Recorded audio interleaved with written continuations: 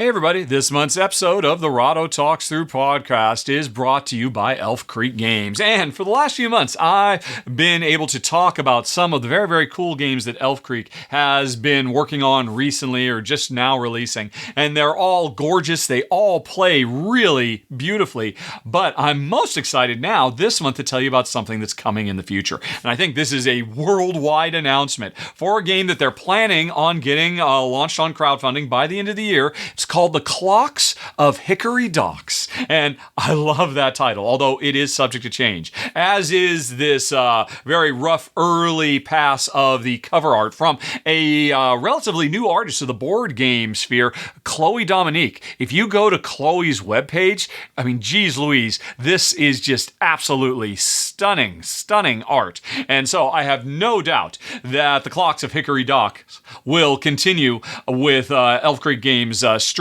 of just gobsmackingly gorgeous games.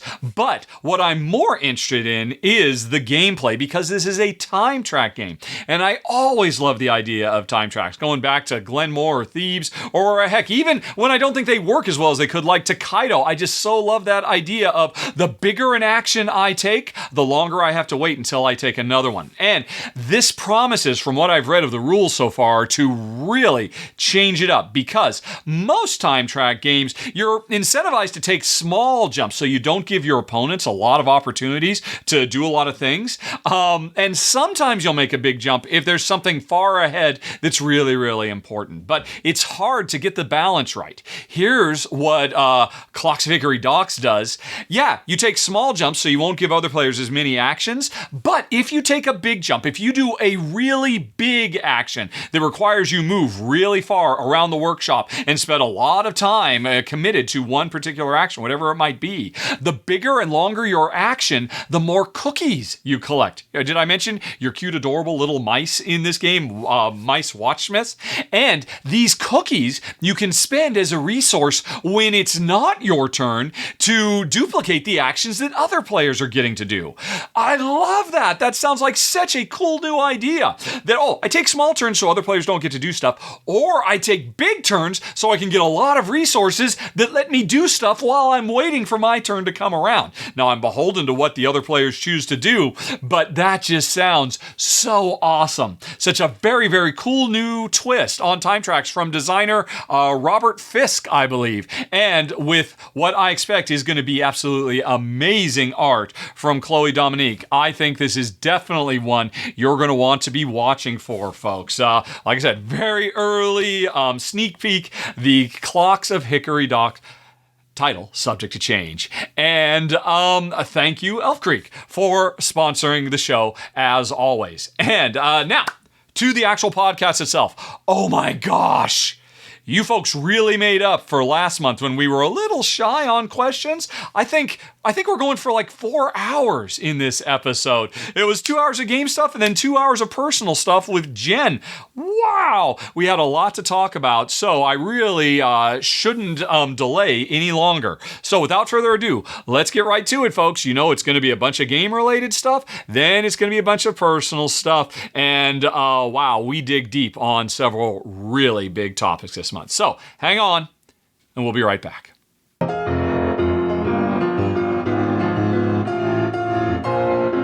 Okay, everybody, let's get to those game questions, starting with Chuck, who wonders, why do you feel the need to change the rankings on your games because of rules changes in later editions? Shouldn't the game stand on its own based on the original rules of the game? Agricola is a finished game. Why change its ranking based on the revised edition? Did the original Seven Wonders ever actually change its rules until the reprint? If not, shouldn't it stand as the rules were printed?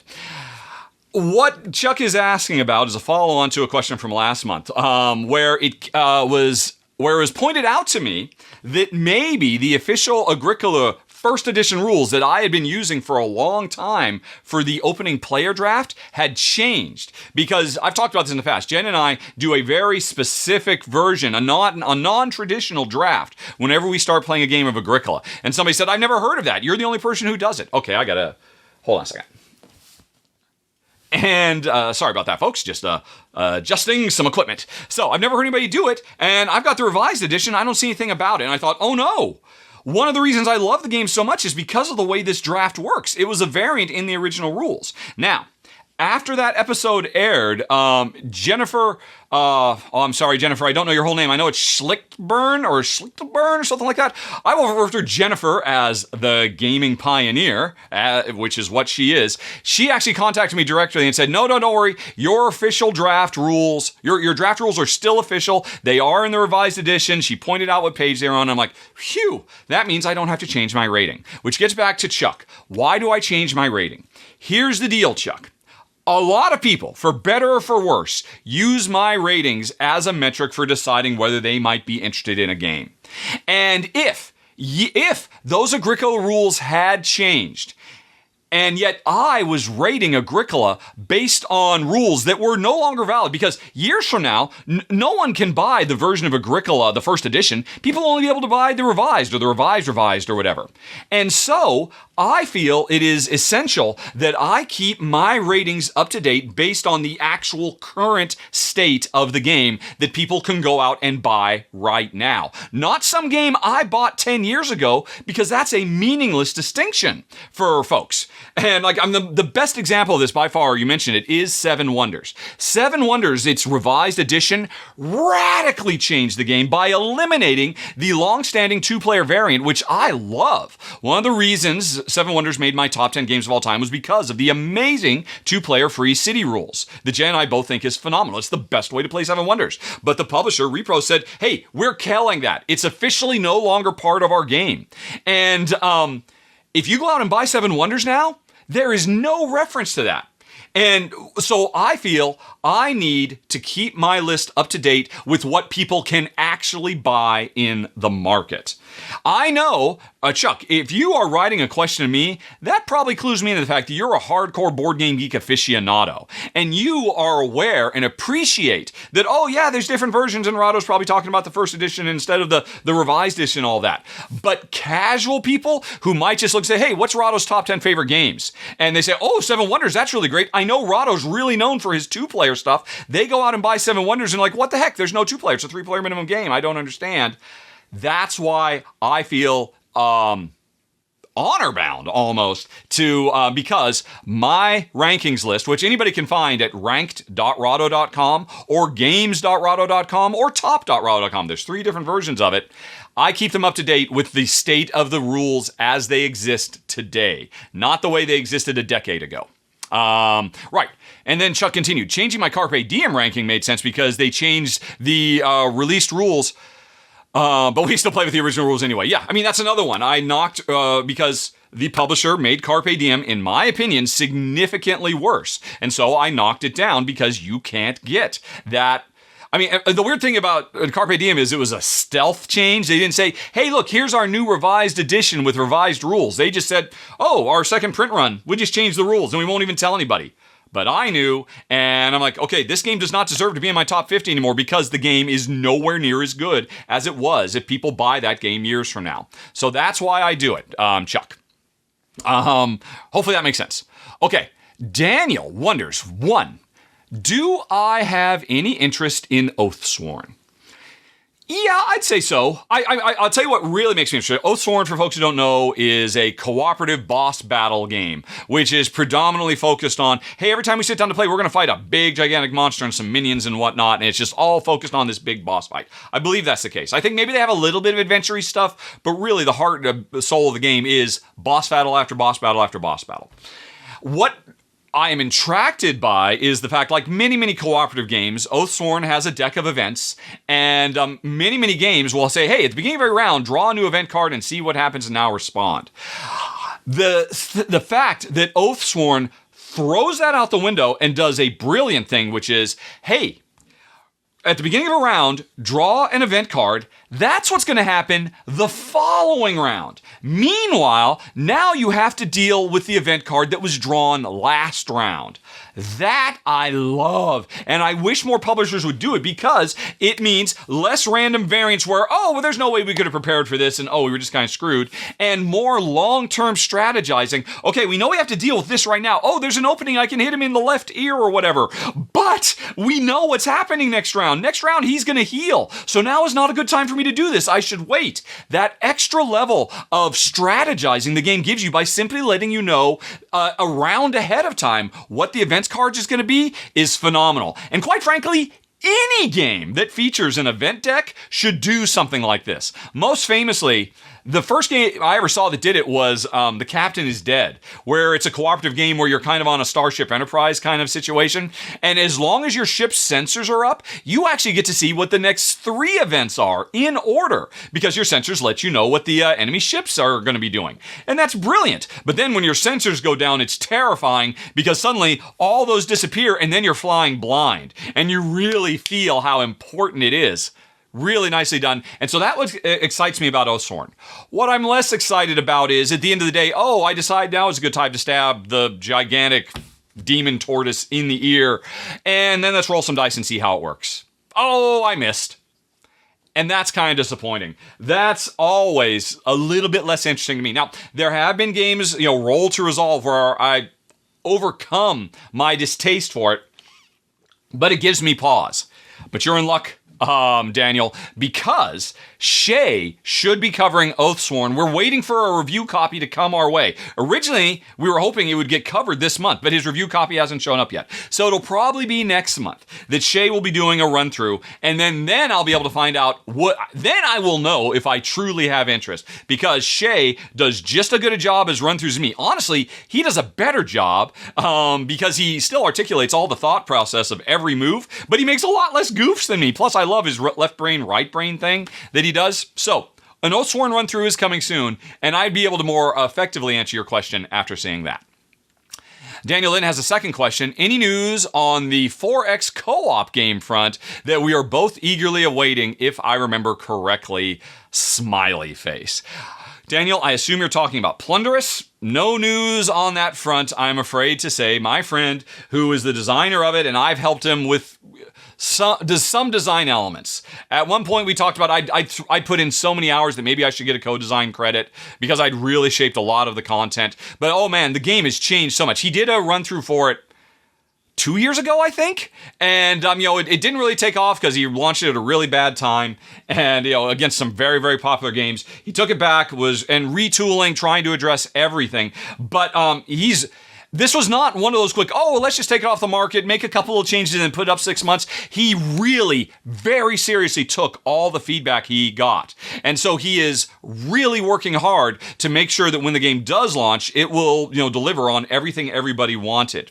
One thing that's making it take so long is the changes that were made required new art, new graphic design, so that is taking a while. I keep telling him, just put prototype stuff up, it's okay, but he's a perfectionist. He doesn't want to put it up till you can see exactly what the game is going to look like. So it is still taking time, but I can tell you, all the new stuff that's been put in, an entire expansion has been developed. And in the meantime, the co-op game has gotten even better than it was when I talked about it 2 years ago. So, he is very serious about this. He wants to make sure everything is perfect. So he is definitely a measure 10 times and cut once sort of fella. Right. Okay. Next up, Donna is back saying, checking in to find out about the merch with Gelato and Etsy. This has been an ongoing series of questions from Donna for a few months, because a couple months ago, Donna pointed out that the outlet that I did Rahdo t-shirts with, there was some question as to whether they would sell your data and you'd end up getting spam mail, and I didn't want that to happen, so I left that. And it's taken me a little while, but when Donna asked last month, I said, give me one more month, Donna, and I do have it up and running now. If you go, Donna, now to merch.rahdo.com, I will do that right now. If you go to merch.rahdo.com, you actually end up going to my wife Jennifer Ham's Etsy glass store, where you can buy cute little glass meeples and Witwad and Scullies, and you can buy jewelry, all kinds of stuff. And so we are now selling a Rahdo Runs Through t-shirt and a Gamer Glass t-shirt through this. A few people have used it successfully. Right now it says 4 people have it in their basket, so 4 people are thinking about buying one of these shirts. And that is the situation. Right now it's telling me, I know why it's telling me Australian, because right now my browser thinks I'm in Australia for reasons. So we are ultimately much more comfortable with this. What I did is I switched over to a service called Gelato that works with print shops around the world. So if you order a Rahdo shirt now, it will very likely be delivered from someplace in your country of origin, or at least in your continent of origin. So instead of taking 6 to 8 weeks to get to you and charging a ridiculous amount of money in shipping, it'll show up in a week, and the shipping will be very, very low. Super cheap. And plus, they featured a shirt line, I forget what it was called, but it's a shirt line that focuses on zero sweatshop labor. That all of their stuff is produced in environmentally friendly ways with well compensated employees. So there's like no blood, sweat, and tears that goes into the making of Rahdo merch. So all that stuff together. By the way, I got the direction for all that from the great guys at Shelfside. After I saw they did a ton of research, and if it was good enough for them, it was good enough for me. So now you can buy stuff directly through Jen's Etsy store by going to merch.rahdo.com. And right now I don't have much. I've made a third one, which is a little cute Rahdo approved shirt. It's just got like a little badge that says Rahdo approved on it. I don't know what to do. I am definitely open, folks, to suggestions or feedback. What do you want to see in a Rahdo merch store? Some people have said they want to see a shirt that says, "Hey, everybody," with my Rahdo logo.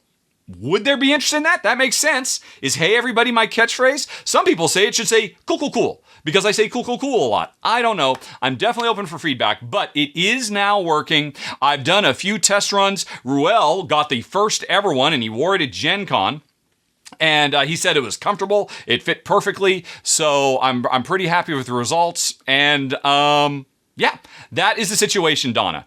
It's up. It's running. You should not have to worry about your personal data because Jen controls all of this through her Etsy shop.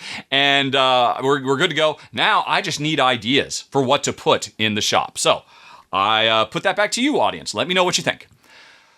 Okay, moving along, we have got Joseph. Joseph currently only possesses the base game of Dominion. And I am wondering, continues Joseph, what necessary expansion should I pursue? I'm honestly a bit overwhelmed with all the content available. I also wonder if I should still develop a Dominion collection, considering I already have several other deck builders in my collection. Oh, that's a good question. I've got one answer for you. Joseph, do a search on YouTube or Google for Rahdo Dominion Top 10.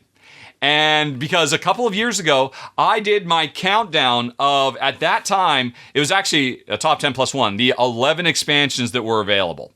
And I break them down into what I like about them, what I think the relative strengths and weaknesses are. Now, since then, 2 more expansions have come out, Menagerie and Allies. Menagerie, somebody asked me before, Menagerie would probably make around number 4 or number 5 on my countdown list. I have not played Allies yet, so I can't speak to that. But like I said, you'll find out about 90% of all your options if you do a search for Rahdo Dominion Top 10. I'm really proud of that video. I spent a lot of time on it, really dug deep, and I try to do more than just the current level. Oh, here's what this one does, and I like this one. I really talked, well, how does this change the game? Why do I like it? Why do I not like it? That kind of stuff. So hopefully, Joseph, that will help. And help you decide, too, if you want to actually go down the rabbit hole of Dominion stuff when there are so many other deck builders out there as well. Totally valid concern. Okay, then Joseph continues, I'd also like to congratulate you on expanding the Rahdoverse so well. All the contributors are fantastic. I was wondering, what qualifications do you have for a potential contributor? That's a good question. I kind of don't have any. I'll be honest, Joseph, between me and you and the thousands of people who will listen to or watch this podcast ultimately, the reason there are contributors on the channel, it was always something in the back of my mind that I thought maybe I would do someday. But 4 years ago now, give or take, a longtime friend of mine who had been pressuring me for years. He was just on the sidelines watching how I was doing the show, and he said, you should really start treating this more professionally. You should be charging for doing Kickstarter previews because you're the only channel in the industry who doesn't. And all the other channels hate you for it. And this is true. I actually used to get hate mail from other channels saying, please stop doing this. You're running us out. You're the biggest one and you don't charge. And so you make us look bad. And I'm like, but I'd always kind of pushed back on it, but then I moved back to the States, and I had to take care of my mom. Jen has to help out with her. There's a lot of stuff going on. Our cost of living skyrocketed through the roof when we suddenly didn't have government-provided healthcare because we weren't living in Europe anymore. And I finally said to my friend, okay, I do need to start treating this more professionally. You do it. You've been pushing me for so long. You do it. You become my channel manager. So I have a channel manager. And, so anytime anything new happens on the channel, you have him to thank for it. Now, I'm not going to say his name because he's very shy. He wants to be the guy behind the guy. He does not want any publicity whatsoever. But he's the one who said, you really need to start getting more voices on your channel. And he found Shay. And, I was kind of aware of Shay. I think I'd seen one or two of Shay's video, but, he thought, I think Shay could really do it because of Shay's acting background. He's a trained improviser in LA. Because not anybody can do run-throughs the way I do them, where it's less about just, hey, let's just recite what the rules are. Let's actually demonstrate what it feels like to play. Let's break down our inner monologues as we play, which requires a lot of spontaneous, on-the-fly response, while keeping a constant pattern going. And so he suggested Shay. Shay did a test. The first test was okay. The second test was great. And that was the first step. So my friend, my channel manager, to answer your question, Joseph, his main qualification is, one, has this person demonstrated through the work they've already done the potential to be able to hang with a Rahdo runs-through approach, which is all about spontaneous, contemporary, spur-of-the-moment train of consciousness presentation style. Not everybody can do that. A lot of people, when put in that situation, need a script, to follow or something like that. And then the other thing, he doesn't want anybody to come on the channel who hasn't been working hard on their own media content for at least a year to prove that they've got the staying power. So there have been a few people who've never done anything said, Rahdo, can I send in a submission tape? I'd really like to. And his answer is always, well, yeah, run a YouTube channel or a TikTok channel or a Facebook live stream or a Twitch or whatever it is. Run that for a year, then come back and we'll take a look. So since then, I've been a little involved. He and I now kind of scout for people. Like he brought Shay and he brought Kimberly. I brought in Amy and Maggie, and I brought in Ruel. He brought in Ryan. He brought in Grant. Although with Grant, it was interesting. He figured, you know what? We've got enough people who can do run-throughs now. We need to do new things on the channel. The channel has to evolve or die. He's a big evolve or die kind of guy. And so you saw this month the first ever episode of Grant's Greatest Games. And I loved it. Oh my God, he did such a fantastic job. You'll see him going every month now. So, there's definitely potential, but my friend's the channel manager's considerations, have you been doing it for at least a year? Do you have a body of work to show that you're going to stick with it? And do you have that kind of spontaneous quality where you can just off the top of your head be engaging to an audience? So those are really the main factors. Okay. Next up, we have Lance. Lance says, I am really interested in how you talk about publishers needing to talk about what is special about their games. I'm definitely curious about your thought process on the subject. Would you be willing to go through a few random games and give the description you would use if you were a publisher? Preferably older games. I haven't played a ton of new games in the past few years. Feel free to just mention random games or use the top 5 or 10 on Board Game Geek. That is an interesting thought exercise, Lance. And you're right, it is certainly something that I rant about quite a bit, especially if you're a backer of the show. In my Rahdo Rambles top 10s that I do for exclusives, oh man, I get pretty ranty sometimes. I normally try to be a cool and level-headed person in my public videos, but oh man, my ramble I just recorded last week, which was me talking about the Dice Tower Awards, the Golden Geek Awards, and the Spiel des Jahres, and how I disagreed so strongly with everything, got very ranty. But anyway. Well, there's been some examples today, right? I was just talking about Agricola. Actually, I didn't. Let's talk about Agricola. We mentioned that earlier. What makes Agricola special is not the worker placement, is not the theme of subsistence, medieval farmers trying to survive. What makes Agricola special is the minor improvements and the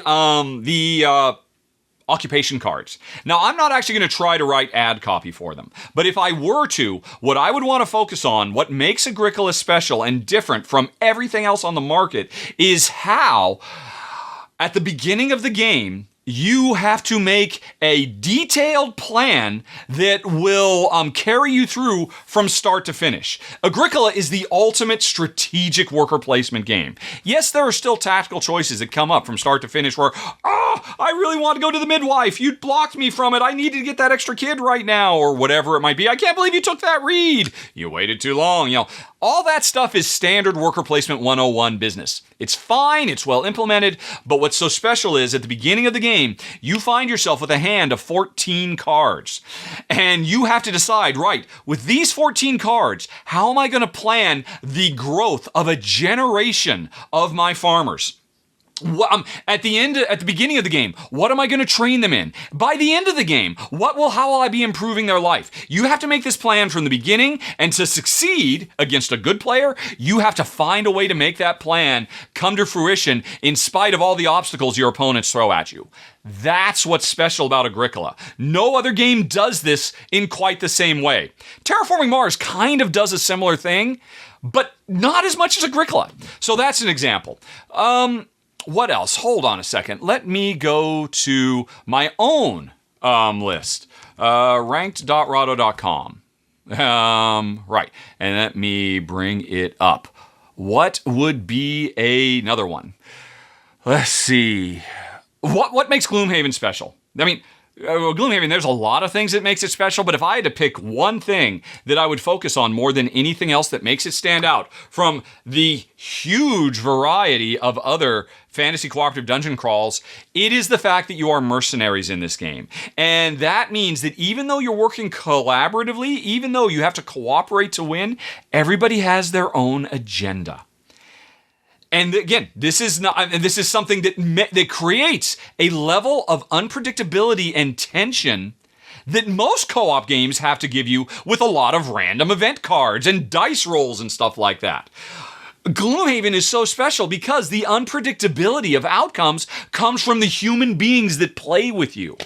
That would be one of the things I really want to play up. There's no other game on the market that truly makes you feel mercenary. Even when you're working with your teammates, you've still got your own secret objectives you have to pursue. Now, there's a lot of things. I could focus on that. I could focus on the hand management system and all that. But, I mean, that's an example off the top of my head. Troyes. What makes Troyes so special? The fact that it is a dice drafting game where I can use my own dice or I can buy your dice from you. And we both benefit from that. You end up, because I end up giving you resources, money, literally, that you could then use to buy other dice. Maybe you weren't happy with the dice you have. Maybe you wanted to buy a die from somebody else. You didn't have the money. I buy something from you. That level of interdependency and what it means is just throughout Troyes. And that's what I would focus on. Another way that comes to the fore in Troyes is at the beginning of every round, there is an event card drawn, and they build up over time. And these are disasters befalling the city of Troyes. And players, even though we're playing a competitive game, have to collaborate to remove these things. Everybody has the opportunity to throw some of their resources to solve the problems of the city. And the game kind of forces you to work with your opponents. And so that is something that's woven throughout that makes Troyes really special, really unique. Not like any other, hey, let's just push cubes around on a board and harvest resources to get victory points. Lots of games do that. Troyes does something special and different. Let's see, you said, what is, if I go to, where do I find that? No, I need to go to... browse games, all board games. What are the top 5 games on Board Game Geek? That's interesting. What makes Pandemic so special? I mean, obviously, putting aside the fact that Pandemic is special in large part because it was in the right place at the right time. It was a co-op game that came along right when the industry had no idea how badly they wanted a co-op game. It wasn't the first one, but it was the first huge breakthrough hit. But putting that aside, what would I want to highlight about Pandemic? Because there's a lot of co-op games out there, and there's a lot of games that copy the core structure of Pandemic. So why is Pandemic better than all of them? I'll tell you why. It has to do with the way it handles the event deck. Again, all games have an event. Now, this is going to be hard to articulate in a cool, sexy way. But in Pandemic, over time, event cards get drawn that make more viruses spread all over the board, and you have to fight the viruses. That's not special. Pretty much almost every co-op game has some variation on that. But every once in a while in Pandemic, you take all those cards you've seen that have been played, you shuffle them up, and then you put them back on top of the event deck. And now you've got to play through those same cards again, knowing what's coming, but not knowing what order it's coming.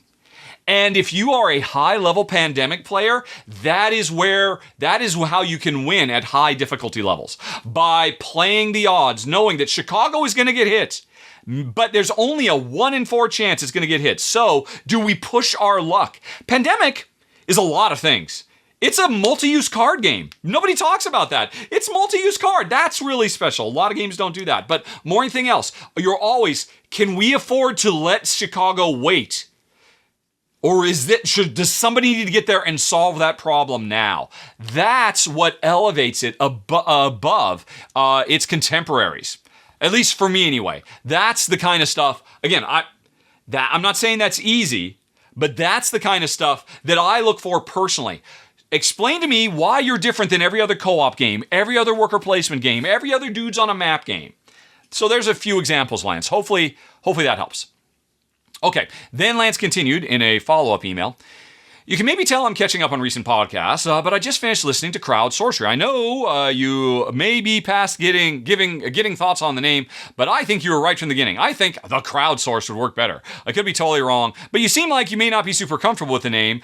There's also a thought that every segment doesn't have to have a special name. Just a few thoughts. I'm genuinely not trying to be negative. I love any content you do, no matter what it is called. By the way, my focus on Crowd Sorcery and doing Crowd Sorcery shows, that's that guy I mentioned earlier, the channel guy. You should really be doing a crowdsourcing report show. Everybody wants to see that. Why are you not doing that? Like, okay, I'll give it a try. So you can thank him for that show as well. I'm resistant to change. I'm an old dinosaur. But I've gotten used to it. I like it. I always liked it. I always thought it was neat. The main thing is it so seems to demand having some kind of logo, some kind of artwork.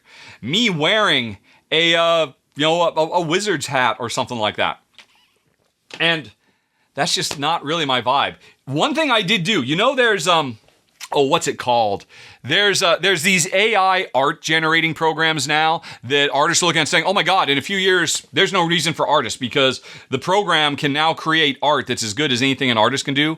Midjourney is one of them. I actually went on the Midjourney site on Discord and I actually started trying to get it to generate some art for me for Wizard playing a board game, Wizard using a computer, Gandalf using a computer about board games just to see what it would come up with so that I could get some proper art for my crowd sorcery show. And I got some very beautiful art, but nothing that really was quite what I was looking for. And I felt quite embarrassed doing it, so I stopped. And yet, in spite of the fact that I was embarrassed, I went on ahead and announced that here. So, long story short, if there are any artists out there that would like to make a logo, it's kind of in keeping with my regular Rahdo runs-through presentation that would have something to do with crowd sorcery.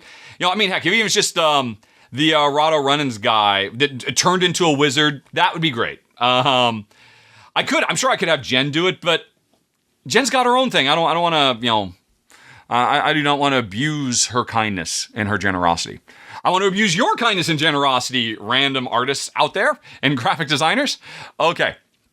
Let's see. Matthew just watched Grant's video. He's such a great add to the channel. I love his style and format, says Matthew. How did you go about adding him to your channel? I think we already answered that question. Did you see his previous videos and think, I need to bring him on board, or was he referred to you, or did you put out a call for new contributors? Was the process the same for your other contributors? You know what I think about it? No. I'm pretty sure I mentioned, hey, I love Grant. I've known Grant. Well, I haven't known Grant. I have done some online chats, video chats with Grant over the last few years. The biggest one was he and I played a game of code names on an amazing Twitch channel run by Tim Reel. I think it's like twitch.com/Tim_RIEL or something like that. You can probably find it if you just do a search for code names on Twitch. And you can find this episode that Grant and I were team captains. It was me and Shay versus Grant and a very funny female stand-up comedian that Grant knew. And we had a great time. So I've kind of online chat known Grant for a while. And I've been a subscriber to his channel, Grant's Game Rex, and I thought it was fantastic. And I was, we were talking about, well, who should bring on next? And I thought we should really consider Grant. I mean, he's a professional stand-up comedian, and he's a really good one. I think he could kind of do this. And I was thinking he could come on and do run-throughs. But my channel manager, getting back to that earlier question, said, yeah, he could, but let's see if we can have him do something else. And so and he and Grant, I guess, brainstormed some different ideas. And Grant's Greatest Games, because I love alliteration, I won't deny it. It's my Marvel upbringing. Thank you, Stan Lee, for instilling a love of alliteration in me. So Grant's Greatest Games came from that. So it was kind of organic. Do I have a target in mind for the number of contributors I want to have? No. But one thing that's very important to me is that I pay my contributors very well. So there is an upper limit to how many contributors I can afford to have, because nothing makes me happier than the fact that Shay is literally making a living off of my channel plus his own channel. After the initial lockdown ended, he didn't have to go back to part-time bartending.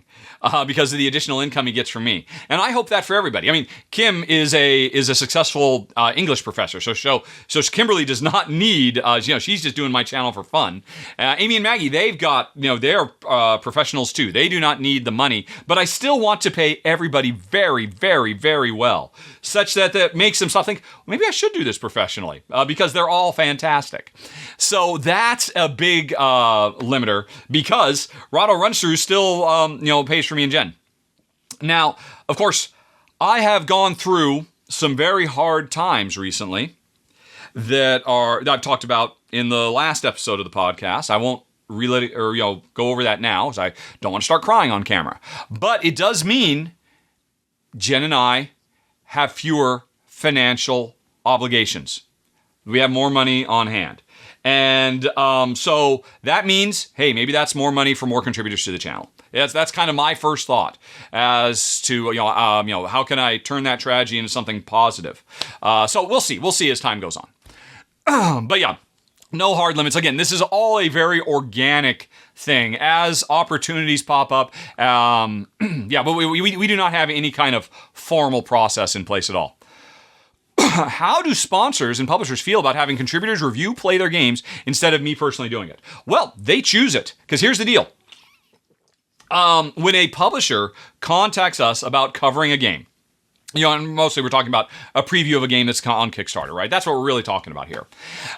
We get the rules, and the rules get sent to me and Ruel and Amy, Maggie and Ryan and everybody. Everybody gets a copy of the rules, and my channel manager tallies the yes or no's. And it takes a few days for everybody to read the rules, because here's the deal. One thing I instill in everybody is, please don't sign up for a game that you don't think you're going to enjoy. I don't want this channel to be a channel for ripping things apart. I want this channel to be a thing that is nothing but a celebration of games and how great they are. There are plenty of other places you can go to hear people rip developers a new one. I was raised, if you don't have something nice to say, don't say anything at all.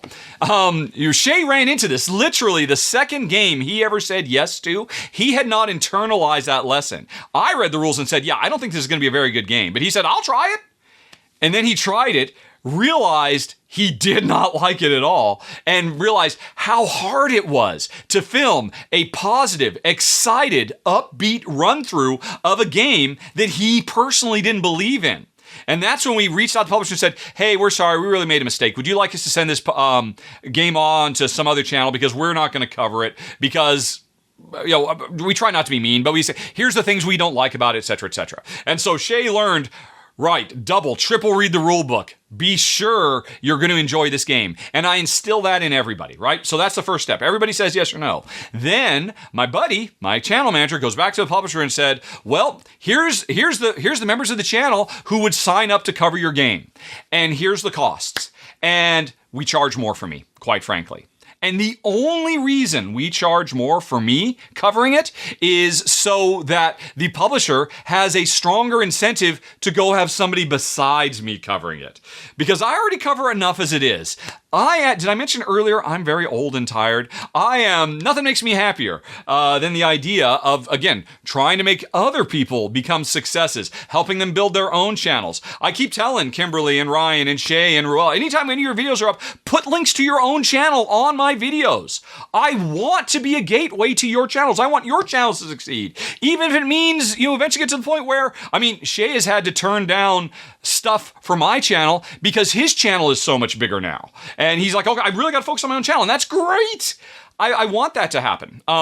So publishers decide, well, you know what? Hey, if you want me, you're going to have to pay more. And honestly, between you and me and the thousands of other people who are listening to this right now, here's the deal that publishers should recognize. And we try to explain this to them. At the end of the day, Kimberly's going to get almost as many views if she does the run through as I do. I literally just put up a run through for a game that I covered on Kickstarter and one that she covered. They both went live the same day. And after a couple of hours, I'm only like 15% more viewers than her. And so and this is to try to reinforce the fact that if you get good at my style of run through, it doesn't matter whether it's me doing it, because Kimberly does an amazing job of bringing humor and enthusiasm and excitement. Shay is a little cooler. He's a little bit more calm and collected, but I think certain people really respond to that. And Amy and Maggie, the fact that it's the two of them, they're fantastic.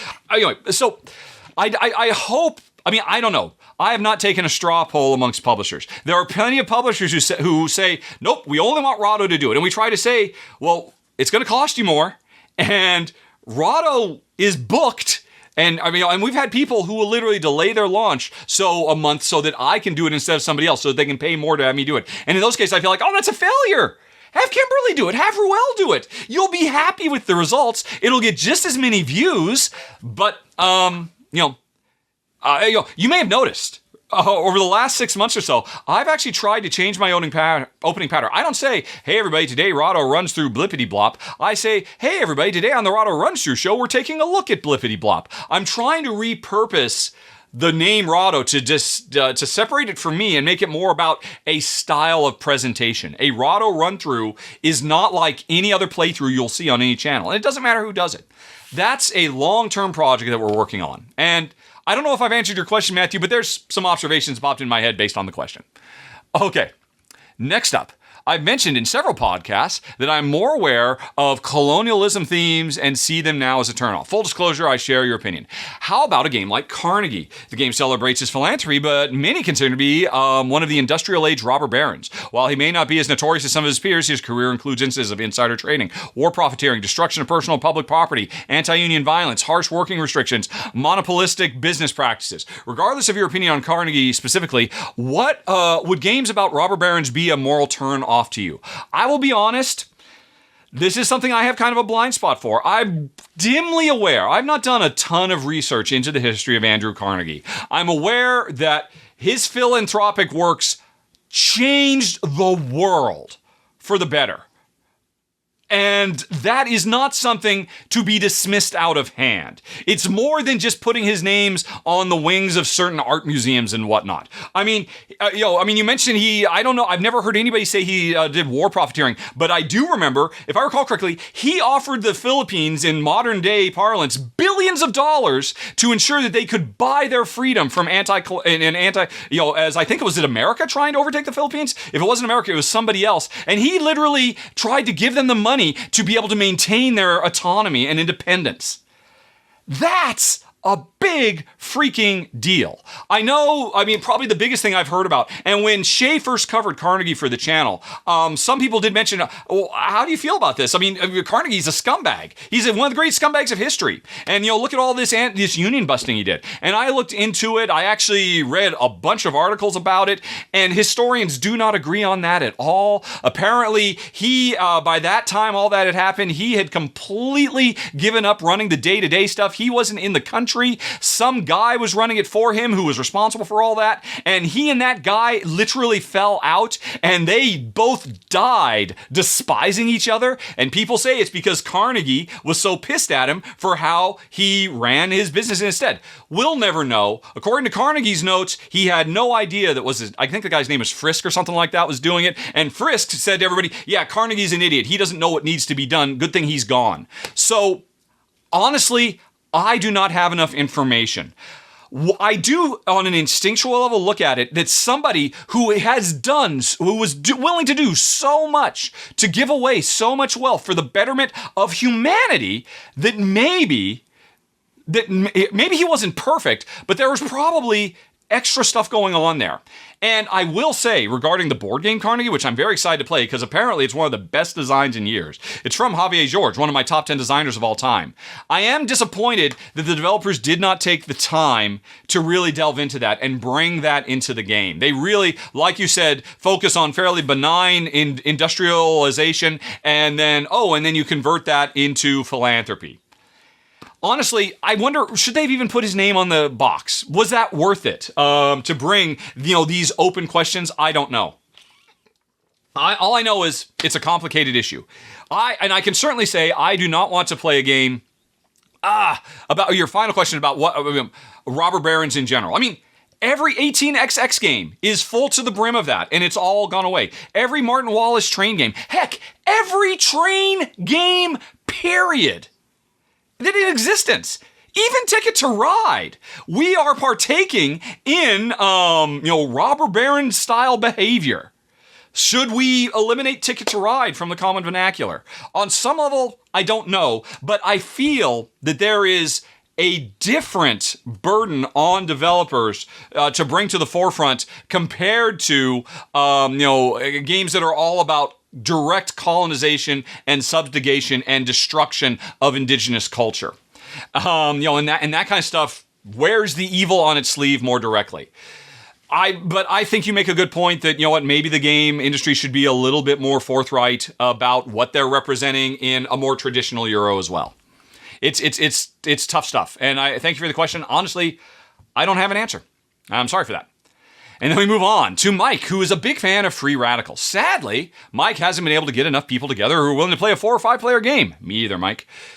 It seems like more players makes it more fun and interesting game. I believe you're right, Mike. My questions are concerning the expansion for free radicals.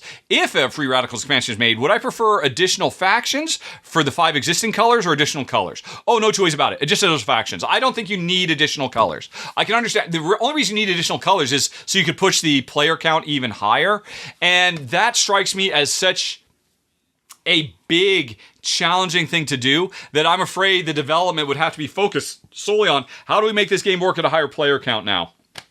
And like I said, it's already hard to get that higher play counting. A game where everybody is playing a completely unique game, unlike anybody else, having 2 more people around the table, that's just going to be harder to do. So no, I would be all about, hey, add more cool mini games into the potential 5 player slots we already have. Continues Mike, would I want to expand it? Oh, I guess I answered to more than 5 players, or would I want to keep it at 5? Yeah, I think I just answered that. And then what would be the top 5 new mechanisms I'd like to see in minigames? Oh my gosh. What does it have? It has a worker placement, it has a deck building, it has an adventure, it has kind of an engine building. Oh, I haven't played the game since February, because of course, and between then and now, I've played another 50 games, so... Oh, I'm trying to remember. Let's see. You know what, Mike, I'd be happy with anything. All 5, we ultimately did play. Oh, pick up and deliver. Pick up and deliver is the other type that they had. Right. Here's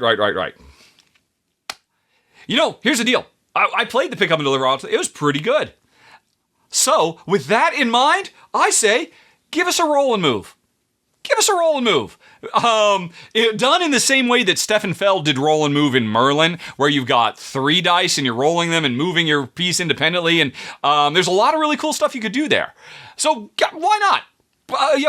Talk about making it something really very entry level and yet could still have surprising depth.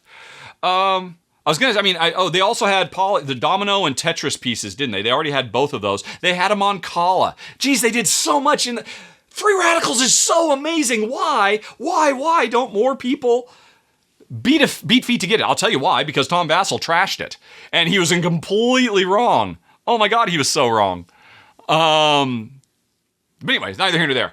I have stuff to say. I share your enthusiasm, Mike, for Free Radicals, but that's a tough one for me to come up off the top of my head. Hopefully I gave you one really weird suggestion. All right, from Nemec. Can I talk a bit about the story and gameplay changes and details in the big box expansions for Marvel Champions? Nemec would love to hear what makes them so great. Nemec has tried to get into the game, but can't enjoy it. I love the comics, and I find everything very thematic and engaging, but in the end, I feel like all I'm doing is spending several turns trying to build a small engine, and all it does is add +1 to this or +1 to that. I just find the actions I'm doing quite boring. Maybe I haven't played the right heroes yet, but I would love to hear you describe what's cool about the big box expansions. Honestly, if the base game didn't capture you, Nemec, I don't think anything else will. Red Skull or the Guardians of the Galaxy or Sinister Motives, the Spider-Man one, or the Mad Titan Thanos one. I mean, every single thing that's come out for it since just continues to do what that base box did so well. And at the end of the day, you have, I would say, accurately described the experience of the game. And it just didn't work for you. And I can't imagine anything's going to change that. No, honestly, Nemec, I strongly recommend you go on Board Game Geek, create a Board Game Geek account if you haven't already done it, go to the Marvel Champions, and post this question there. I guarantee you will literally, within a day, have a 3-page long thread of people who are maybe more articulate or able to identify things that the expansions do that the core game doesn't. Because to me, I don't see it. The core game continues to build. It's always coming up with cool and interesting offshoots, but at its heart, it's still doing the same basic stuff, and it's the stuff you say you don't like. So I just don't know if Marvel Champions is right for you. Maybe you should try Legendary or Unmatched or I don't know how many there are. There's like at least 3 or 4 different. The stuff from Cool Mini or Not, Marvel United. Maybe that one's going to work better for you. I mean, at the end of the day, the thing to compare Marvel Champions to Marvel United, everything in Marvel Champions is abstracted away, and at the end of the day, it is a game. It is an exercise in resource, hand management, and math. It really, really is. It's got a lot of thematic stuff layered on top of it, but that's the core of what it is. And it's also abstract. In Marvel United, you actually see your heroes and you see the villains moving around and you physically move from place to place. So I would suspect maybe that would work better for you. Maybe you would find that more engaging, and maybe that, not all games are for everybody. And that's okay. And I guarantee you, if you're ready to get rid of it, you will not have a hard time finding a home for it. Just go on eBay, say you're willing to sell it, and you'll just instantly have people bidding to get it for you. And I say eBay, sadly, because for folks who don't know, Board Game Geek is shutting down the Board Game Geek marketplace at the end of the month, which breaks my heart, but I totally understand why they're doing it. Heck, you still have a few weeks. Get it on the Board Game Geek marketplace now before it shuts down in a couple of weeks. And I guarantee you will find a happier home for it, and then you can take that money and invest it in Marvel United. I think maybe that is just a better place to start. That fits what you're looking for. Alrighty. Nelson starts. Number 1, what are some modern or recent engine building games that have a healthy amount of positive player interaction? I think examples would be like Roll for the Galaxy, but what are some other examples? That's a good question. Roll for the Galaxy is a good one. Let's see here. And okay, so first of all, we're talking about competitive games. Oh, I just mentioned TWA. Right? It's weird. I don't understand why people think TWA is a cutthroat, nasty game. When to me, it's, hey, we all every round, we get a bunch of dice based on where we've deployed our workers. They come in different colors to represent different things. We all roll our dice, we put them in front of us, and then we start taking turns, drafting dice and activating them. And if you want my dice, pay me money. I view that as a positive thing. To me, because you have to understand, I don't own these dice. These are dice that I can use for free. All the other ones I have to pay money to use. You've got dice in front of you can use for free, and you have to pay the money for it. So, I mean, the fact that, money is exchanging hands and I'm giving you the potential to do something you may not have been able to do yourself, I think that's great. By the same token, Seven Wonders, that is beautiful. And it's why it drives me so insane that Seven Wonders Duel threw away the collaborative, working together nature of Seven Wonders and converted it into no, I'm literally going to try to steal from you. Why did they do that? That was not necessary. Those are certainly some examples. Let's see. Let's go to my ranked.rahdo.com, ranked.rahdo.com, and let's talk about some Mo. Okay. What else? Okay, again, ignoring, right, so I just mentioned Twa, and you mentioned Roll for the Galaxy, an excellent one. And staying away from cooperative games, which I have a lot of cooperative games, as you might imagine. Let's see here. Boy, you're right, it's not that common, is it? It really, really isn't. And that is kind of sad. You got games where I create opportunities for you. You know what? Okay, this, let me look at games I've covered recently. Let me just look in the first 6 months of this year. Have we got any? So I'm just going to go to the Rahdo gameplay run-through playlist and look at the games I've covered this year and see if any have come out.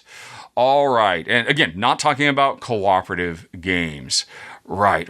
Oh, Come Together, which isn't out yet, but I've already done a run through for it. It'll be coming out is a game where we're all making festivals. It's a worker placement game, but you place your workers out there. They don't do their work until somebody takes the time to activate the workers. And if I send a worker to a given spot, you might want to go to that same spot as well because you're thinking, hey, pretty soon I might activate that spot, and that means you get an activation for free. It's wonderful. It's so good. I love it to pieces. Come Together is a great example of positive interaction between players.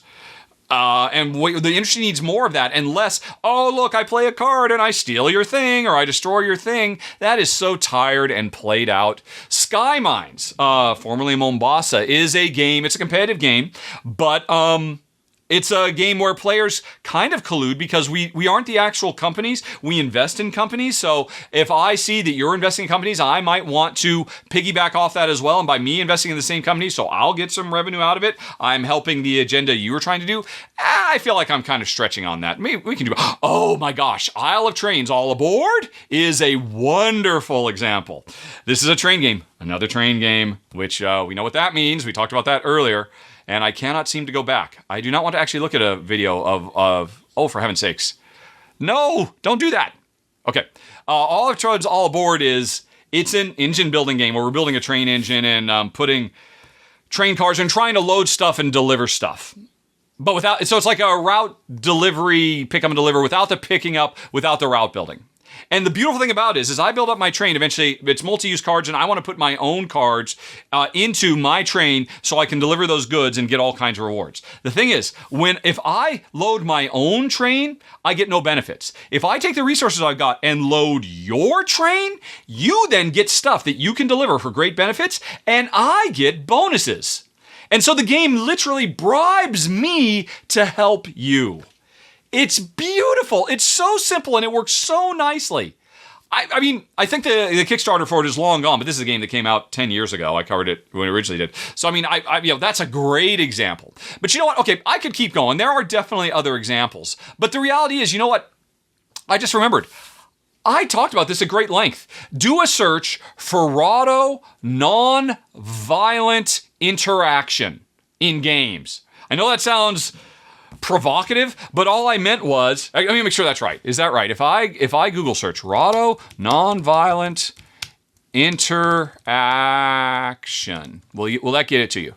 Yes, it does. The actual name of the video is Top 10 Nonviolent Gameplay Interaction Mechanisms. I did that back in 2015, hoping that it would open the industry's eyes up to, you don't have to just you can have us interact without having to destroy each other. And it's more fun. Human beings want to work together. In this world we live in, we need that more now than ever. And there's all these ways you can do it. So I made a whole video about it. You can go check that out for some more ideas. Okay. Coming back to Nelson. Recent games that have unique or novel mechanisms that simulate time passing. Other than Corrosion, I got this question from listening. Oh, you want a list of that? Oh, that's hard. There are so few, which is why I'm so excited every time I see one. It's a game where time itself is a resource that you manipulate. Of course, time is something that you manipulate in every game because every game has a beginning, middle, and end. But Zolk in the Mayan calendar, of course, is the granddaddy of this. You put a worker on a board, and it's a board that rotates, and over time, the longer you leave them to work, the more they will produce for you when you eventually recover them.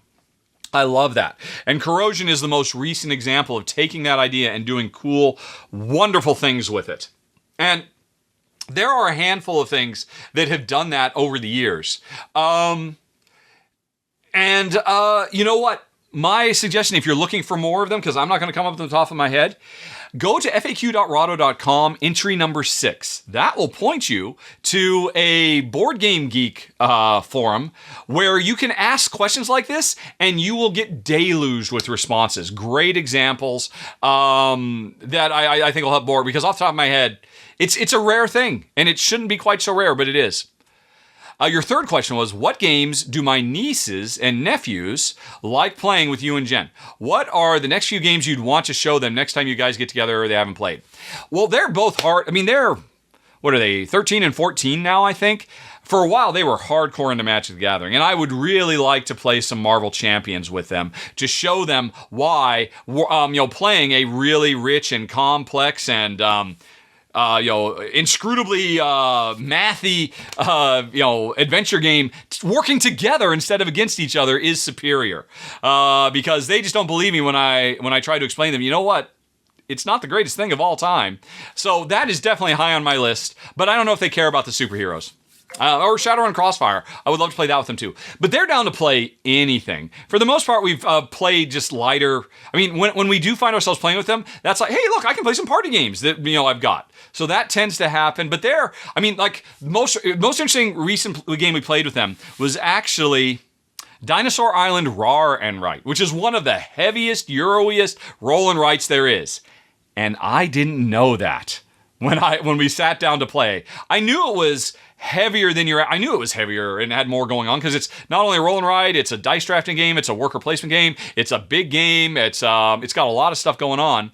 But I figured, hey, if you can handle Magic the Gathering, you can handle this. And they handled it, but our first game of it was like 3 hours long. But they had never seen anything like it. And I remembered thinking back to the first time I played Pandemic, and then the first time I played Agricola, and I'd never imagined things like these could exist. So I think that's like a springboard. What else did we play? We played Bunny Kingdom. We played Dixity type games with them. I think they're up for anything. But honestly, if I could pick one, hey, apart from what we were talking about earlier, I would love to play some Marvel Champions with them, because I think they would really dig it. Yeah. Okay, and now, oh my gosh, we're almost done, folks. We have just one more question submitter, but it's Top. And if you were here last month, you may remember I had to put Top on hold. Now, that's okay. Top is always a year behind on catching up with the podcast, but I feel like Top, okay, we're going to get through it this month, buddy. Let's do this thing. Top says, question 1, do I know why my audience listens to my podcast? Do I know how and when they listen? I've started out listening, obviously, because of the board games, but I've been trying to cut back on board games in the last few years. So honestly, I'm mainly listening to check in with you guys. So the switch to pure Q&A format's been great for me. This is again, he's way in the past. I found it interesting to listen to your philosophical and political views and a lot of the discussions you have as you work your way through issues. It's definitely made me think a lot more about serious topics we've been discussing. Yes, I recently finished your infamous episode 69 and 70. You guys have all my love and support, and I applaud you always trying to be better people. Yes, thank you for that. That was very, very tough, and I still live with that every day. I mean, I still, literally, a week doesn't go by that I don't beat myself up about episode 69. And I still, every week, wonder, I have big time imposter syndrome these days because I feel like I don't deserve the goodwill of the audience after episode 69, quite frankly, no matter how hard I try, and I will just continue to try to make up for that. But thank you for your support, Top. I don't have a good question. I know what you're really asking is, hey, what percentage of people listen to the podcast for the game stuff versus the personal stuff? The podcast system I use, Anchor.fm, which I absolutely love. It makes it so easy. One thing I guess I could complain about is it does not have a lot in the way of metrics, right? It does not tell me, hey, when do people start listening? When do people stop listening? Now it can't, because people, I mean, all it does, podcasts are weird. If you use your podcast app, you just download an MP3 and you play it locally. The service that sent that to you, they have no idea what you're going to do. Now, a few years ago, I did start putting them on YouTube, and I've never looked at this. But I wonder, I know YouTube does have a lot more detail. Now, a lot less people watch the podcast than listen to it. Like a factor of 5 or something like that. It's like 5 times the number of people listen rather than watch. But if I were to go into the analytics of an episode, let's see, which I am now doing, I know there's, okay, here. I'm looking at one right now. Is there anything secretive about this? All right, no. Let me go on ahead. For people listening, I apologize. Let me put this on screen. Boop. So this is a podcast. I don't remember which episode it was. I think it's a more recent one. And honestly, this looks like you can see, actually, let me go and zoom it in a little bit. You can see the fall off pattern is pretty much in keeping with every kind of video I do, even though this is almost 2 hours long. And pretty much any YouTube channel showing you these analytics would show the same thing. The vast majority of people who check out a video are out within the first 30 seconds. In this case, it tells me 91% of my viewers are still watching at around the 30-second mark, which is above typical. That's interesting. I guess a lot of people, what do? I show you the game within the first 5 seconds, right? And within the first 30 seconds, a sizable portion of people say, nope, this is not a game for me, just looking at it, I'm walking away. But more people continue going. And it's interesting, there is a big jump. So it looks like there is a jump at 3 minutes in, which I bet you is people skipping my little intro. And because on YouTube, you can skip around wherever you want and going right to the gameplay. And then the gameplay drops off. And then there is another jump, let's see, it looks like it. Yeah, jumps from, by the end of the gameplay section, about 12% of the people who originally started listening stuck around. But then, at the moment that the personal stuff comes in, there's a jump of 16%. And then that starts falling off too. So, there you go. That's as close as I've got. And it is no any way, shape, or form. So it shows there is some percentage. But I'd say based on that, the majority of people are not here for the personal stuff with me and Jen. They're still here for the game stuff, at least according to YouTube. Now, maybe YouTube listeners are fundamentally different beasts than podcast listeners. That I don't know. But that was some info for you, Top. Okay. Top then followed up with another email. I just got done listening to the April 2021 episode, and somebody mentioned that they help themselves fall asleep by teaching the rules to a new board game to someone in their head. Yeah, I remember somebody saying that. That they pretend, okay, I'm going to teach how to play, and that puts themselves to sleep. That reminded me of a nightmare I once had when I was trying to teach the rules of a board game. Rules of a board game. I couldn't remember the rules and kept having to refer to the rule book, and I could see the excitement drain from other people's eyes in this dream. It sounds like you're really good at teaching games. I think I am. There are people who would probably disagree, but I think I'm very good. Have I ever had a terrible experience trying to teach a game? The only one I can think of is many, many years ago, back when Jen and I lived in Malta. And if you're the person who came, people would contact us all the time. Hey, we're on vacation in Malta. We love your show. Can we come out and visit and play a game? That happened all the time. Every couple of months, somebody would want to come. And a couple times, people just showed up and said, hey, I figured out where you live from your videos. Which is why, ever since we moved back to the States, Jen has been strict, give no indication of where you are in your videos at all. All you get to see, folks, is this room where literally the windows in this room have been blacked out so no sunlight comes in. But anyway, that's neither here nor there. So people would come by all the time and we'd play games. And it was nice. There was one couple that came where the fella knew how to play the game too.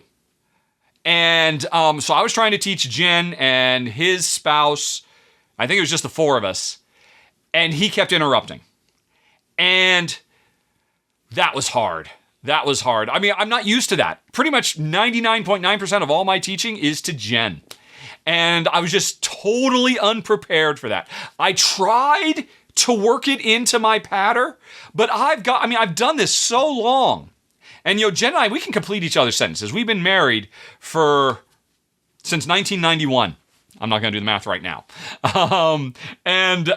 So it is interesting, trying to modulate how I teach Jen versus teaching other people, because I know I can't make certain assumptions that I make when I'm teaching Jen something.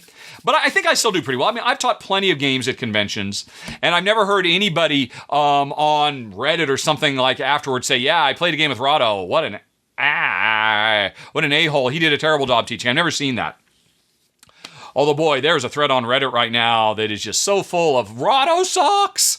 I don't know why I punish myself and go look at that stuff, but I should really not do that. Anyway, that's neither here nor there. So anyway, this one fella, he was very, and I'm sure we've all seen this, he was trying to help, and he was very enthusiastic, and obviously he had a different method for teaching than me. And to be fair, maybe he teaches his wife all the time, and the way I was teaching was fundamentally incompatible with the way he teaches.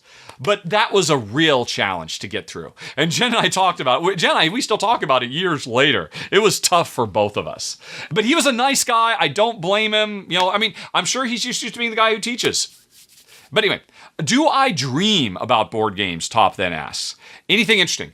Interestingly, yes. And it's sad news. What I will often dream about, and this happens a lot. This happens at least once every couple of months, maybe even more often. I will dream about designing a game. And I remember afterwards very clearly thinking, wow, this is amazing. Nobody has ever done anything like this. I know, because I have played 2,000 games over the last 10 years, and I've studied most of all the other ones, and nobody's ever done this before, and this is going to be absolutely amazing. And now, I at the time I'm dreaming, I'm actually writing it down, and I'm making plans and all of that. And then I wake up and I forget about it. And all I remember is that in the back of my mind thinking, oh my God, somewhere in this dome, in this cranium, are a dozen ideas for absolutely mind-bogglingly fresh, new, never before seen mechanisms or combinations of mechanisms that my conscious mind can't unlock. So that's what happens when I dream about board games. It's kind of a sore subject, quite frankly. And who knows? Maybe they're not. Maybe I'm just convincing myself in my dream that nothing like it has ever been done before. But that is definitely the main source of dreaming about board games for me. I mean, I was a video game designer for 20 years.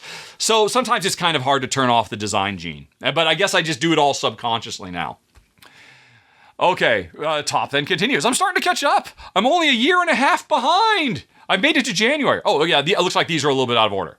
You keep mentioning Marvel Champions in your podcast, so I finally sat down to watch some videos, yours included, and bought the base game. It's great! I'm thinking of expansions. I just watched your final thoughts on the Red Skull expansion. You spent most of it worrying about thematic justifications. For example, you brought up the first two missions occur in the space of an hour in the Adirondacks. Would it make sense for Peter Parker to fly back to New York to get a bowl of soup with Aunt May in the middle of all that? I don't have a problem with this because I bet you can thematically justify anything. For your example, would you consider the damage to mean not just physical punishment, but mental anguish? And so maybe Aunt May is simply Peter Parker thinking of Aunt May. Or maybe she cooked him a nice meal beforehand and now it's giving him a boost. The card doesn't actually say you have to physically visit her apartment as you describe. And then you have another example about She-Hulk and stuff like that, and how it could work. Anyway, what do I think of that kind of thematic justification? It's pretty easy to bend over backwards and thematically justify anything. Here's the deal. You're right. Of course, it's totally fine. Why? Why should I have to do that? Why, when what came in the original Marvel Champions box didn't require me to ignore what the card actually says and does and come up with my own little fly fancy, which believe me, I'm perfectly capable of doing. But they didn't have to do that. Because I mean, there was actually, after that video that you're talking about, somewhere among the 50,000 threads about Marvel Champions on Board Game Geek, there's a thread where somebody was inspired by my video and said, "Hey, here's how they could have designed those Adirondacks missions such that the gameplay doesn't have to change at all, and yet it could be a thing that's happening over the space of weeks or even months instead of minutes or hours." It didn't change anything about gameplay, and then suddenly it just worked. And it didn't require players to have to jump through hoops. And almost without exception, that is doable. And in cases where it's not, like probably the place where it would be most impossible to justify something like that would be the Kang missions, where you literally travel through time and jump from one place to another. And yet you can still be Steve Rogers hanging out in your apartment in the middle of that. Now, I'm not saying, here's what I would suggest. Yes, you're right, Top. I could do all the work, or since I paid money for this product, how about the developers do the work instead, since I'm paying them to do it? And since they did it in the original box. The 3 missions that come in the original box, and many more besides, work just fine within the conceits that the game itself creates and doesn't require me to throw all that away and have to make up my own headcanon. And there's no reason for it. And now, so I come back to Kang, because I don't think you could do that. But here's where things get really brilliant. If the designers really cared about maintaining the verisimilitude of their simulation, here's what they would have done. They would have said, special setup rule when you're playing the Kang mission, any alter ego card, remove it from your player deck and replace it with these special cards that you get that that function the same. Because hey, when you literally go back to ancient Egypt, you can't hang out at your apartment anymore. You can't call your dad if you're Kamala Khan for help. But instead, you can do these other things. See, now I would say that is taking a restriction that the developers have put on themselves, and instead of ignoring it, which is what they do, they could actually make the game even deeper and more interesting and richer as a result. Now, I can't do that because I'm not going to make a bunch of cards to do that. Or they don't have to make new cards. You could say, hey, when you're playing Kang the Conqueror and you travel back in time, there's a standing rule that every alter ego card, it says, ignore the text on the card and instead produce double the resources that card would normally produce, right? And in the actual text description for traveling through time, say in the flavor text how the heroes are so demoralized they wonder if they'll ever get back home, that in the middle of fights they find themselves thinking of their friends, their loved ones, the life they left behind, and they draw strength from that. Don't make me do the work. Put it in the frickin' box. It's not that hard. And the only reason it's not happening is because the developers decided, even though this was a cornerstone that made me fall in love with this game and made me rank it one of my top 10 games of all time, they very quickly disregarded it. The thing that makes the game more special than anything else. And you're right, Top. I could do the work, but I say no. It makes me angry that they want to throw away what makes the game special and that I have to do the extra heavy lifting. It makes no sense. You're right. With a little creativity, I could do it. With a little creativity, the developers could do it, and that would be 10,000 times better. So that's where I stand. And I apologize, I got a bit ranty there. Alrighty. Number 2, does this convince you that not every scenario has to span weeks or months? No, of course not. I just gave you an example of how they could do it that would be 10 times cooler than what they currently do.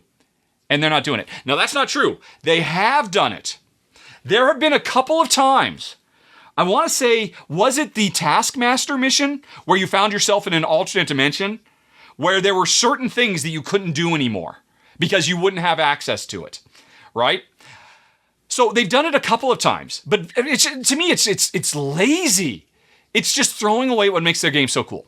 Anyway, though, finally, you didn't really emphasize how much the gameplay echoes the other LCGs. I'm curious with Arkham Horror, or familiar with the Arkham Horror, as this has so many parallels to that. It also fixes my single biggest complaint about Arkham Horror LCG, the Chaos Token Draw, which I feel is a form of role resolve. Well, they didn't replace. They just replaced it with the event deck, right? I mean, you still, there's just as much randomness. Maybe it's a little bit less random, but it's still pretty random. I'm glad they eliminated it with Marvel Champions. I wish they could have done the same with Arkham Horror, which I feel is 80% luck. I don't know. I mean, to me, the Chaos Cup feels very, very much the same as every time an enemy is going to scheme or attack, draw a card and see what happens. And sometimes nothing happens. Sometimes it quadruples their damage. Sometimes it makes you throw your entire hand away. You never know what's going to happen. To me, if anything, I would say it's even more unpredictable because at least you know what's in the cup. You have no idea what Kang the Conqueror is going to throw at you. So I don't know that I agree with you, Top, with the randomness. All right, number 3. What are my feelings comparing this to other LCGs? Well, I have played Marvel Champions. Sorry, folks. Top really wanted to go deep into Marvel Champions. This is the big Marvel Champions episode of the podcast. But I'm very passionate about this game, so I don't mind talking about it. And this is the end. We're almost done, and then we'll get to the personal stuff. I promise. Alrighty. Oh, was it? I played the Arkham Horror one. I played Lord of the Rings. Honestly, Marvel Champions feels much more akin to Lord of the Rings because Lord of the Rings really abstracts a lot of what's happening in the same way Marvel Champions does. In fact, there's a new mission, the Hela mission in Mad Titan, where it pretty much recreates the gameplay of Lord of the Rings, the card game, brilliantly. I absolutely love it. So the thing is, why do I like Marvel? Aside from the fact that I love Marvel Champions characters, ever since I was a little kid, I've always loved Marvel comics. And I was an avid reader well into my late 40s, my entire life. Secret Wars 3 killed Marvel Comics for me when they pulled their Crisis on Infinite Earths. And that's like, oh, you finally, after my entire life, given me an off-ramp because, hey, you completely threw away the universe. I know they didn't, but as far as I'm concerned, they did. And so that's when I stopped reading. But my whole life I've read Make Mine Marvel. I've read comics. So obviously I love it for that. But putting all that aside, I think more than anything else, what really made Marvel special is the unique element of what makes a superhero special, at least the Marvel pantheon of superheroes. The dual identity, their costume persona, and their real life. And Marvel has always excelled when bringing those things together. And that's what makes Marvel Champions so special. And none of the other games have it. And it just feels like as time goes on, it feels like they're actually trying to design heroes that actively don't even want you to switch to alter ego mode. Where you're like, I just want to stay in hero as much as possible. When if anything, they should be going the opposite direction. A lot of people complain about Hulk, that he's too weak, and they need to make Hulk stronger. I say no. Make Banner stronger. Make Banner something that, because Bruce Banner does not want to become the Hulk. Bruce Banner hates becoming the Hulk. He should be designed that, I become the Hulk for very short periods of time and then I go back to Banner, and Banner should be much more powerful so that I want to spend, if not most of my time, a much greater percentage of my time as Banner instead of Hulk. And then that's true to the comics, and it makes him more unique. And again, it's delivering more on the dual nature of these heroes, which is what makes the game so special. Which, another one, that's what if I were pitching Marvel Champions, I would, what's special? The fact that this is the only hero game that focuses on their personal lives in addition to their heroic lives. Alrighty. That cares about Peter Parker as much as it cares about Spider-Man. Okay, Top continues. I know you usually like, when you play solo, you dislike controlling more than one character. When you've played this game solo, do you play? No, I always play Marvel Champions single-handed. I've played it double-handed a few times. It's too much. It's too much for my simple brain. I just can't handle it. So I play it I play it all the time solo, just as a single hero. In your Red Skull video, you said Marvel Champions was in your current top 20, but you afterwards checked ranked.raw.com. It appears it's plummeted to 240. Do I have this correct? What caused it to plummet? We literally have come full circle back to the first question, asking about how I rank things. If a game fundamentally changes as time goes on, I change my ranking to match. And Marvel Champions has fundamentally changed as more content has come out. And this is what I've just been ranting about. As the developers get farther and farther and farther away, what made their beautiful baby so special, and they just throw it out, it has consistently dropped and dropped and dropped in the ratings for me. Because I still like the game.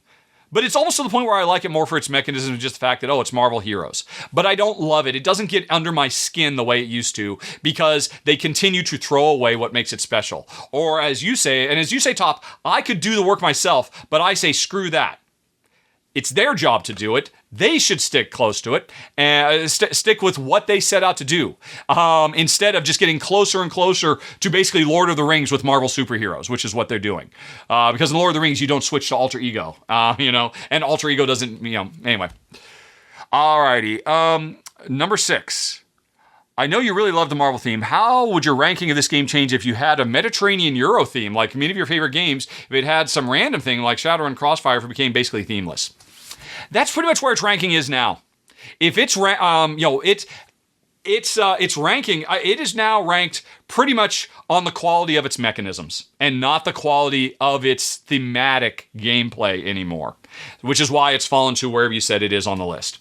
Where is it right now? Now you got me curious. If I go to games.rahdo.com and that comes up and I do a search for Control F, Marvel Champions, it is my number 249 at the moment.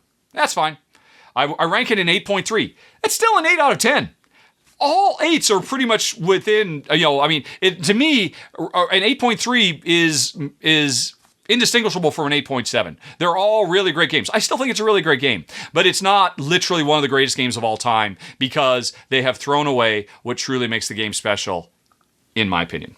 So, I don't think my rating would change much at all if they had put a Shadowrun Crossfire, and that'd be really interesting. Honestly, it probably maybe would climb a little bit if they turned it into some kind of generic Euro business simulation, because honestly, I want to see how they do that. And that, not for nothing, would be kind of special. Applying that kind of epic combat to economic simulation in a trading in the Mediterranean, I want that game. Heck, for all I know, I've already dreamed about that game and I forgot about the dream. Who knows? Okay.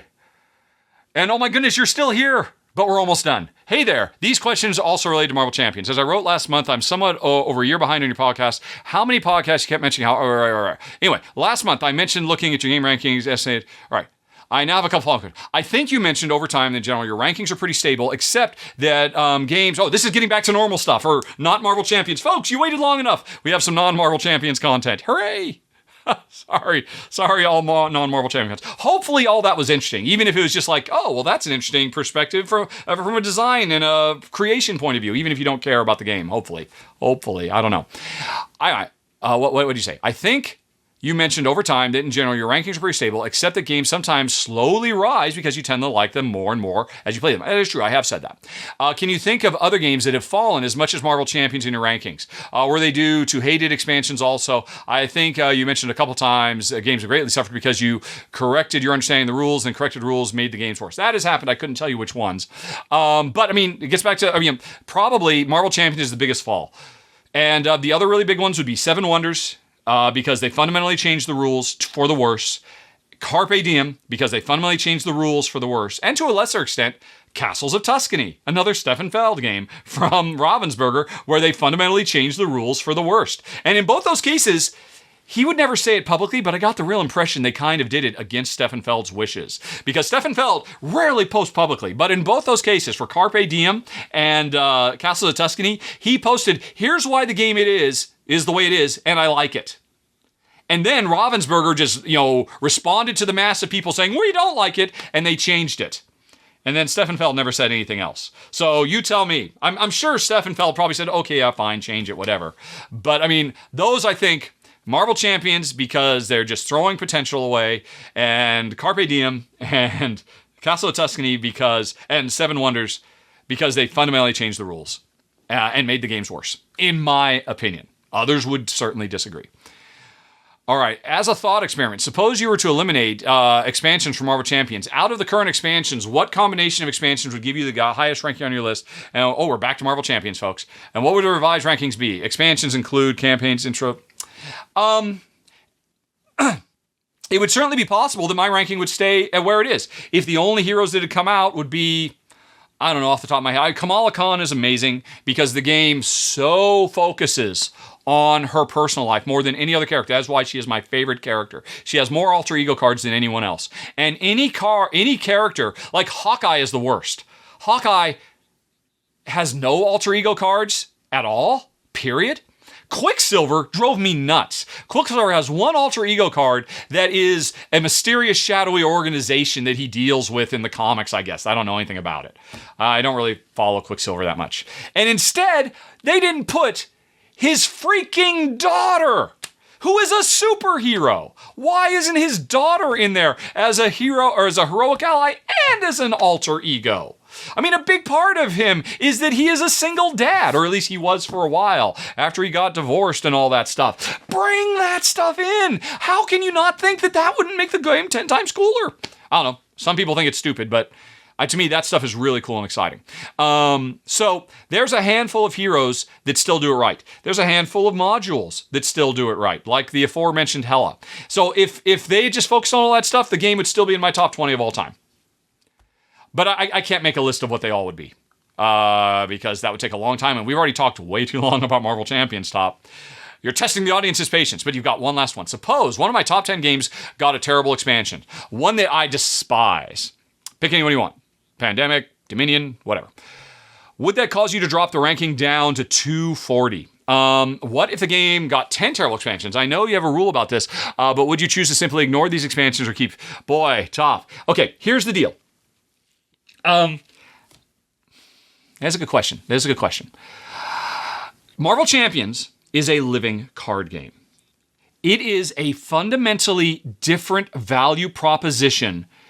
The contract that is made between player and publisher for a living card game, or a collectible card game for that matter, has a fundamentally different set of expectations.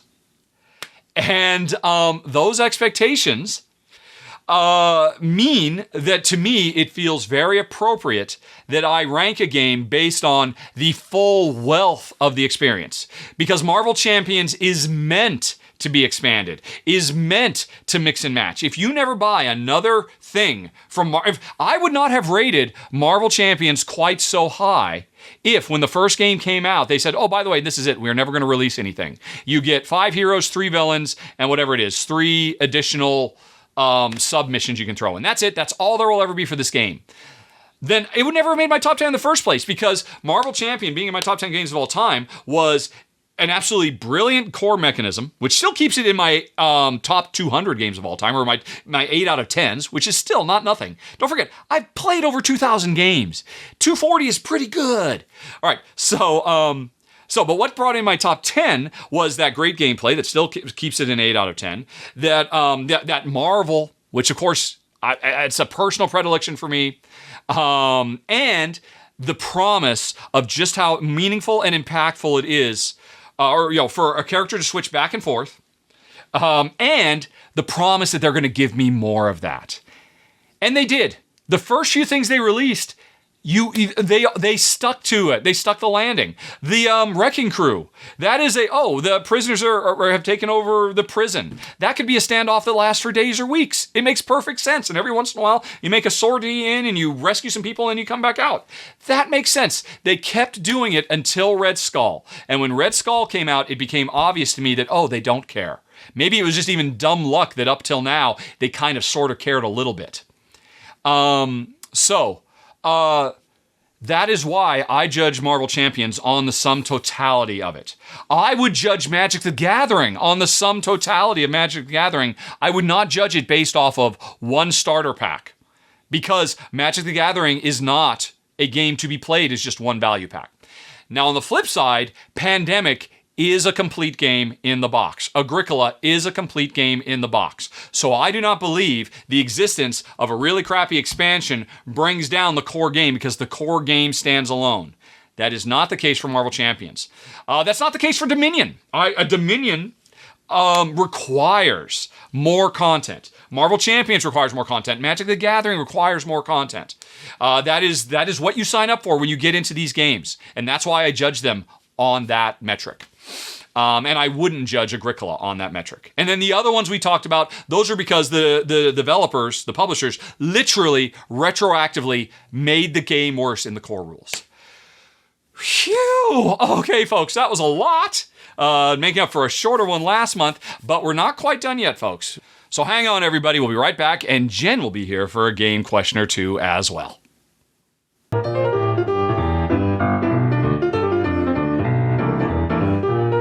Okay, everybody, Jen is here. At least a picture of her is here. Hello. And there's a little hand, and here's a big old mug of hot tea. What flavor is this tea? It's hazelnut. Hazelnut tea, folks. That's a new one. Or is it? I've had it for a while, but I don't drink it very much. All right, very exciting. I don't smell it at all. Give it a sniffy sniff. And then we give it a sniff. Oh. It's too bad it never tastes that good. Always smells fantastic. It's going to taste like dirty water. Yep. Tastes like dirty water, slightly sweetened. With some cream. Let's have some proper water now. Okay. Gonna have water. Might as well just have the water. Oh my. Okay. Right. Anyway, Daniel had a couple of game questions, so we're not getting to the personal stuff yet, folks. We still got some gaming going. Daniel Honey Pie wonders, what would it take for you to play a game that you don't like thematically? And he uses the example of games with firearms. Would you be okay playing said game by not using those questionable elements? For example, only using characters with bows and arrows. Yes. Okay. I would. I just don't want to have to use the objectionable item. So you don't mind if I use the objectionable item if I'm over here with a machine gun or whatever? I mean, okay, let's talk about different. I mean, obviously, he used the one for guns. Yeah. Do you have a problem using, a modern day assault rifle in a gun fighting zombies? I guess maybe not so much zombies. But you still wouldn't want to do it. Yeah. Just the physical act of holding a real world gun. We've talked about this in the past. You have no problem with ray guns or crossbows, but just modern day. And really, do you have so much of a problem with pistols? Or is it mostly assault rifles? Or is it pistols too? Anything that just... what about an Old West American game with 6-shooter revolver type things? We've never really dug deep into this. I've just always, Jen doesn't like it? Okay, fine, no problem. We'll just skip them. But I guess I strongly object to modern day mass execution opportunities. Machines. Yeah. Okay. I guess I feel like you just find it distasteful. Back in the day, if you had to kill somebody and you stabbed them, you saw the whites of their eyes and you felt the remorse and you carried a bit of their soul with you for the rest of their life. But so somehow that was a more, I guess, immediate and necessary killing because you had to do it for whatever the reason was. Whereas I feel that modern artillery is so far removed from, and I'm not gonna. I mean, I'm not a veteran, so I'm sure that they have. I'm sure they have. A ton of trauma. There's. I've seen studies that like the majority of veterans in live fire action literally purposely miss. Yeah. When they're given the opportunity, it's not uncommon that they will. Okay, I will shoot, but I really don't want to kill that person on that hill over there. Yeah. Yeah. So. But even still, just the distance shootings and everything. Oh, of course, that is just, you are so far removed from actually, the act of taking somebody's life that I think it becomes so much easier. Yeah. So that's where it really comes down to. Object to that. I mean, not that you don't object in principle to taking anyone's life, period, under any circumstances. But it's just there's a sliding scale, and there's just, when things. You also wouldn't want to be put in charge of a game where you're dropping bombs, or for the same reason, I would assume. Yeah. But you just don't want to be to the question. You just don't want to be put in that situation yourself. You don't mind if I'm over here doing it. Well, if we're in a competitive game, then I'm obviously going to be at the bad end of that stick. So I do. Well, if it's a cooperative game. But yeah, I would just, I don't want it for myself, and I like it not to be aimed at me as well. Right. But yeah. But in a cooperative situation, I'd still be surprised if you said you're totally fine with that. Yeah, sure, that's fine. I'll just I'll play the sneaky spy, and you can play the Rambo with the AR-15. I would think you still wouldn't particularly care for that. No, I don't particularly care for that. So that's, I think that's going beyond your remit of, oh no, it's just the fact that I don't want to pull the trigger myself. You don't want to be around them. Yeah, I suppose. Yeah. Okay. Yeah, I hadn't really thought to this level before. I guess I just have an innate distaste of it all. Yeah. You haven't thought about it because you genuinely don't want to. Thanks, Daniel. All All right. Yeah, but continuing along those same lines, thanks, Daniel.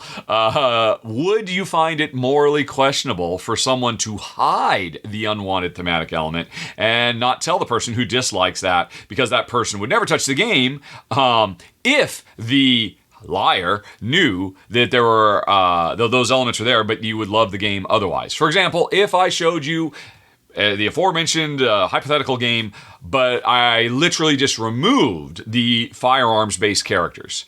So if I said, hey, honey, because, okay, we just established that, your immediate gut response was, well, I just don't want to be the one pulling the trigger. But then when we really sat down with it, like, okay, you don't want to be around me when I'm pulling the trigger either. So if we took all the run and gun characters out and just left the sneaky ninjas in, I would feel more fine with it. Right, but would I have committed a morally questionable act by making you complicit in the enjoyment of a game that you object to for conscientious reasons? I think that's really Daniel's underlying question. I mean, obviously, I did mislead you, and that's morally questionable just on the face of it. But, it's a lie of an omission rather than, an outright lie, I suppose. Yeah. Well, since you're a game designer, yes. You have been for many years. Retired. Former. Recovering game designer. Yeah. I think I might give you a pass on that in that you just designed the game to be better fit for us. Oh, I see.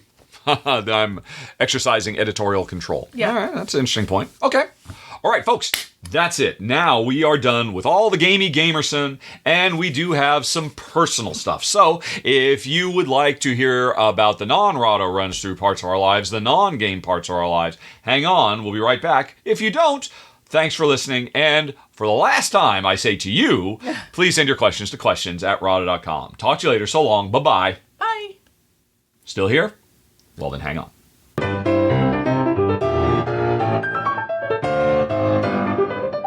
All right, folks, we are opening up the personal vaults and answering all the questions that have nothing to do with games. Although, I don't know, sometimes I screw up and I accidentally put game-related questions. Sometimes I put non-game-related questions.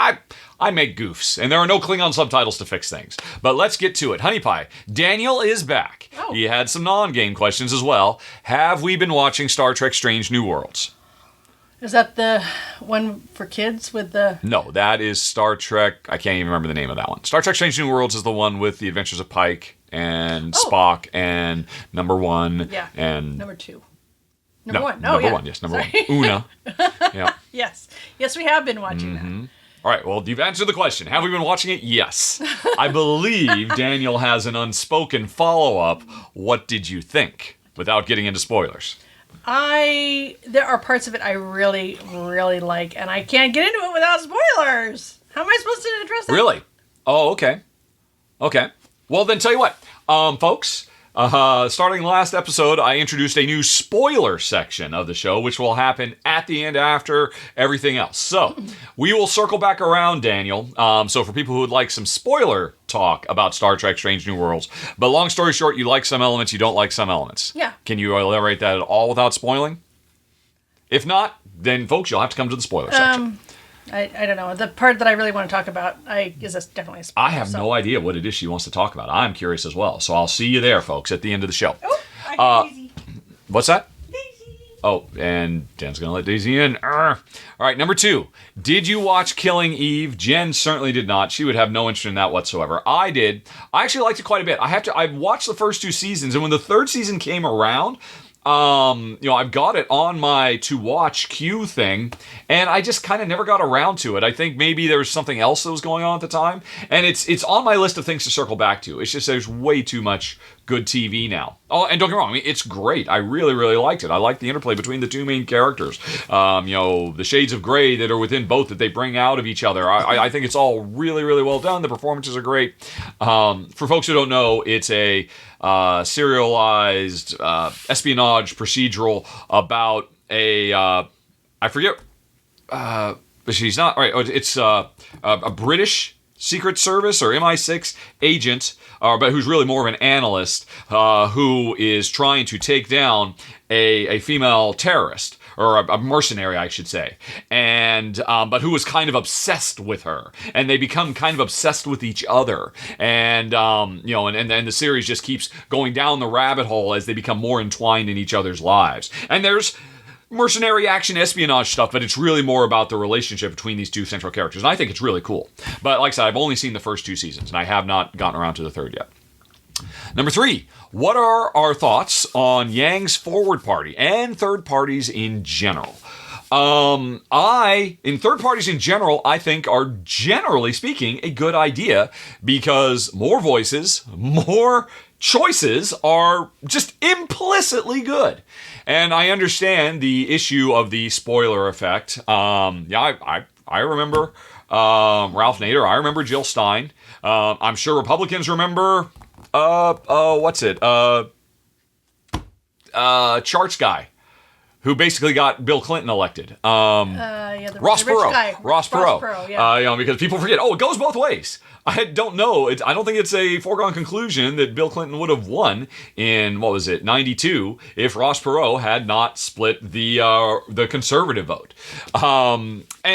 Which is why I think Yang's approach is entirely appropriate. The Forward Party is a one-ticket party.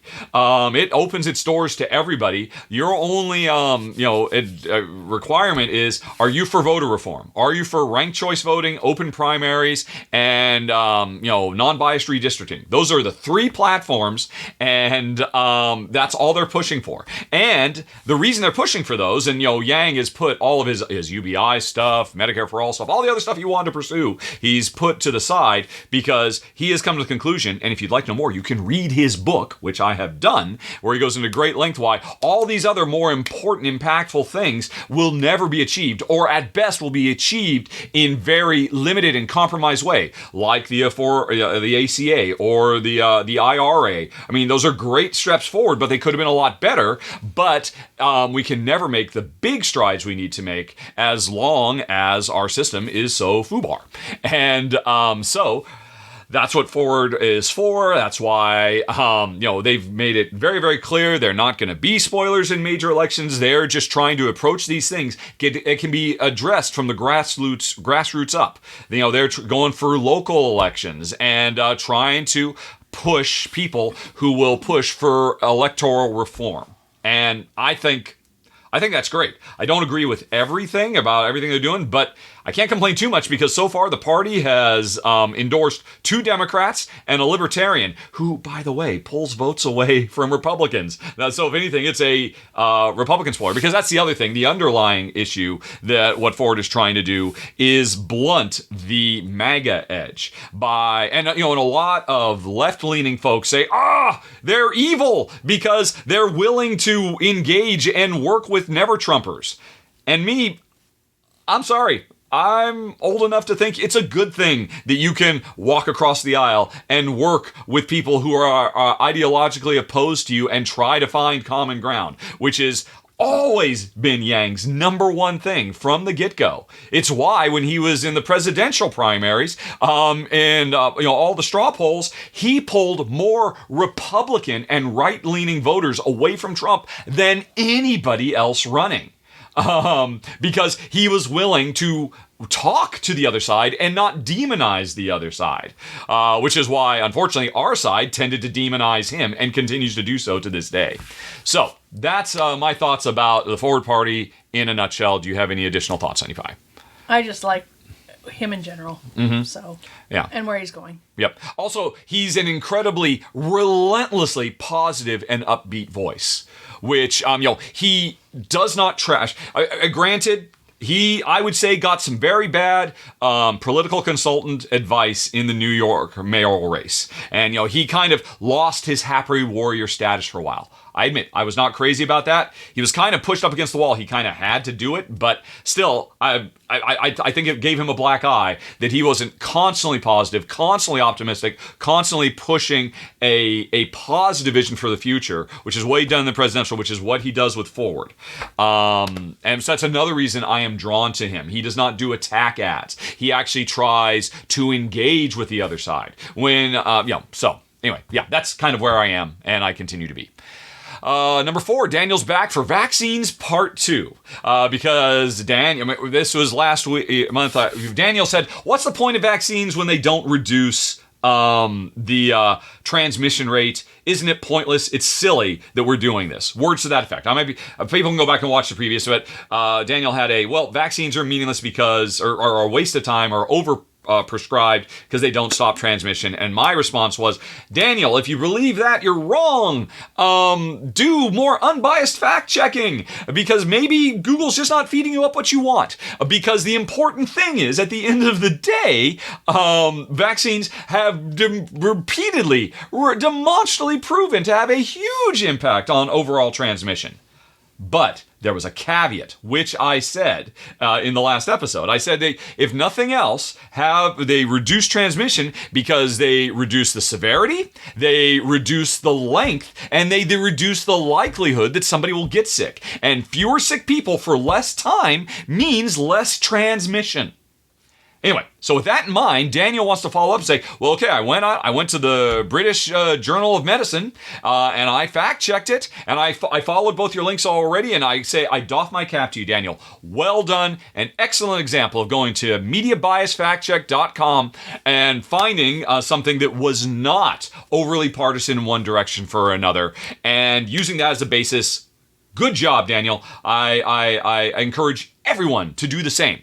But anyway, you then continue, and I did look at the article, and at the end of the day, the article basically supported everything I just said. The article repeats over and over again. The one that you sent says that, yes, it's important people take vaccines because you're less likely to contract COVID, and you won't stay sick as long. Therefore, ipso facto, you will not transmit the disease. You're much less likely, and it will stunt the growth, which is why everybody should do it. And the reason, and the fact that there's still, whatever it is, 60, 70% of the U.S. population, or no, it's more, I'm going to the upside, it's more like 30%, that just refuse to do it. That's why it doesn't go away. But anyway, so you brought this out, and you put a couple quotes from the article, which was a very good article. And here's the thing, Daniel, you really cherry-picked those quotes. Most papers indicate vaccines holding up against admission to hospital mortality, but not so much against transmission. Okay, the fact that people, that there are fewer people getting sick, which is the first half of that question, means implicitly there's less transmission because there's fewer people being sick. It doesn't matter that if you get sick, it does not reduce the number of particles in your breath. If you don't breathe those particles as long, and you're less likely to breathe them in the first place, you're saving lives. So get vaccinated. Another quote. Most studies show that if you got an infection after vaccination compared to those who got infection without a vaccine, you're pretty much shedding roughly the same amount of virus. Again, true, which I acknowledged last month. And again, doesn't matter if you're less likely to get sick and you're less likely to spread them as long. It's just simple numbers. And then, but here's the interesting thing, Daniel, you end. And this is why this is so important. Daniel finishes. This is what I meant. They don't prevent transmission, unfortunately, but they do prevent serious illness. I didn't mention the prevention of serious illness last time because I thought it was a given. No, it's not a given, Daniel. The vast majority, and the thing is, people who lie and mislead, basically to get more clicks and get more views from their rabid base so they can make money. That is what is driving all anti-vax hysteria.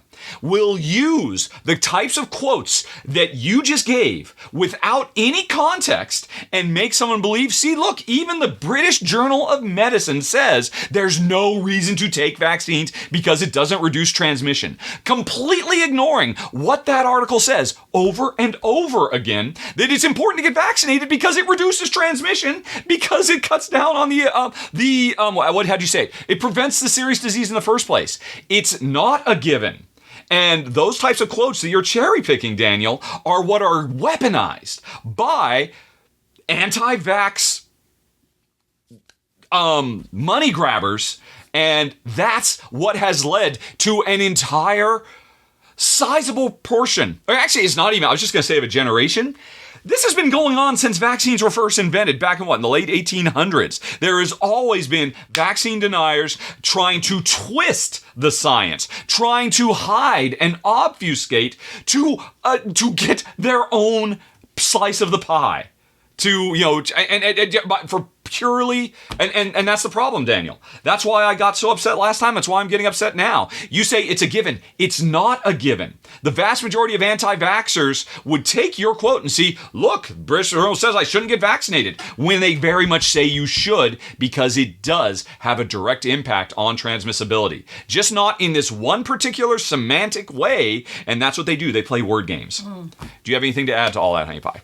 I think you've summed it up. Okay. All right, but it seems like, Daniel, for the most part, we have found agreement. That's great. But I think it was a given. Trust me, man, it is not a given. People are lied to repeatedly their entire lives. And that's the problem. Because if you've been lied your whole life, by your friends, your loved ones, by your pastor, and by what you listen to every afternoon on the radio, there's no avoiding it. I'm sure I would believe the lies too if I'd grown up in that situation. It's very hard to break a lifetime of having literally the rug pulled over your eyes. Okay, Joe says, I know you supported Andrew Yang in the past. Has your position changed now that he's involved in the Forward Party? Well, obviously not, from the previous one. Do you, like me, think he has lost his way in attempting to appear centrist? No, I don't believe so. It's interesting, he has always had, by far, the most progressive policy platform that is achievable. It's progressive that could actually get done, as opposed to most progressive platforms, which are, we want everything and we'll never get any of it because we just basically demonize the other side. Whereas Yang's was, okay, I've got a series of things that I think can get done that will have huge quality of life improvements for everybody that can be done right now, and I will reach out to the other side rather than demonize the other side. So, yeah, long story short, I'm still a Yang fan. But then Joe continues, am I aware of his recent waffling on Roe versus Wade? Does that impact my opinion? No, it doesn't, because that feeds back to the last thing. That was, I believe you're talking about his recent CNN interview with, I forget, Acosta? Something like that, or I forget the case, which is interesting. It was literally a hit job because there was one tiny snippet of a 10-minute interview that's 30 seconds long that went viral. And that's all anybody watches. But it exploded on Twitter. Believe me, I had several people throw that in my face on Twitter. See, look, he's against a woman's right to choose. And no, if you watch the entire video, which the vast majority of people do not do, you will see that was 10 minutes of Jim Acosta preventing him from being able to literally finish a sentence. And so Yang never actually got to answer the question, but the question has been asked and answered many, many times. He's actually written full. You can go to the Forward blog, or maybe it's on his own personal blog, where he actually wrote, after the RV Wade overturn came down, a very long article about how important it was for us to fight more than ever to ensure reproductive rights for women. He has never stopped believing in that, but people very cleverly snipped out the worst possible bit of one thing where he actually tried to keep, it's interesting too, I should actually talk about that. But anyway, long story short, no, he didn't. And the fact, Joe, that you believe he did is what I was talking about a second ago with Daniel's questions. The media does not want to have Yang or anybody else do anything other than give them more clickbaity stuff. And Yang, it's interesting, Yang came onto that because for a while he was a contributor on CNN, and he thought, okay, this is going to be an opportunity for me to express my platform. And from literally the first question the guy asked is, hey, wait a minute, you wrote a book called Forward, and the name of your party is called Forward. This is all an elaborate ruse to sell books, isn't it? That's literally the first question. That is so laughably absurd on the face of it. And it just goes to show how Jim Acosta had no interest in actually talking to Yang, which is why he never, for 10 minutes, let Yang actually finish a sentence. And Yang was just on the platform. Now, here's the deal. Yang went in assuming it was going to be a friendly interview because he'd been a CNN contributor for a year. Here's what I believe is actually going on. Yang, when he was running for president, was a genuine threat to the established hierarchy of the left-leaning party, because he had a lot of grassroots support from people like me, and more importantly, from people on the right. He had more support from people on the right than anybody else. And what I believed happened is MSNBC and CNN, who for months went out of their way to minimize him. They misspelled his name. They put pictures of other men named Andrew Yang in their articles. They did things like saying, "Oh, the next debate is coming up, and there are no more people of color." As if Andrew Yang wasn't in the debate. He was still a person of color in the debate. Or they would, even that, they would just say, "Oh, it's just down to these four." And I'm literally the fifth person. I am also going to be there.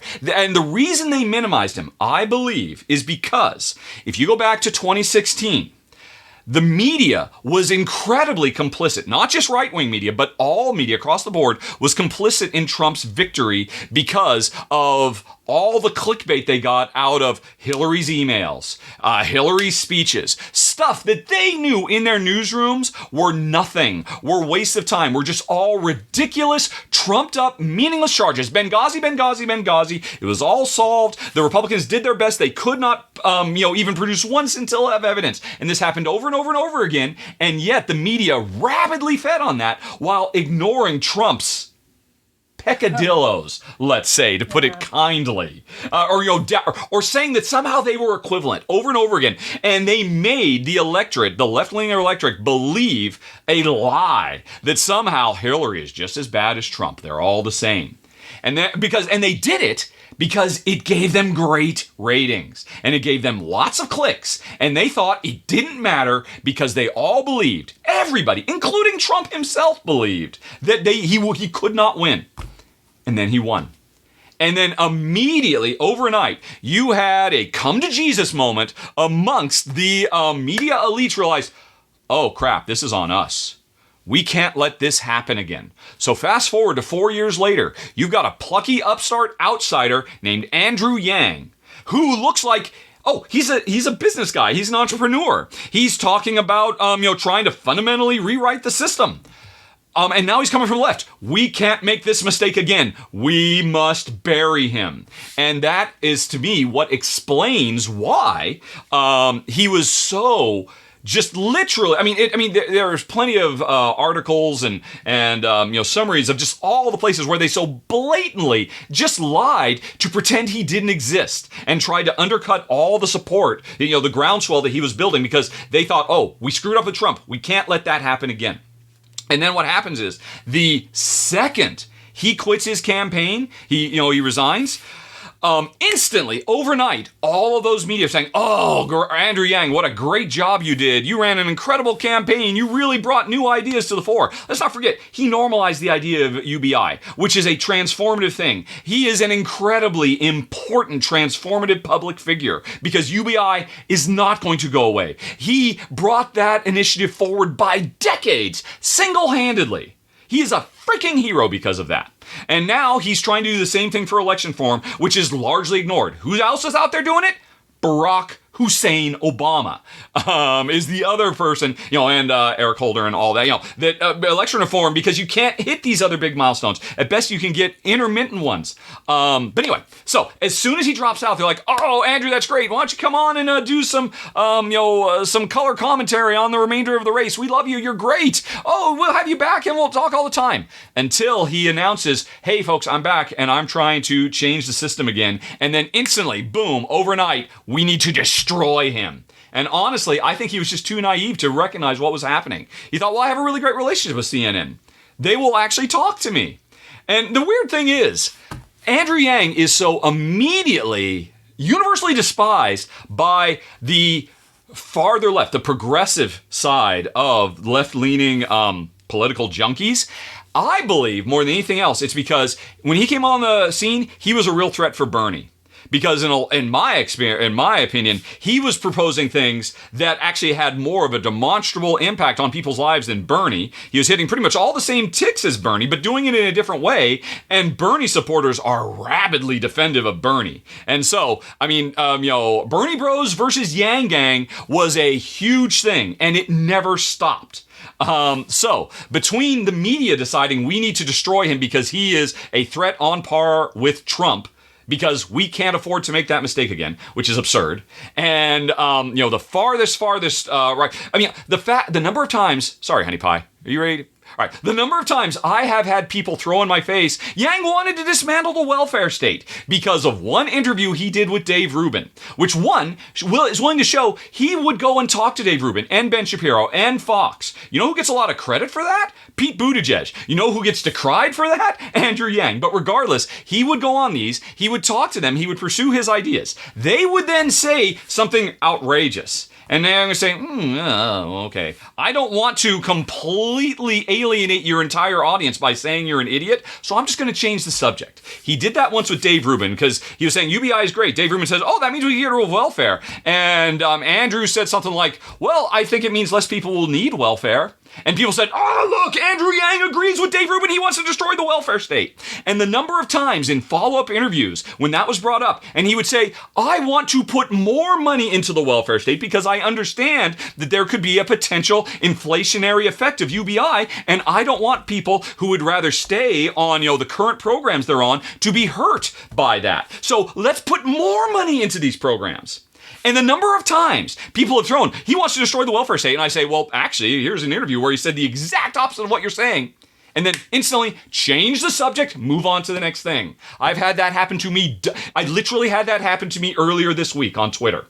Because people are so invested in everything they can to demonize Yang, because Yang has the gall to say, hey, you know what? The other side, there are, when somebody quoted, what was it? Because Yang did a tweet, said, you know what? There are good conservatives. There are good Republicans. And immediately throw in my face, so Yang is basically Trump saying there's good people on both sides, thereby equating Yang to Trump and equating all conservatives and all Republicans to the people who marched on Charlottetown. That's absurd. That is willfully creating strawmen that flies in the face of what Yang said, what he meant, and what he has always stood for. Why? Because he threatens their team by saying, hey, you know what? We can have a third team that isn't about tearing each other apart. Everybody is now so addicted to tearing each other apart. They just can't stop. Oh my gosh, there was an amazing article I literally just read this morning from Jason Farjan. I'm going to put a link to it in the show notes on YouTube. It's basically one where he tries to articulate how we're all just on this, we become addicted, thanks to modern media and social media, to, okay, if you're not 100% with me, then you must be 100% against me. And that's not the way the real world works. But that's what's accelerating everything, and that's what Yang is actively fighting against. So, I'm sorry, what was the question? Do I still support Andrew Yang? Yes. See above. Sorry, everybody. Apologies. I know I said I wasn't going to be doing politics so much, but I'm still Yang Gang. Have anything to add, Honey Pie? No. All right, folks, I believe that's the end of the politics, because Joseph would like to cleanse the palate a little bit.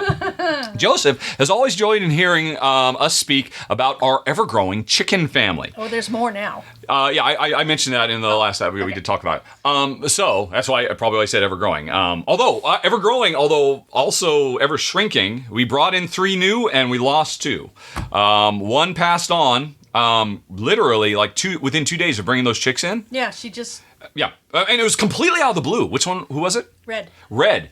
You had seen one evening, Red's just kind of hanging off by herself. Yep. And up until then, you thought maybe Red wasn't laying as many eggs as normal, but otherwise she was totally fine. But then one evening you saw her just kind of staying by herself, just hunched down. And but you saw, no, she still made it into the hutch at night, so she's fine. And then the next day, we found her dead in the hutch. Yeah. For no reason at all. And your best guess is old age? Yeah.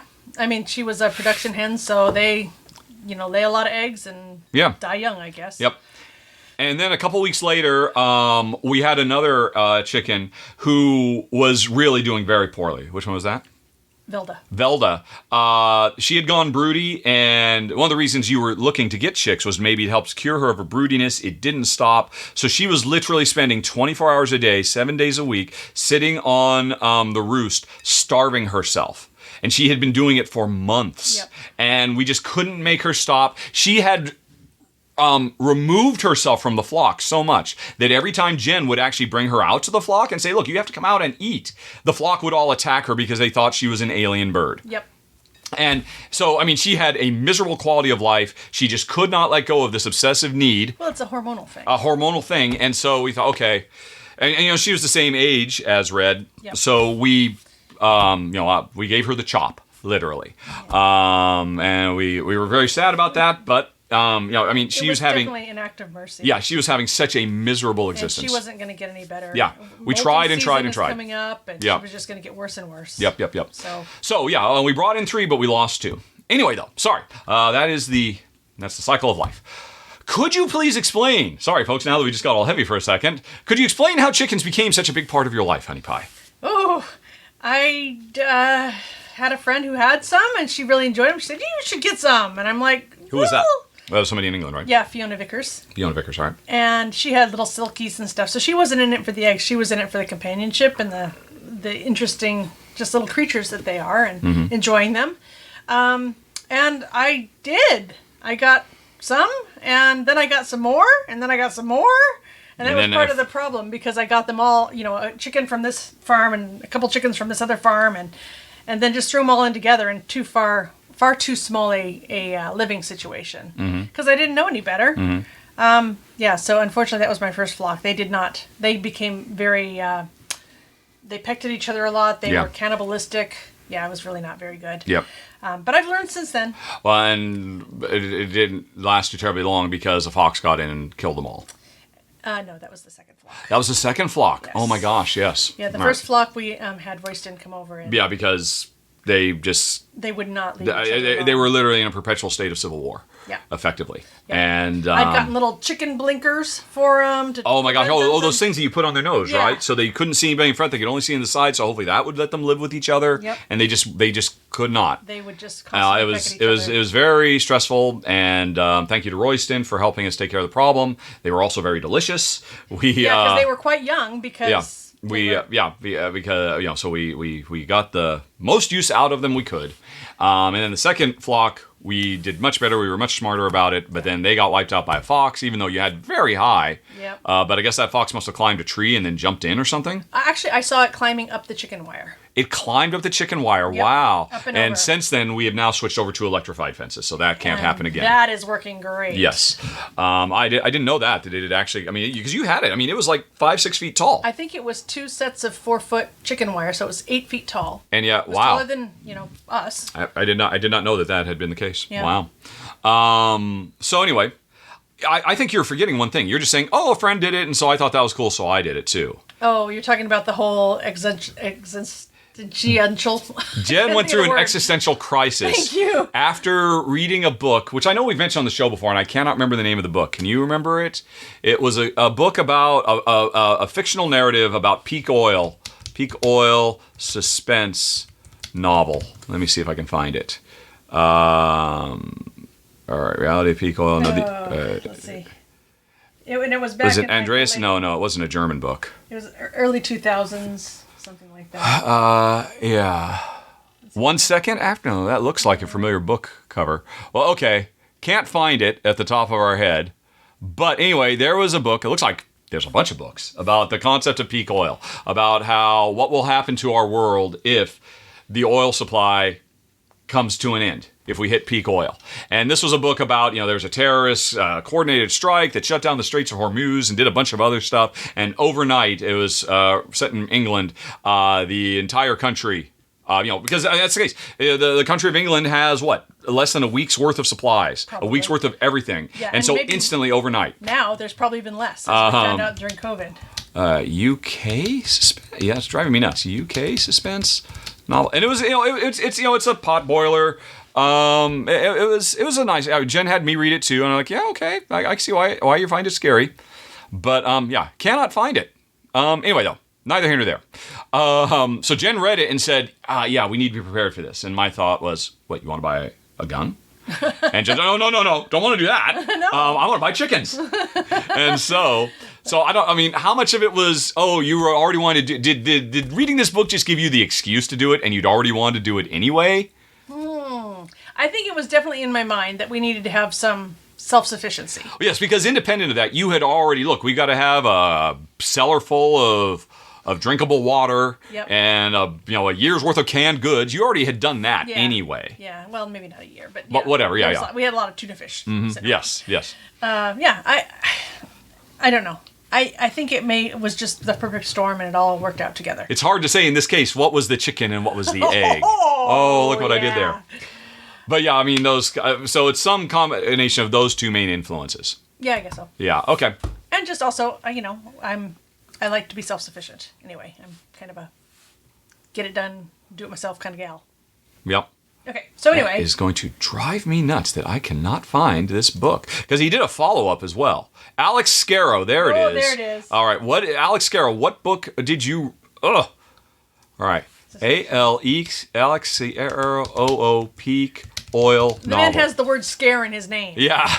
Last Light was the name of the book. In case anybody would like to read it and to basically scare their partners into getting a flock of chickens. Apparently it worked for Jen. Maybe it'll work for you. The follow-up After Light, which basically was set, 80 years later as mankind was trying to rebuild, was not as good.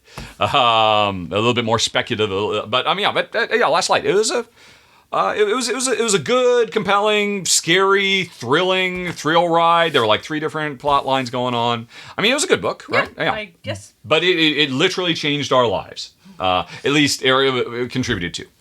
Joseph continues. Assuming the animal came into your possession via purely ethical means, what exotic animal would you like to have as a pet? Ooh, exotic animal. Well, that's first of all, I think that's a loaded question, because you have to say, not only would it come into our lives via ethical means, but it would have to be able to live its life via ethical means too. There are probably ethical slow loris traders out there. Still doesn't matter that people should not have slow loris as pets. Yeah. And I've read articles about that, the cute little marsupials that go, oh, give me a scratch. And, for a few years ago, there were just tons of those. And there were so many articles that came out in the wave of those because so many people want to get a slow loris. And please don't do that. You are, committing them to a life of misery and unnatural life. What looks to you like, I'm looking for a hug, is not as simple as that. So, I think we would have to couch this with, hey, not only was procured, but you would be able to provide a totally, natural habitat. Exactly. You have dogs and chickens, things that over the past 10,000 years, or in the case of dogs, hundreds of thousands of years, have been domesticated to thrive in and have, we believe, fulfilling lives. I know not everybody does. Some people say free your dogs, free your cats, but we think our dogs are happier living with us than they would be on their own. Yeah. Well, Daisy can't be outside this room if we're in here. Exactly. So, I think the question has to expand to say, not only would we get it ethically, but we could somehow care for it in a way that would be, 100% fulfilling of all their wild needs, which is not necessarily something that makes sense. But anyway, let's assume that. Okay. Well, I have an answer. Okay. I'm going to go ahead. Not a slow loris, I hope. I'm going to go ahead and take on the dodo. You would love to have a dodo. And I would love it and care for it and help it breed itself back into Right. So you existence. want to do. So basically, you want to conduct genetic experiments. No, not genetic experiment, but I want to. The dodo's extinct. I know. Right. So that means we'd have to. Through a Jurassic Park, mosquitoes and amber, we'd have to bring the dodo back so that you could raise a dodo. I guess. But I'd have lots of dodos and I would help them come back into the world. So you want a dodo farm to repopulate the dodo world. Now, the question, of course, ever since the dodo has been wiped out, those particular ecosystems have modified themselves with their absence. So, are you saying you want to reintroduce dodos to the wild after raising them? Or do you just want to have a dodo petting farm? I just felt that they were sweet, wonderful creatures that were totally innocent, and they really should have been protected. Yeah. And you would like to make up for that. Yeah. Okay. All right. Cool. Continuing. I remember hearing that you both have experienced scuba diving. Yes, I've been a scuba diver since I got my license at 12. Jen got her license at, it must have been 24, 23. Somewhere in there, something like that. Would you mind sharing your most memorable diving experience? Joseph's would be diving with thresher sharks in the Philippines. Wow. That's pretty cool. I don't want to do that. All right, well... Although I don't know what thresher sharks are. Just the whole sharks thing. Let's look at a picture of thresher sharks. Okay. Thresher. I would love to do a shark dive, doing the whole chainmail thing, but Jen is very much opposed to that. You had it, thresher. Thresher shark.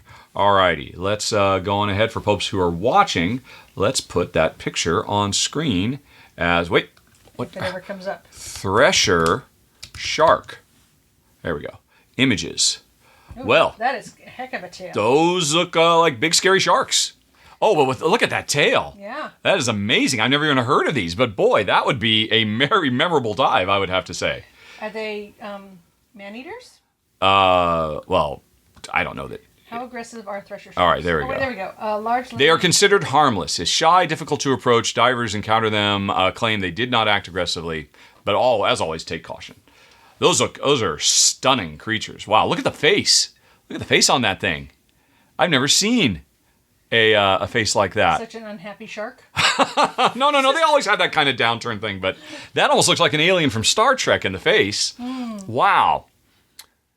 Anyway, though, so Honey Pie, what independent of me, what would you say are most memorable? Let me think for a second before you say, and then I will. I have two candidates. I bet you have the same two candidates. I will pick one of the one. I'll just go for the one I think is probably the most memorable. But Honey Pie, what about you? What is your most memorable dive? You're gonna say the cenote, aren't you? No. Okay, then I'm gonna say the cenote. You just broke the whole thing. You were supposed to just regardless of what I said, would you have said the cenote dive? It was. I've got three really that are super. All right. Well, but of the three, you would say cenote is your number one. Cenote is I don't know exactly what it is. It's a Spanish word for cave or something like that.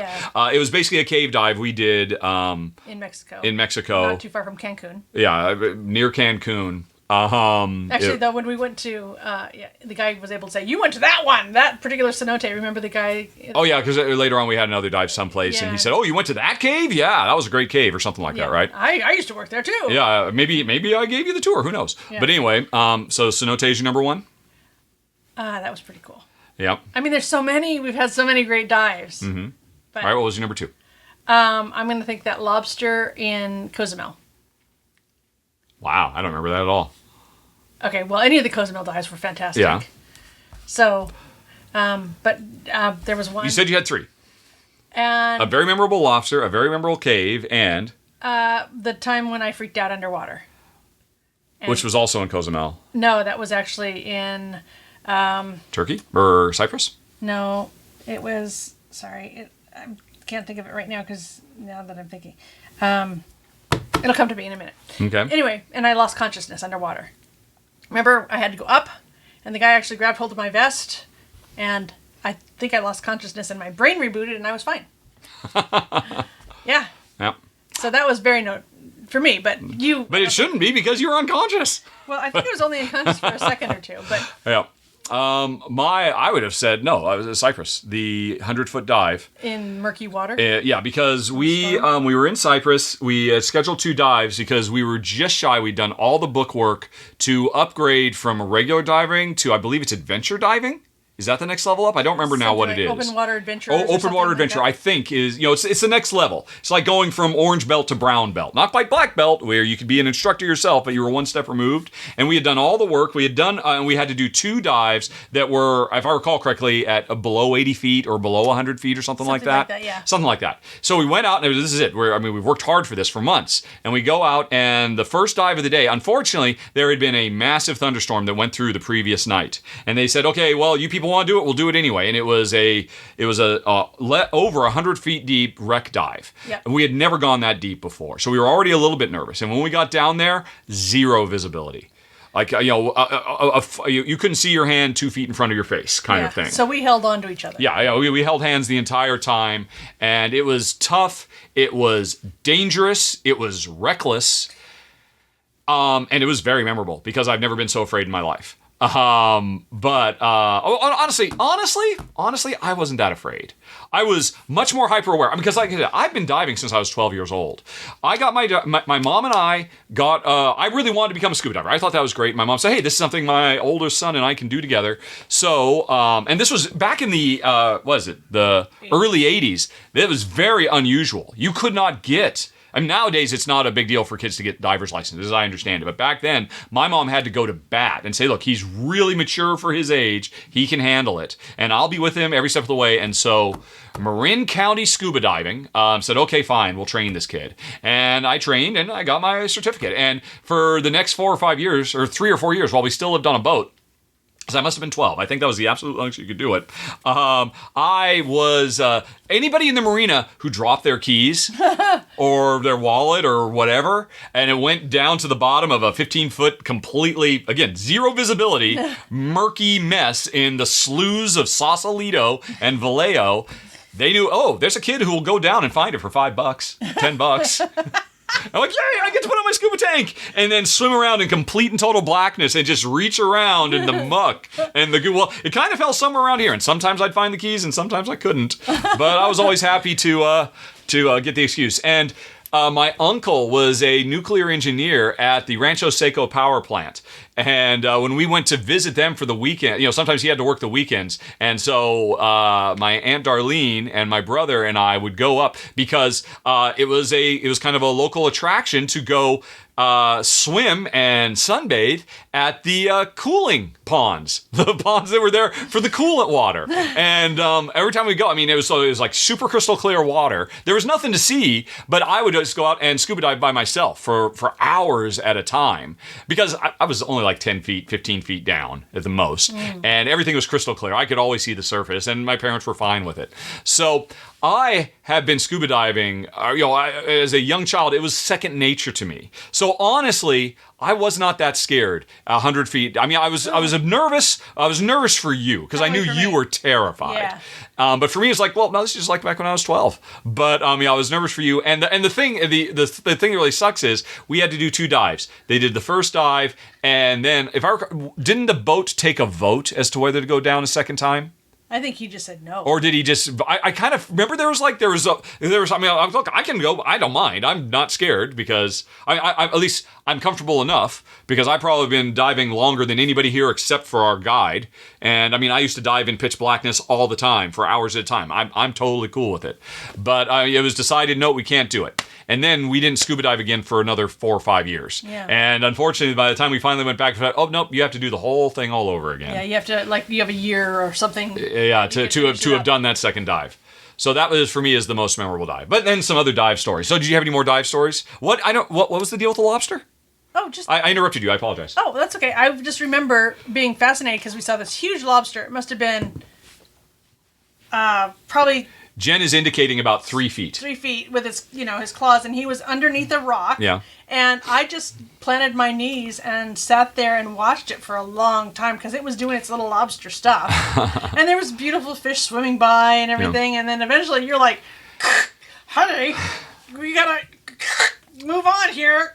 Over. Yes. What Jen is referring to is the fact that one of the things that has always made Jen very comfortable diving is the fact that after she got her scuba certificate, which happened because we were body surfing on our honeymoon, or our 2-year late honeymoon in Hawaii, and she conked her head, got a mild concussion, and had to be stuck for our week in Hawaii. She had to spend 3 days in bed rest. And so because there was a scuba shop down the road saying, hey, get your certificate in 1 day. Like, well, okay, I guess I might as well do that. Yeah, or it was something like that. Yeah. I mean, nowadays it's pretty much like that. I mean, yeah, but anyway, so Jen, basically she spent whatever it was, 2 days, 3 days, something like that, just stuck in bed, reading the manuals. Yeah. And by the time she was ready to go, I remember it was so weird for me to see you the very first time in your life ever wearing a mask and a snorkel and freaking out at the idea of just putting your face in the water and breathing. You just literally couldn't do it. It gave you and we were just in the shallow end of a beach, and you're just like, I can't do it because I can't make myself breathe when my face is underwater. Even though you had been skiing, you were like an avid skier. So you were comfortable as an otter in water, but yeah, you had just never snorkeled. So that was a very big, tough thing for you. And I think they were worried that, well, is she going to be able to do this? But you screwed your courage to the sticking place, and you got over it, and we did some scuba diving, and then you became addicted for a while. Yeah. And because of the time, not too long after that, we were living in Texas, so it was a very short flight to Cozumel. So we made several Cozumel trips and Cancun trips, and that's when we did the cenote dive and a bunch of drift diving, and including this lobster dive. But during all of this, I mean, scuba diving is zero. I've never been really nervous underwater. I take my regulator out of my mouth all the time. I don't even think twice. I'm just incredibly comfortable with it. But Jen has always been a little nervous. So we got we got a thing that basically creates a plastic bubble around your mouth, and you hold it in place with your teeth. And so you don't put the rag directly in your mouth. It's like the rag completely encloses your mouth, but it's a thing that's separate from your mask, so that you can still, if you need to go to your backup rag, you don't have to take your mask off. Right. And but because there's an air bubble around your mouth, you can talk. And it's literally, but to activate, and it had the ultrasonic thing that you put under your skull, like under your mask, subsonic, you put under your mask strap. So to activate it, you have to make a sound. And because if you said, "Hey, honey pie, look at this," all she'll say is, "Honey pie, look at this," or "Pie, look at this," or something. Yeah. So we got into the habit of pretending that we were CB truckers saying, we would just, because that was very easy to do. Your teeth like, "Hey, honey, we need to come over." And so what that meant is, it was actually, it encouraged very bad habit with Jen, because we've always gone on guided tours. She's never dove by herself ever, or with just the two of us. That's never happened. You've always had a professional guide. Trying to think, is that true? Yeah, even that one time you went without me in the Puget Sound, you still had a professional guide. I always have a guy. Yep, so a guy. Or actually, have we ever had a female guide? Scuba dive? I don't think we ever have. Oh no, come to think of it. Which is weird, and that is unfortunate. But anyway, so it engendered in Jen a very bad habit of, I can lag behind because she can hear me. I can talk to her underwater. Yeah. And so it's always my job to keep an eye on the rest of the group and keep an eye on Jen. And, there's like 100 feet between us. And I'm like, "Honey, we got to go. I can't see them anymore. Let's keep moving." She's like, "Okay, but the lobster is so lobstery. Look at the lobster." So how often are you going to sit and look at a lobster? Yeah. So, I mean, my case, I'm always off by myself, just trying to be the tether holding Jen to the rest of the group. Good. I appreciate that. Yeah. Unfortunately, we tried diving again recently within the last year, and we hadn't used that equipment for like over a decade, or maybe not quite that long, but a long time. And we got in and we found, it doesn't work anymore. Yeah, when we went to the training dives. Yeah, because we took training dives. We needed a refresher, and we found out they didn't work, and that was so that was the first time you ever dove without them. Yes. Or at least with me without them, and I think you were not enjoying those dives as much. No, I wasn't. Yep. So I've looked. They don't make that. I mean, the company still exists, but this was like a very brief window, and nobody's ever made anything like it, and it was the most perfect thing. It drives me nuts that it seems like it's almost a matter of pride. Scuba divers, I refuse to talk underwater because I've spent the time to learn this simple language of gestures and whatnot. Like, what? It's 2022. Everybody should be able to talk underwater by now. We were doing it in the 90s. How could this have actually taken steps backwards? It's crazy. Do you have anything else to say about scuba diving? No, it's just wonderful. Yep. Okay. I want to get back to Cozumel, though. Yep. Alrighty. Lance says, "Hey, everybody, I suspect Jen needs to check something because she keeps looking at the clock. Hang on, everybody. I'm going to pause for a sec." Okay, that was not a quick pause. It is now 50 minutes later because Jen had a Zoom call. So, which I almost fell asleep during. It was not particularly interesting, and Jen didn't do much talking either. Oh my gosh, I know. I probably got about 3 words in edgewise. Yeah, I know. You think I talk a lot. You should have heard this lady. Anyway, though, that's neither here nor there. We are going to continue. Which, by the way, honey, I do apologize. I know I talk a lot, and I try to give you every opportunity to speak, but sorry if I talk over you too much. Well, I'll just give you a little kick under the table if you need to. There you go. Yes. Anyway, Lance says, "There are 2 celebrities that I really relate to, Kevin Smith and Penn Jillette. What are your thoughts on Kevin Smith? I want to know about every movie in your history with him. Clerks, Mallrats, Chasing Amy, Dogma, Jay and Silent Bob Strike Back, Clerks 2, Jersey Girl, Zack and Miri, Cop Out, Red State, Tusk, Yoga Hosers, Jay and Silent Bob Reboot, Evening with Podcasts, and any other things of his you have seen. Well, you didn't mention the comic books that I've read. Yes, I'm a huge Kevin Smith fan. I always have been. And you don't even know who that is. Did a single thing. I suspect probably the only Kevin Smith movie you've ever seen, or certainly the only one you might remember, maybe you remember Dogma, which was a kind of a road show about a couple of stoners who were trying to prevent the apocalypse. And yeah, you liked it, but yeah, I mean, you only ever saw it first count. Anyway, though, I'm a huge fan, and I've always kind of felt like on a parallel life path to Kevin Smith. We're about the same age. I'm a few years older than him, and at the same time, he was doing the impossible, plucky little upstart, making an independent film that became a huge deal and transformative to an industry, Clerks. At literally the exact same time, I was doing the same thing with Siphon Filter, which was a small little game made by a bunch of people who just didn't realize that what they were doing should be impossible, and we made something that went on ahead to, kind of in certain ways change the direction of an industry. And, then he was able to make a career off of the success of that. I was able to make a career off the success of Siphon Filter. We eventually both got out of our respective careers. He was one of the pioneer podcasters of the day. And a few years later, I really went hard into YouTube, which is not something he ever particularly did, although he's got a YouTube channel now. And although, to be fair, he has since gone back to his roots and made more movies since then, whereas I have no desire to go back and do game design. But yeah, Kevin Smith has always been one of those celebrities that, hey, if you got to play a game with any celebrity, who would you want to play with? Kevin Smith would be high on my list.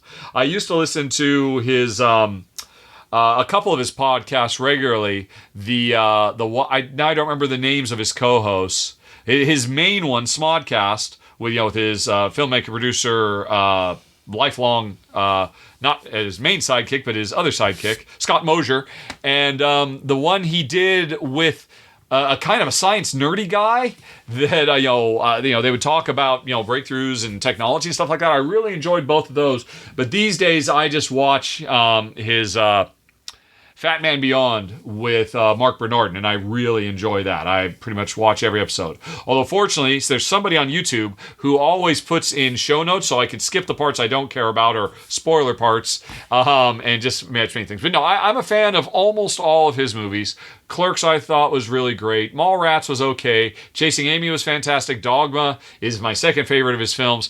Jay and Silent Bob's, those are fine. I'm not that crazy about them. They're not my favorite things that he does, although I understand that's where a large part of his following comes in. Clerks 2 was good. I'm very much looking forward to Clerks 3.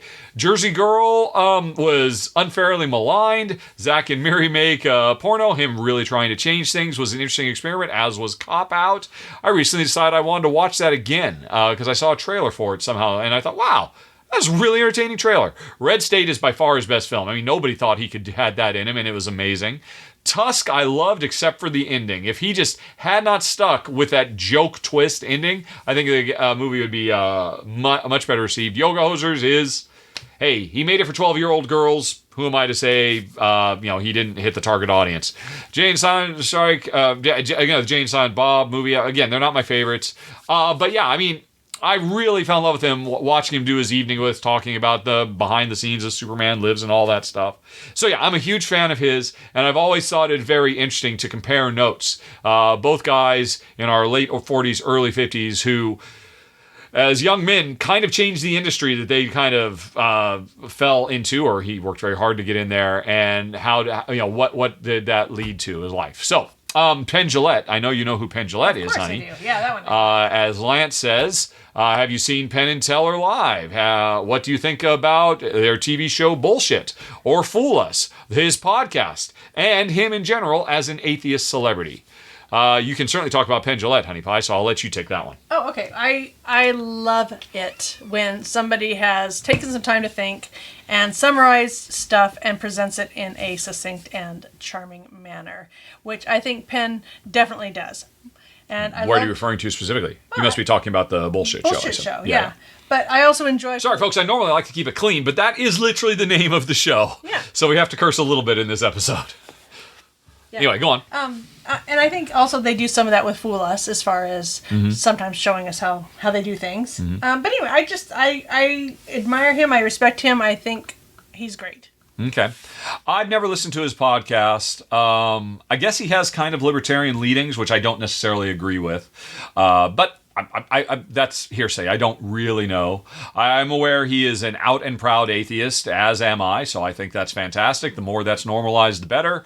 I thought Bullshit was great, especially the episode about recycling, quite frankly. Although, unfortunately, that has stuck with you. Yeah, well, and so with good reason. It's made my life harder because I do want to recycle more. Where it's useful and it actually works, yes, definitely. But let's see, and I've seen Penn and Teller live twice. Once in Vegas, maybe even twice in Vegas, and then we saw them also in London. I think you saw them once in London. I remember we saw them in London, and I've seen them at least once in Vegas, maybe twice. Yeah. And always put on an amazing show. Actually, it's interesting, when we went and saw them in London, they were, as they always do, they were hanging out outside the venue just talking to whoever would come up. And I thought very long and hard about going up, because I think at the time, Bullshit was still in production. So this was a long time ago. And I wanted to go up and say, hey, won't you guys do something about, the carbs? Or carbohydrate, there were no terms for keto or paleo at the time. This was so long ago. But how carbs are good for you is bullshit. You should totally do that. But I don't know. There was a lot of people. We wanted to go home. We lived in Guilford. It was a long way to get home, so I didn't. But I mean, that would have been an amazing show for them to do if they had. But no, he's since lost a lot of weight on. I think he's just gone on like a hardcore vegan diet. I believe. I think that's the case. I'm not 100% certain. Okay, I thought it was. As has Kevin Smith, coincidentally. And me, I lost a lot of weight by going on a hardcore low-carb diet. Speaking of atheism, Lance continues, my wife and I are atheists in a small town in Texas, which is not common. We have 2 kids and are raising them in an atheist household in this town, and that has its challenges. What are your thoughts on atheism? How did you come to it in your life? How open are you about it with your family, friends, and people in general? Have you ever had children? No. If you ever had children, how would you handle teaching them that? Well, I'm an atheist. I don't know that Jen is. I think she probably errs more to the side of just agnostic. Spiritual person, not a... But are you really? I mean, I don't think you are in such a way that it actually, defines how you live your life in any way. In any kind of meaningful metric. Well, I don't... I bulk at... You had this touchy-feely thing. You say, I believe that there's energy. Yes, I do. And what does that mean? I don't know. There's just energy, and energy persists. And that's pretty much all you got, I think. Yeah, I don't know that there's a guiding spirit or anything like that. I just think we're all energy, and our energies interact with each other, and hopefully in a good way. Mm-hmm. All right, and that's it for Jen. I don't know if...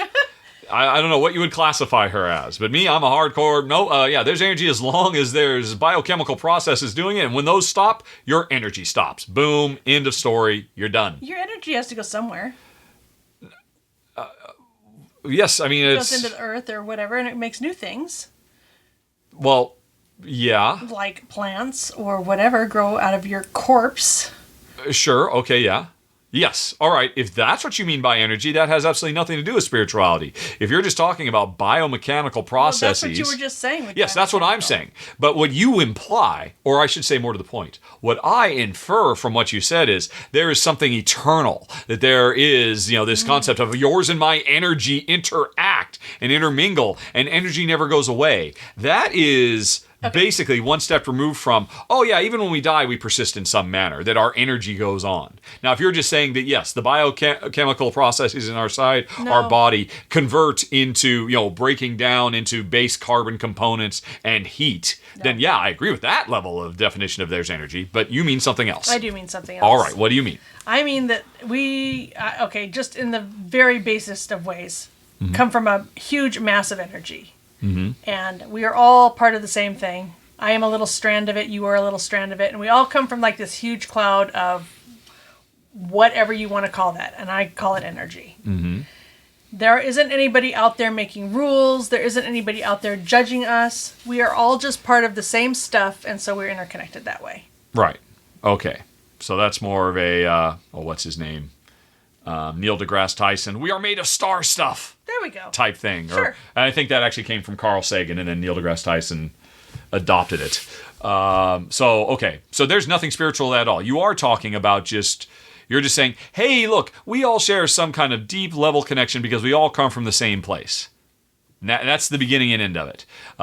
Because a bunch of stars in the early part of the birth of the universe created a whole bunch of chemical compounds that were scattered for far reaches, and those things coalesce to become us. We all come from the same place, so we should all treat each other with kindness and respect. That's basically it then. Right. That is not how I've ever taken it when you said, I believe there's energy that binds us. Always sounded more like you're talking about the Force, quite frankly, or something. But that's not what you mean. These are big questions. Don't blame me, blame Lance. The atheist. I don't know why they're not the same thing. What does that mean? Well, why isn't whatever binds us together not the Force, if that's what you want to call it? Well, again, what properties are you ascribing to this binding agent so as not to get a copyright strike against us from LucasArts? Okay, yeah. In what tangible way? I mean, people who are spiritual and religious generally go a step beyond what you're doing into no, I have a soul. The energy you're talking about is my soul, and that defines me as a being. This crude matter matters not. Yeah. It is my soul that is important, and it will go on, and therefore I have to live my life according to certain prescripts that have been handed down from a bunch of people who really didn't know much about anything, quite frankly, to do with the material reality of the existence. And yet somehow they had the right thing because God told them. Right. I think the powers that be at the time have twisted and... Right. But anyway, so there's that. I'm like, there's nothing. There's nothing. There's just... no wonder you're totally not interested in dying then. If there's nothing. Of course. Geez. Yeah. I don't want to die. It's the worst, and it's all over, and there's so many things still to experience. I will never, in 1,000 years, experience everything this world, as of today, offers me that I will enjoy. I mean, I can't possibly see it all, hear it all, and I want to consume more. But I don't know, you're somewhere between those two, and I guess you're closer to me, but I still don't have a firm idea. I don't really think I know exactly either. But, okay, so... one thing that I've always thought religion had going for it is the comfort of thinking that you will see your beloveds in the afterlife. Oh, sure. That would be lovely. And that, I think, is something that makes me want to hold on to this idea that there is something more to us than just the chemicals that we're made of. Mm-hmm. And so, I don't know, there's been so many cultures that think that you have several lives or that you get to come back as something else. Sure. Not as a conscious you again, but certainly that life continues on. Mm-hmm. And so I used to debate this with my mom, who was very religious, very Buddhist. I don't want to say, not religious, but very spiritual. All right, fair enough. Yes. Thank you. Mm-hmm. She was very anti-religion. Yeah. But she had very strongly held concrete. All of them. Oh yeah. She was a religious scholar for the second half of her life. Yep. So after being an Air Force nurse for the first half of her life. And a nurse. And then a professional nurse. And at some point, in her 30s, I guess, maybe her 40s, well, I think she said, I'm all about studying spirituality for the rest of my life and going to Buddhist communes and retreats. And so you've heard a lot of that from her over the years. And I'm sure it's had an influence and impact on you. Yeah. And you were saying that you and her would discuss. Yeah, so we would discuss, like, how... If there are souls out there, if there's a single person and that's a soul and that person gets born again, how is that possible? Because we've got so many people alive right now. How does that work? But I think what has probably happened is we're taking the energy of previous beings, meaning all the dinosaurs and everybody that died before us, and that's what is giving all of this life to all of the people alive today on this planet right now. Right. Well, but I mean, when you say that, I could interpret you as saying you're talking about fossil fuels. And its ilk. You're talking about very logical, pragmatic, nuts and bolts, carbon composition The energy but that you're talking of those about more beings. than that. Well, I'm You're talking about the energy of those beings. You're talking about life force. Yeah, I guess so, yes. Right, which is not something that can be measured in joules or pascals. So you do believe there is some kind of equivalent of life force. Yes. And you could call it literally the living force from Star Wars. Because Star Wars, if you really go deep into it, has, there's the Force, which is what everybody thinks about, which is basically magic tricks. But no, Lucas there's this whole other side to the Force, which is called the living force, which, very briefly in the prequels, Qui-Gon Jinn in the first movie talks about. And it's like, the Jedi spend way too much time worrying about, I forget, there's the other thing, there's the active force and the living force or something like that. And Jedi are too dogmatically focused on this one thing, when in fact, it's the living force you must listen to, young Padawan, he says to Obi-Wan in the first movie or something like that. And and there's like this whole other thing, and that's about that's much more closer to souls and Katras. That's why in Star Wars lore, Qui-Gon Jinn was the first one who could ever become a Force Ghost, who ever came back, because he was mindful of the living force, not whatever the other term of the force is. Now that's going to drive me nuts. I need to look it up. Although I didn't mean for this to become living force and other cosmic force. There's the cosmic force and the living force. And Jedi use the cosmic force, which is how they lift rocks and do lightsabers and all that. But the living force is what comes from within us, and it's what allowed him to come back as a Force Ghost. And he trained it to. That's why you've only seen 4 Force Ghosts: Qui-Gon, who trained Yoda, and he also trained Obi-Wan, and then Anakin kind of got a pass. Sorry for spoilers for 20-year-old movies, everybody. But anyway, sorry, that's neither here nor there. So you are kind of in there is some kind of living force.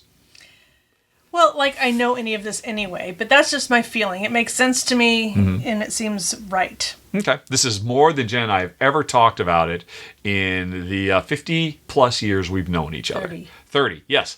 Because I am 50. I met you in my 20s. And I can't do math. I just went straight to the big number. When in fact, it was the big number minus the small number equals the medium number. Oopsie. Well, anyway. But it's hard. This stuff is hard. For me, it's super easy. Because I don't begrudge you feeling that way, honey. If it makes you feel better and if it makes you a better person, hey, that's great. But that holds no value or meaning to me, because to me it's just all simple science. We are just really just ridiculously complex organisms that have gotten big enough with our brains that we can start telling ourselves comforting stories. And there's nothing wrong with that. There's nothing wrong with being comforted. If it makes you happy, it can't be that bad, as long as it doesn't hurt somebody else, which is the part that Sheryl Crow left out of the song, unfortunately. She really should have added that, but then it wouldn't flow quite as nice. So, what are your thoughts on my atheism, Honey Pie? I think it's absolutely fine. Okay. Because are you worried that because I don't believe in it, therefore I will not... But no, your beliefs do not require belief. Right.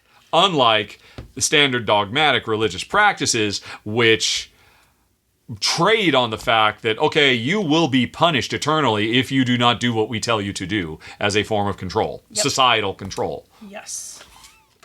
Right. So you don't prescribe to that. Right. No. So you're not worried. You figure, I'll live on and we'll be together again, or whatever it might be. Yeah. That's all cool. That's lovely. It's just I don't believe in it.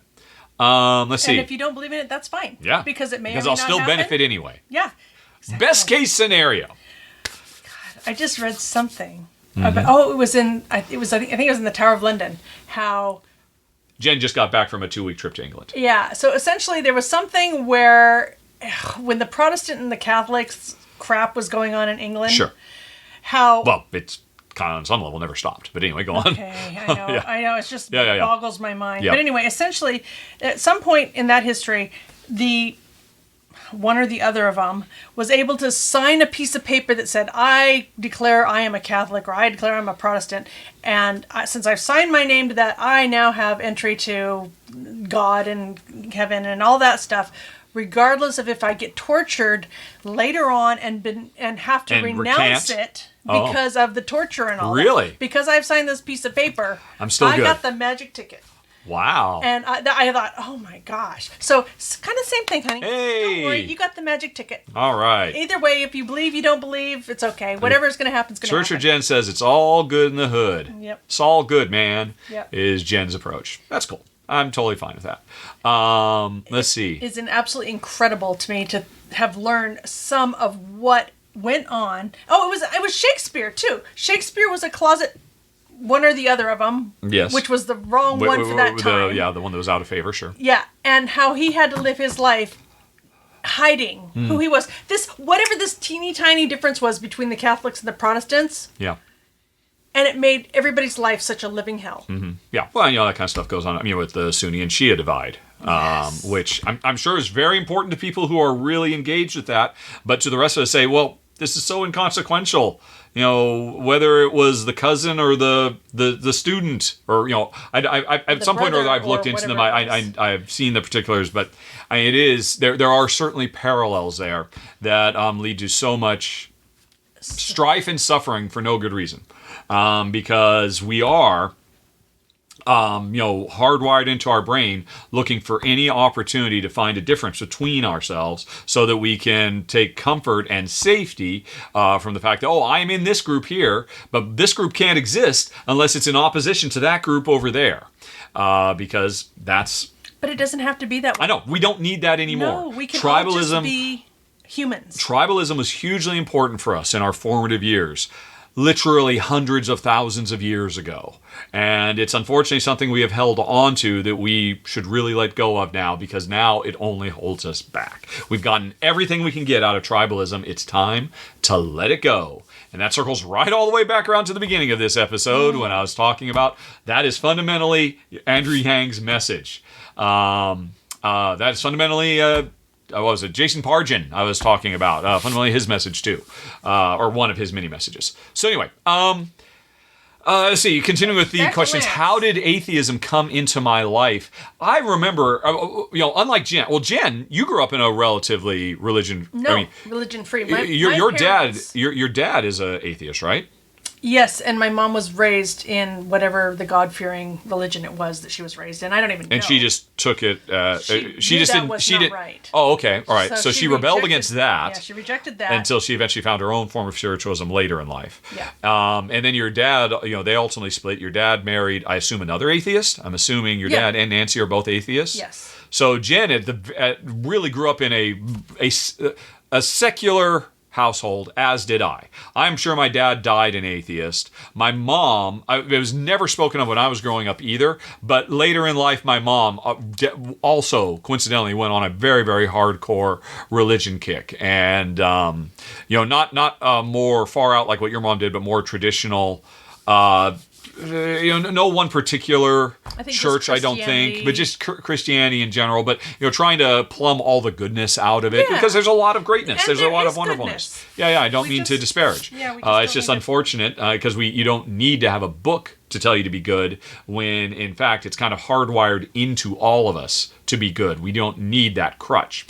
But so we both grew up in secular households. I remember as a very young child, in Knights Landing, California, at one point walking by the only church in town on the way home from school that I walked by every day.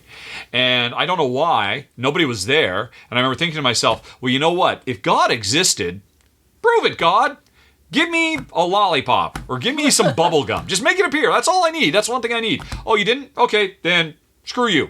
I remember having this very clear internal monologue with myself and making the decision right then and there. Well, okay. Then I gave you a chance. Yeah, but you had your chance, pal. I wasn't asking much.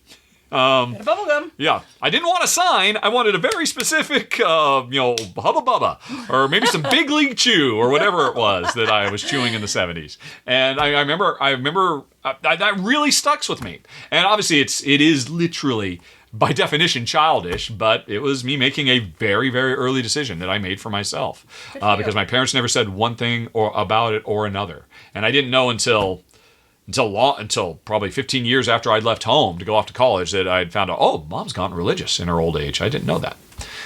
Although actually, and then towards the end, she'd pretty much completely abandoned it again. Yeah, I mean, for the 4 years she's been with us, she still. I don't think she put any of her crosses out or anything like that, right? I don't believe she was reading the Bible. Yeah, none of that stuff. It was a phase she had gone through. Yeah, we had a lot of Bibles though.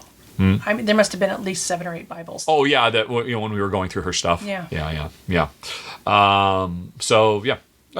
Everybody goes through phases in their lives. Yeah. How open are we? I've always, as I was a little kid, and actually the most convenient thing about being an atheist is whenever Jehovah's Witnesses or any other missionaries come knocking on the door, and they say, well, have you heard we'd love to share with you the word of the Lord or whatever. Sorry, I'm an atheist. And that just, okay, let's go to the next house. So that's always been very convenient. I've been very, very happy to have that get out of jail free card, get out of conversation free card many, many times over the years. But I don't think I've ever been in a situation where I had to keep that to myself for polite. And actually, I'm curious now. Rise of agnostic. Just let's see. The number of Americans with no religious affiliation is rising, according to the Scientific American. The world's newest major religion, no religions. I mean, there's tons of articles about this that, I'm sorry, religion, you are on the ropes. Come back in 500 years, you're gone, baby. You're Gonzville. It was interesting. Gene Roddenberry, the creator of Star Trek, always wanted to keep religion and God and anything. He said, hey, in the future, he was a famous atheist too. In the future, this will all be gone. And writers are always trying to sneak some in because, hey, they're writing stories about people of today under the guise of aliens of tomorrow. I think over time we will completely abandon it. And that's not to say people who are listening to this right now, who get a lot of meaning in their life, hey, that's great. I'm happy that you get meaning in your life. As I said earlier, if it makes you happy, it can't be that bad as long as you're not hurting anybody else. The very important caveat to that wonderful Sheryl Crow song that I wish he'd put in there so I could just sing the lyrics as originally stated. If you had children, how would you deal with it? Well, that's a good question. I mean, you could ask me a million things. If I had children, how would I deal with X, Y, or Z? I have no idea. I've never given it thought one. I guess I would probably just follow in the footsteps of my parents. Yeah. Hey, it's just not a topic. I can remember as a kid, I had Sheila Jurgensen. They were Mormons. Oh, was a friend of yours? Okay. A friend of mine, and she said, would you like to come to church with me? Yeah. And we'd never gone to church or anything, and so I asked my mom if I could, and she said no. Mm-hmm. And I said... Oh, because she had a very strong... aversion to it. From her, because of her upbringing, yeah. Yeah. And so that was really interesting. That's kind of the first imposition of religion with a yes or a no kind of thing in my life. But the weird thing was, Mom told me that when I was a little girl... So this is years later, as an adult having a conversation with her? Within the last 10 years or whatever. She said that when I was a little girl, like maybe 2 or 3, she says I would have conversations with the baby Jesus. Really? Yeah. Just talking to yourself, and who are you talking to? Baby Jesus. Yeah, and how would I have even known there was a baby Jesus? That's a good question. I don't know. So that is a very weird thing. So I must have had some influence in my life. Someone, maybe a babysitter or something. Something, yeah. And it wasn't Mom, but yeah, the baby Jesus and we were... Well, I mean, yeah, in our childhood in the 70s, obviously, religious influence was a much bigger part of pop culture. It's just much more assumed. Yeah. But, that is... falling with every passing generation. Okay, Lance then followed up with another email where he changed the topic entirely because based on our RV conversation of the previous podcast, Lance wanted to suggest an app called Roadtripper or other trip planning apps. Sure, there's many other ones. On their road trip last summer, they used it to make the trip make it so much better. We had a few destinations, but left extra time to get to each place and use the app to find things as we drove. Oh, nice. There are tons of fun things to do in the middle of the country, especially if you're interested in things like national parks, hot springs, etc. We don't have an RV, but we regularly stay at, what is KOA Campground? What's the Campground of America. Campground of America, with a K? Yes. All right. I think there are KOA sites in every state and even some non-destination places in case you just need to stop. You can tell they're located between 2 major destination stops. Also, as a person who does not have... and then he's... all right, so... well, that's just a bit of advice, Honey Pie. Cool. To your point of, I don't want to drive across country. It'll be the most boring thing ever. apparently you need to download Roadtripper for your phone, and you will be surprised. Okay. All righty. Thank you. Thank you, Lance. And then Lance finishes with, as a person who does not have much time for YouTube, good for you. Quite frankly, it's probably much more important things to do in life. I really hope, Lance continues, that the podcast continues. It's my one way to keep up with the best voice in board gaming. You must mean Jen. Totally understandable if you can't, but I've really got my fingers crossed. Just a few thoughts, thanks. Yeah, actually, it's interesting, Lance. I haven't recorded the intro for this episode yet, but I will have to mention, what was it, 5 months ago, I mentioned, hey, this might be the last podcast because we have fallen so low in the Patreon funding, and the Patreon funding has climbed back up, but it's still below where it used to be to do the podcast. And Elf Creek Games, who I mentioned right at the beginning of the show, although I haven't recorded it yet, has stepped up to sponsor the last 5 episodes, but they just signed up for 5. I don't have anything lined up, so I don't know. This might be, once again, the last episode or not. Or, again, the backers on Patreon, they can say, well, okay, Rahdo, we'll have one less run through a month from you so that we can have the podcast instead. I'm fine either way. They're all about the same amount of work. So we'll see how things go. But thank you very much, Lance. I'm glad you've enjoyed it. Even if I stop doing this Q&A podcast, of course, there's still all the other stuff on the podcast channel that would continue. The R&Rs through L, the occasional top 10s, the roundups and all that stuff. But, and that includes, now that I've started doing live streaming, the behind the scenes stuff. And that's kind of Q&A focus. So that kind of stuff might continue as well. But it'd probably be a lot less of what we're doing right now, talking about the existence of God, which is probably, you don't hear that much in most board game podcasts. Nazgoth says, after years of not being very interested in the doggo part of the podcast, we suddenly realized we need a dog. Oh! Especially their 6-year-old daughter who will never have a brother or sister that she wants due to medical reasons. Also, since the pandemic, we're allowed to work much more often from home, which means from now on we have more time to take care of a dog. It would be home alone only 1 day a week for about 9 hours, and dogs can totally handle that. If they're introduced to it, well. After lots of research, we think a Beagle might be the best fit for us. That came as a bit of a surprise because for some reason I had the impression Beagles were a bit too wild and intrusive as a first family dog, but the information I gathered seems to contradict those prejudices. In your years of experience, would you recommend a Beagle as a first dog? We have no experience at all, but are willing to learn and will definitely take good care of him or her. Okay, well, first of all, get a girl. Okay. Get a girl dog. They are so much easier. There's a lot of things. I mean, of course, you'll probably get either one. Spain, why? Why get a girl instead of a guy? Well, okay, Boy. I was just in England, and I spent some time. My friend, I stayed with her the weekend, and she had a male dog. Okay. And it is incredible. Which was fixed, I assume. Did not have its bollocks. Its bollocks had been removed. All right, anyway, go on. It was just amazing how much more... And maybe this was the dog, but anyway. What kind of dog was it? It was a little Yorkie. A Yorkie, okay. Yorkshire Terrier. Just much more dominant, much more energetic, much more out there sniffing around, looking at stuff. Much less interested in just having a nice cuddle and hanging out with you.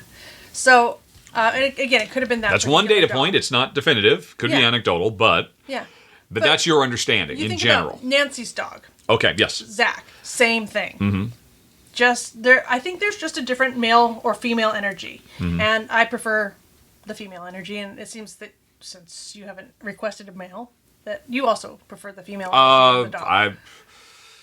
Growing up, my first dog, Lucky, was a girl. Our second dog, Wiggles, was a girl. Our third dog, Boatnik, was a girl. And then Harley was a boy. And that was all the dogs we had when I was growing up. Harley, I knew Harley. And then Hobbs. Hobbs was a boy. But, I mean, they got Hobbs after I went off to college.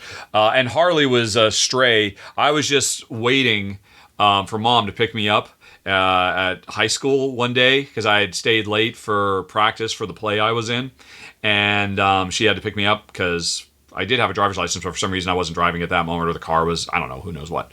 But anyway, I hadn't stayed up at the high school. The high school, North Mason High School, is the top of a very, very long, like quarter-mile wooded hill road. And to save her the time for having to drive all the way up, because it was kind of a pain, I had walked all the way down to the main road. And I was just sitting there along a very busy 2-lane, very fast road, and this mutt walked up and just wouldn't go away. And so I petted the mutt and bound maybe give you some food or something like that. And then when Mom eventually showed up, Harley, which we ultimately named him, just kept trying to get back, jump in the car. And Mom decided, well, we can't just leave him here. He doesn't have a collar. I'm sure they checked to see if he was chipped. He probably wasn't chipped. Yeah. And so that's how we ended up getting Harley. There was chips back then. Yeah. And I mean, but that was like, I mean, I was only had Harley for a year because then I went off to college.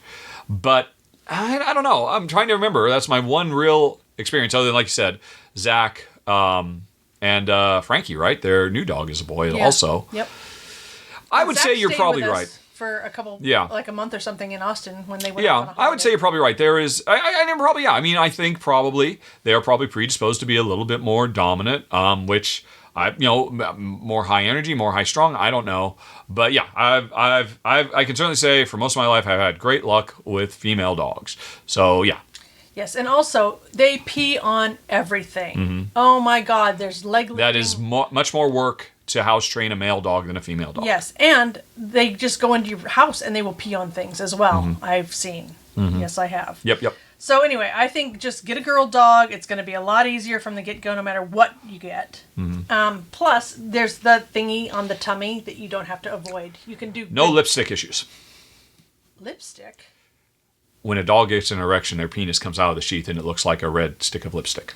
Okay, I wasn't even talking about that. I'm just talking about that thing right there in the middle that I don't want to pass. Penis shaft, yes. Just yuck. Anyway, so girls are good for that. So back to Beagle. Beagle or something else. Our first dog was he had more questions. I don't know if you have much experience with kids. Do you think a Beagle would be a good family dog? Do you have experience raising Beagle puppies, or do you always adopt them later? Do you have any advice, warnings you can give, anything you wished you'd known about before having your first Beagle or dog in general? A dumb dog question, when adopting a dog, did you always keep their old name, or did you and Jen choose a new name for yourself? Right. So there's some specific stuff. So first of all, kids. Obviously, we don't have kids, but you've got a lot more experience with kids than me. What are your thoughts about Beagles specifically and kids? Well, do you remember Dobby and the two neighbor kids next to us in Austin? Can we take your dog for a walk? Yes. Oh, she loved it. Seems like every Beagle we've had loves children. Yes, including Daisy, who's half Beagle. Yeah, and just absolutely adores children. It seems like they're very good and gentle. They can be a little rambunctious if you have very, very young kids, like toddlers. That the dog might not be smart enough to realize, if I jump up and put my paws on the shoulder, I will knock the toddler over because I just want to sniff or lick their face. Yeah. So you're talking about that. But I mean, if your kids are 4 or 5 or 6, probably even 3 or 4, I can't imagine there's any problem. What? I'm just saying, did he say how old his kids are? No, he did not. No, he has one kid. Yes, they have one 6-year-old daughter. Okay. So no. I mean, that Beagle is probably going to love your daughter like nobody's beeswax. Yes. And just want to snuggle with her all the time. And have some adventures too. Yeah. I would say, I mean, certainly to your specific questions, the biggest thing to know is, as I understand it, Beagles are harder to train than a regular dog, right? They are a higher level of difficulty. They have a more stubborn propensity towards stubbornness than other breeds. Is that correct? Some other breeds. Yes. Because they are, they were hunting dogs at one point. So they're scent driven. And they're more independent. They were bred to be relatively free thinkers. Yep. Because they are hunting dogs. Yep. So that's something to bear in mind. Yep. And so our first Beagle, Dobby, we had from 6 weeks old or 8 weeks old or something like that. And you worked very, very hard with Dobby. Yeah, I can remember that she was a tough teenager. At about 2 years old, she got a little bit rebellious and stubborn. But once we got through that period, she was great. Well, what did you have to do? I was working full time, so I have no idea what went into the training of Dobby. I think so for the first couple of years of her life, she was with Scuttle, our first dog, who was very well trained and a lovely dog. Why was Scuttle so well trained? Scuttle was a Lhasa Apso mutt. Yeah, we don't know what the other half was. Lhasa Apso and something. Yeah, and we got Scuttle at 6 or 8 weeks as well. That was our first dog. Why was Scuttle so well behaved? Well, Lhasa Apsos were palace guardian dogs. Yes. And so their interest is primarily sticking close to their people and guarding them. Whereas Beagle's primary interest is going out and hunting, flushing game and such. Yeah. So you're looking at two different kinds of personality there. But Scuttle trained Dobby. And so I think that's one reason we had a really good... Well, I mean, Scuttle, it's not like Scuttle was actively saying, oh, sit, roll over. Yeah. But rather you're saying Scuttle gave Dobby a good reference point. Yeah. Or this is how I should be. Yep. There's no other dogs around. This is how this dog's acting. It's how I'll act. Yep. Right. Yep. Where are you saying then that 2-year stubborn, was that after Scuttle died? No. I think Scuttle was still with us then. Okay. But Scuttle was getting old, of course. I think it was just... I think that there are, like toddlers, they have that kind of terrible twos. And I think Dobby just also had that time where she was pushing her boundaries and seeing what... And it wasn't that long. I think it was maybe a 6-month period. Right, but what... She sort of forgot her training and kind of pushed boundaries and wasn't listening as well, wasn't, following commands well. That was like 20 years ago, so I'm trying to remember. But I do remember feeling like, oh, Beagles. Because I didn't remember that was Scuttle. Right. But Scuttle got a lot less slack, too. Scuttle had to sleep in her own little room from the day one, and we treated her like a dog. Yeah, it is your, Yeah, because I read some books about how to do it, and then we did it how the book said. Yeah, the crating stuff and... and all of that. And, obviously, the longer we had Scuttle, the more relaxed we got, and I think then Dobby came into our lives when we were far more relaxed. So, but she was never a mean dog. She was never... would never hurt anybody or any of that. So as far as having kids around a dog, I think Beagles are fantastic. Yeah, I think you're right, Lance, that they are pretty widely regarded as amazing family dogs. Yes, definitely. I mean, there's a reason the most famous cartoon of dog of all time was a Beagle, Snoopy. Yep. Yeah. So we had a Beagle puppy in Dobby, but the other Beagles that we've gotten as adults. Yeah, rescue dogs. Yeah. And we renamed every dog we got. No, we didn't. Tallulah came as Tallulah. We renamed one of the 3 dogs we got. Yes. I don't know why I said Gertrude came as Gertrude. Yes. Daisy is a stray. We have no idea what her name was. Right. So we called her Daisy. And if we could have, if we knew what her name was, I'm sure we would have stuck with it. But we had no choice. And it was fine. I think people change dogs' names all the time, and they adapt. They're used to it. It's not that big a deal for them. Nope. We have many times... We don't speak Italian to her either. I have gone on websites and tried top 20 common dog names in Italy, because she's a Sicilian dog, and tried them at her, and she never really seemed to... There was one name that we did see she kind of responded to once, but then she stopped very quickly, so it might have just been some... Yeah.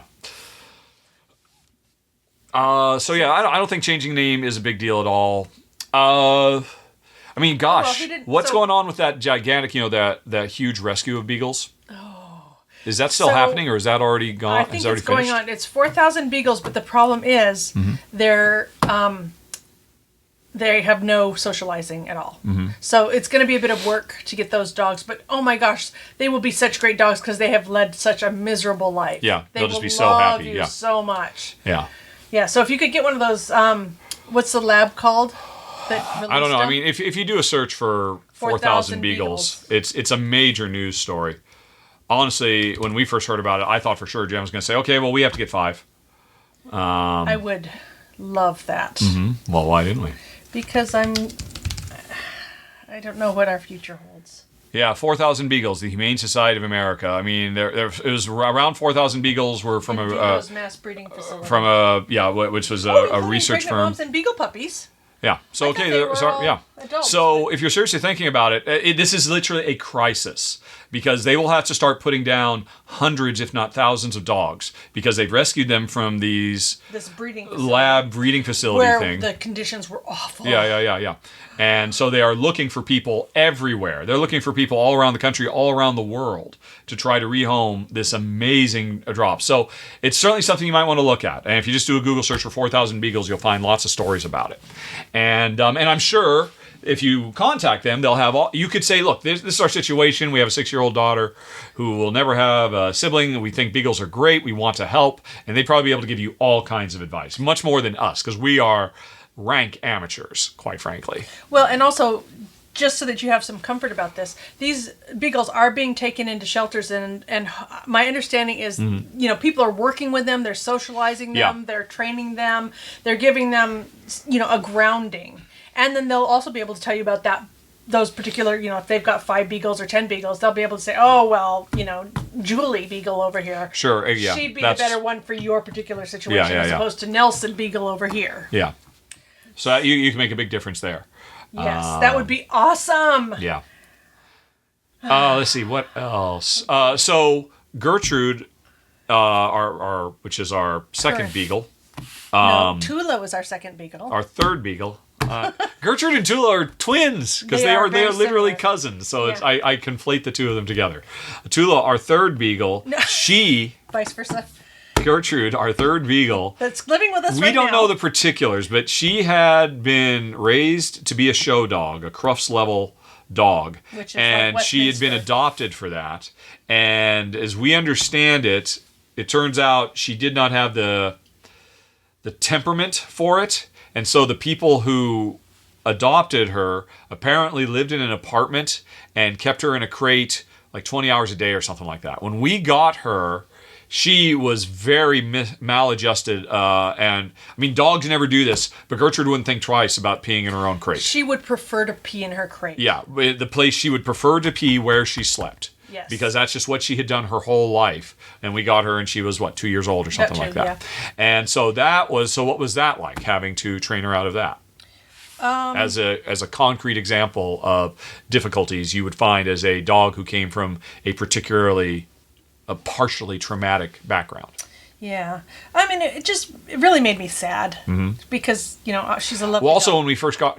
When we got her, it was her predecessor, Tula, had huge separation anxiety. Oh, yeah. Remember, if we would leave the house together, the neighbors would say, oh, yeah, she howled for hours while you were gone. Yeah. She just never stopped. So that was another thing that we had to work with. Yeah, we actually got a trainer to come help us with that, remember? No, I don't, but I believe you. I was still working at the time. Yeah, I know. So take me up to you, pretty much. Yep. So basically, we got out of that by just a lot of training Tula of coming and going. I would leave the house for a second and come back to show her I was going to come back. Yep. And I would do that 20 times. Mm-hmm. And then, we'd take a break, and later on in the afternoon, I'd do it again 20 times or 30 times or whatever it was. And eventually we got instead of being gone for a second, I could be gone for 5 seconds and I'd come back in. And, literally 1 second. You close the door, 1 Mississippi, open the door. Yes. That short. Wow. Yeah, because she was so separation anxiety-ish. Yeah. So I think, that's one good thing about getting a puppy is that you get them young and they learn how your household works, and you just grow up together, really. So that's nice, but you do have the puppy training issues. I mean, there's going to be whittle on the floor, and there's going to be things chewed up, and I would say it's ultimately more work. It's the same thing as having a baby. Well, you've got baby things that have to. Yeah, but I would have thought ultimately it was more work to train Scuttle as an 8-week-old and Dobby, because since then we've gotten 3 dogs and they all came to us anywhere from 2 to 4 years old, right? And with the exception of Gertrude, they were all house trained, so that was a big deal. Or they knew that they shouldn't try to. They should ideally go stand by the door at the very least and hold it until you let them out. Yeah. And we've always just made dog doors everywhere we go. Yeah. So I've just trained. Look, it's easy. You can just go in and out anytime you want. So it's one less thing we have to worry about. So that's always worked out very well for us. I don't know if it works for you, Lance, if you have a yard that you could close off to let them come and go, but that's obviously really, really great. Yeah. But I always had the impression, working full time and not being there, that you had to put a lot more work and effort into getting puppies than we've ever had to do with Tula, even with her separation anxiety, with Gertrude, even with her socializing. What was I going to say? What is it about Gertrude? When we got Gertrude, there was. Her peeing in her own crate. Yeah, and she hadn't been socialized. Yeah. So she's still very, very shy. Yeah, she's an incredibly shy dog. It really takes her quite a while before she gets comfortable being around other dogs, and even people to a certain extent. Yeah. She said, I see your person there. I'll just stay over here. That's fine, thanks. And that's okay. It needs less work for us. And then our newest one, Daisy. She's pretty much a wild dog. We don't know how long she lived on the streets in Sicily, but she was found pregnant. And abandoned. And yeah, she's always been very headstrong. She's half beagle, we think half griffin, petite, something or other. What was it? PBGB. Petite Basset Griffon Bindine or something like that. Something like that. Apparently, it's a stubborn terrier type and a stubborn beagle. And really, our biggest problem with Daisy is that we've tried, and she is not good at coming at all. Supposedly that is a big thing that you always hear about beagles. Never let your beagle off a leash because once they get a scent, they'll never come back. We have never had a problem with that with Dobby or with Tula in any significant way, or Gertrude. They've all been pretty good. Daisy is a monster. Daisy just will not listen. She won't listen to me at all, and she barely listens to you. And I'll be honest, I said, okay, let's just do this. We got a shock collar. Now, we have never shocked her with it. We will never have to shock her with it. Because these shock collars, you put them on, and yes, they have the little shock thing, but we could literally put it on the other way so the shocks wouldn't even touch her skin. We have it on so loose, I don't even know if it would shock her. But the thing is, what she is wearing around her neck is a little thing that we have a remote control that will beep. Yep. And if we need to take it to level 2, if she doesn't listen to the beep, it will literally vibrate like your phone on vibrate. Mm-hmm. And if we push that, she'll stop doing anything and say, oh, I need to go back. Okay. Yeah. Because some weird, mysterious force in the universe, coincidentally at the same time that they said come back, is just, so I guess I better do that then. I don't think we've ever had to zap her. No. Yeah. And so I recommend it. It's basically a remote control for your dog if you're at all worried about that. Although, of course, you obviously follow leash laws wherever you are and stuff like that. Yeah, but it's also nice because you don't have to yell. Oh, that's true, too. Yeah, because we do. I mean, we have a really nice little wooded area. It's very, very big, and we would have to shout at the top of our lungs to be heard if the dogs are at the other far side of the COSP. I'm not sure how to say that word. It's the first time I've ever say the woods. It's the first time I've ever tried to say that word out loud. But I know that if why did I say Ruel? If Daisy is all the way at the other end of it and around a corner, can't see us, can't hear us, I can just push the button, and that beep will get her attention. Yep. And then say, they are calling me. I guess I'll come back. And if the beep doesn't, the buzz does. Yep. It's worked 100%. So I'm super happy. And there are some that have a little citronella spritz. It's more for preventing dogs from barking. It really. Yeah, it'll do a little citronella spritz, and then that's supposed to prevent barking. Why? But speaking about that, I've never heard. I'm curious why.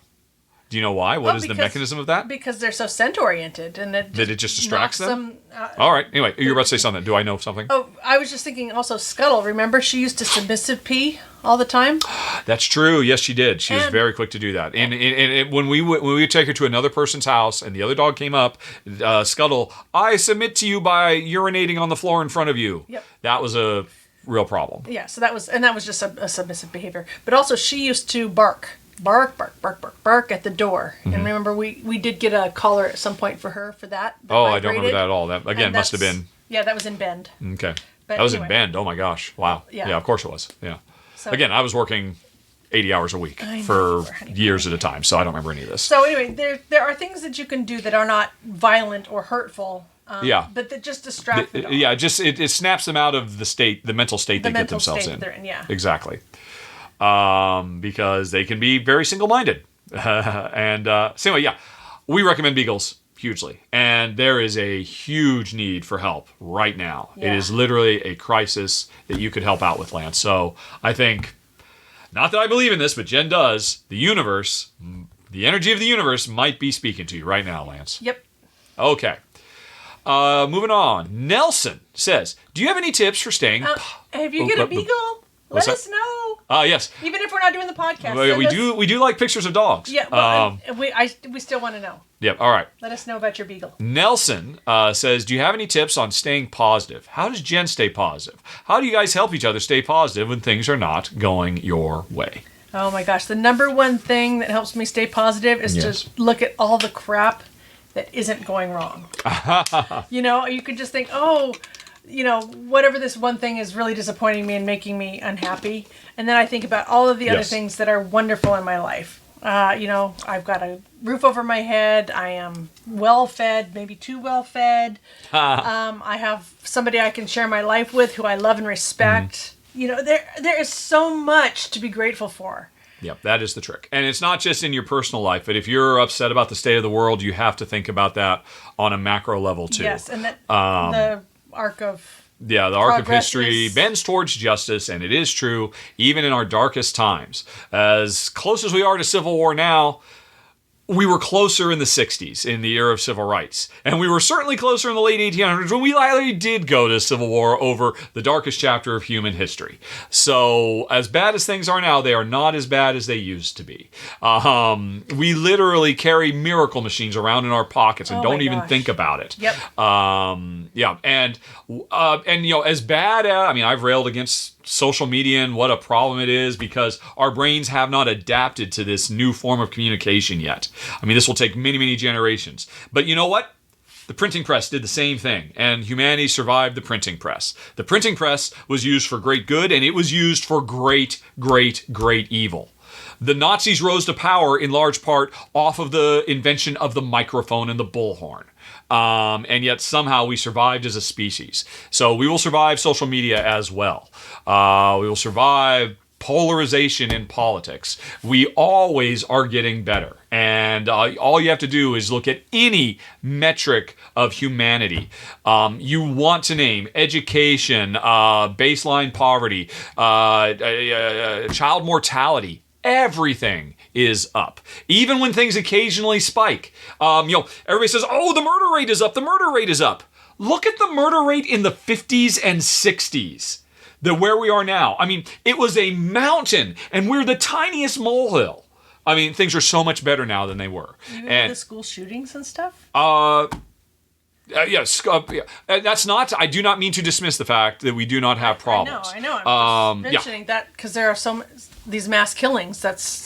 They are portrayed in a very sensationalistic way as mass killings by media because media has found, hey, the best way to make money is to get people angry. I mentioned briefly a couple of times now Jason Pargin. If you want to know, Nelson, one of the most powerful and potent things that has changed my life, it is not Kevin Smith, unfortunately, nor Penn Jillette. It is author Jason Pargin, who writes silly comedy horror books. His next one coming out is If This Book Exists, You're in the Wrong Dimension, or something like that. And another one called This Book is Full of Spiders. And, but apparently, I've never read any of them. But he's the one, he used to be the editor of Cracked. When it was at its heyday, and he was a regular contributor to the Cracked podcast. He introduced me to the idea of a universal basic income. Fundamentally changed my view of the entire universe. And I suggest everybody, if you enjoy hearing me rant about positivity, a lot of what I get it from is if you do a search, Jason, Pargin, is that right? That's a picture of him. If you do a search for Jason Pargin newsletter, then I said I was going to put a link earlier. I'm not going to do it. Why? Oh, that is this. All right, there is something wrong. I need to fix this. But Jason Pargin newsletter. There we go. Hold on. I'm sorry. I keep forgetting. We actually have a video version of this show. So Jason Pargin newsletter, which the website is jasonpargin.substack.com. Subscribe to this. Once every couple of months, he puts out a new article. He used to do amazing articles for Crack.com as well. His most recent one, The Stupid Apocalypse Fantasies Driving Us Towards Civil War. And it is a deep dive into trying to humanize someone that is very easy for us to demonize and understand them. Let's see. 13 tips for dealing with awful people, or at least understanding them. Is success a matter of getting addicted to the right things? Every argument we're having is secretly about one thing. The creepy elephant in the room. If I recall correctly from reading that article, which was back in February, it was it self-determination? No, it was like free will. Every argument we have is about free will. Let's see. And, hey, here's how I became a successful novelist. But, going back to his earlier stuff, the gravitational pull of anxiety, a YouTube case study in Freaky Algorithm, or, let's see. Can we mock or threaten people into changing their beliefs? Quote, accept these facts are true or prepare to eat shit. That is the standard go-to on social media. And Jason devotes his life to writing funny, entertaining novels and trying to educate about how the world is a much better place than you think it is, and people are not as bad as you think they are. And you should spend a little bit of time. I cannot recommend feeding your brain positive things. Yeah, yep. Well, I just read a book called Stolen Focus. Yes. And that was really interesting because in one of the chapters of that, he goes into how the social media the algorithms for that is to show you more of what your eyes are going towards. And the only way to show you more of that is to go deeper and harder into more and more and more worse stuff. Because we as humans are wired to look towards something that's like a threat. A threat. Because in 250,000 years ago, we would die if we didn't do that. Because a threat was a saber-toothed tiger. Yes. Now, a threat is somebody from the opposite political party. And yet our brains, if given the right stimulus, still treat it like a saber-toothed tiger. And still have the same chemical responses in our brain as we do if we suspect there's a saber-toothed tiger that's going to try to eat us. Right, but the algorithms are also feeding that. And so the more you look at that, the more the algorithms realize you're looking at that, so they feed you more and more and more and more and more and more and more of it. And so you think the world is getting worse and worse and worse and worse and worse and worse and worse, but it's not. Well, no, it's just the algorithms are feeding. You're being fed a diet of that because that means you will see more ads and they will make more money. Yes. And that is the business. And the algorithm doesn't know any better. Now it's largely AI. It used to be a known evil. The whole evening news, if it bleeds, it leads ethos. But now algorithms, AI, has taken that to a far extreme. Oh, you thought you knew what you were doing? Evening news? You're so charming and quaint. Hold my beer, says the algorithm. I'll show you how to bleed and lead. Thank you very much. I will micro-target everything. Yes. And I don't even know I'm doing it. And my creators don't even know what I'm doing. Yep. I just know it works. Yep. And that's what I was programmed to do. They're making money, and that's what the program says I need to do. Yep. So it's a tricky thing. So you got your brain does not respond to positive messages. That's why they don't force feed you positive messages. Oh, it's positive. I can ignore that then. I don't need to focus on that because it won't kill me. I need to focus on the next threat. Fair enough, but you can also make a change. You can make a conscious choice. Oh yeah. That is to not click on that link that's obviously clickbait. Yeah, you have to overcome your brain chemistry. Yes, or just be conscious of it and make different choices. Mm-hmm. Yep. Okay, so that's how. But more than anything else, and that's a common refrain in Jason Pargin's work too. Oh, you think it's bad now? Let me show you how it was 20 years ago, let alone 200 years ago. Because it doesn't do any good to tell somebody that feels like they're in a really bad state, oh, you have no idea how good you've got it. Shut up, is the response to that. It's reasonable. The best you can do is say, boy, look how far we've come. And that doesn't help either. Really, the best thing to do in that situation is, oh my gosh, that's so horrible, can I help? Yes. That's your response you have to somebody. Talk to somebody. Yeah. But anyway. I like I said, I literally just read. He put up a new article this morning. It was fantastic. I hope it goes more viral than anything about Donald Trump or the midterms or anything else because it's so much more important. But it won't go viral because it's a fundamentally positive message about being good and kind to people. But that's why it should go more viral than anything else. Finally, Top. Top had a bunch of game questions. He's got a few personal questions too. Top says, I'm about the same age as you. There's tons of 80s themed content these days. Board games, TV shows, movies, video games, etc. I've never been big on nostalgia. Still, sometimes I'll watch a show with 80s or 90s themed stuff simply because of the content. How do you feel about 80s or 90s themed content? I suspect you also have very little nostalgia. I do have much nostalgia for your 70s. Or maybe we're a little bit older than you because I think I'd be pulling from 70s and 80s because I was an adult. I was a grown-ass adult in the 90s. You were a married man. I was a married man in the 90s. So maybe I'm a bit older, Top, but you have no nostalgia. I think actually I have nostalgia for stuff that was in my house as a kid, which would have been my mom's stuff, our dad's stuff. Mm-hmm. So like Depression-era glass, that pretty iridized pressed glass that you see around. Or my grandmother had some glass Pyrex dishes. So, like when I go antiquing with my stepmom, Nancy, those are the kinds of things I'm drawn towards. Not anything from the 70s or 80s, though. And no content. You have no nostalgia for Linda Carter as Wonder Woman. I think she was great, but that's as far as you take it. Yeah. I think so. I guess I don't either. I have nostalgia for the comic books I read growing up. I have a great nostalgia for that. And Nancy Drew and the Black Stallion books. There you go. Maybe that's more. So you have nostalgia for books. So books have made a bigger impact on your psyche than any TV. Absolutely. And I think there's probably hard science that backs that up because of the way a book engages you. And still does. And fires your brain Yep. in a way that your TikTok or Instagram feed cannot. Yeah, your Instagram and TikTok are junk food. Book is real food. Yep. So I think I'm kind of the same. But hey, I loved it when Battlestar Galactica came back because I can still hear the theme music for the original 70s Battlestar Galactica, one of my favorite bits of music in all of history. Do you want to hum it a bit? No. Boom boom boom boom boom boom boom boom boom boom boom boom boom boom bum bum bum bum bum bum bum bum bum bum bum bum bum bum. I'll get a little bit when I think about it, so I won't.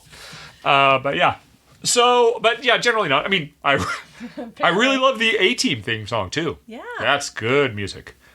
I guess that's interesting. I have nostalgia for music and books. There you go. I think that's what hits me. Have I watched Stranger Things? Season 4 dropped not too long ago. Remember, folks, Top is a year behind. Although you must be getting caught up. Season 4, no, that was like mid last year or late last year. Just started watching. Any thoughts? By the time I hear your reply, maybe Season 5 will be out.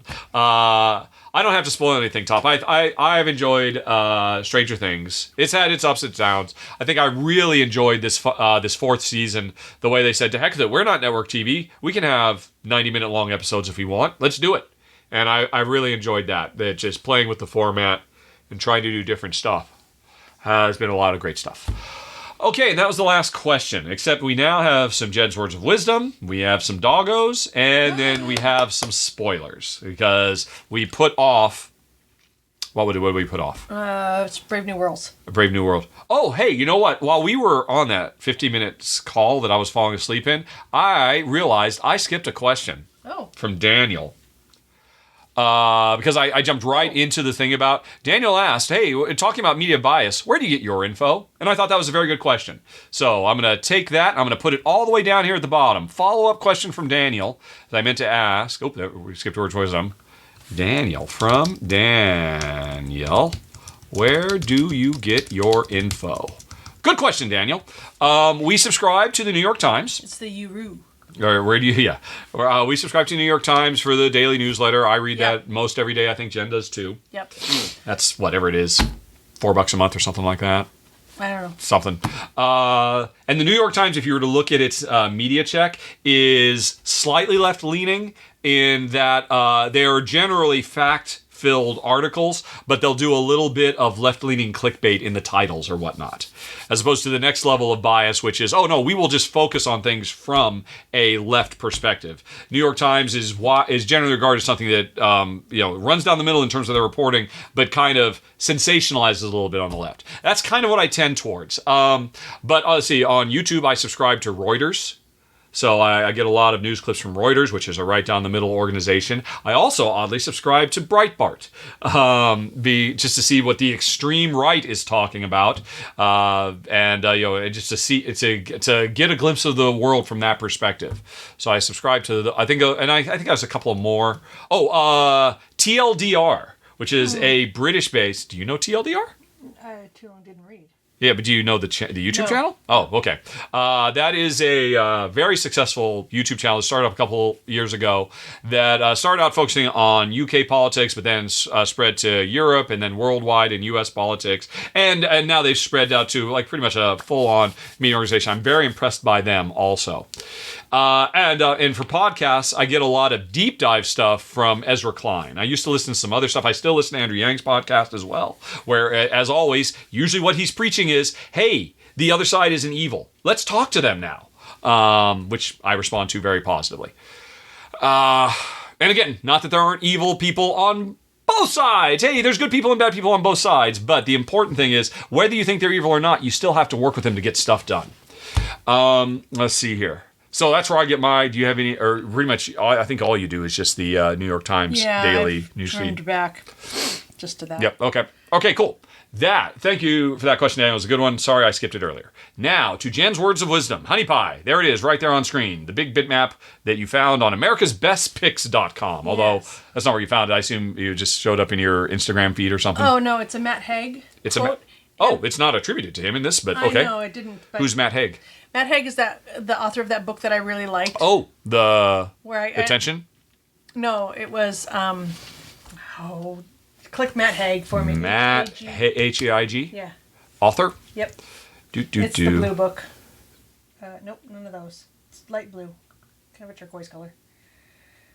Nope. Okay. Shoot. All right. To Wikipedia. Wikipedia. Matt Haig.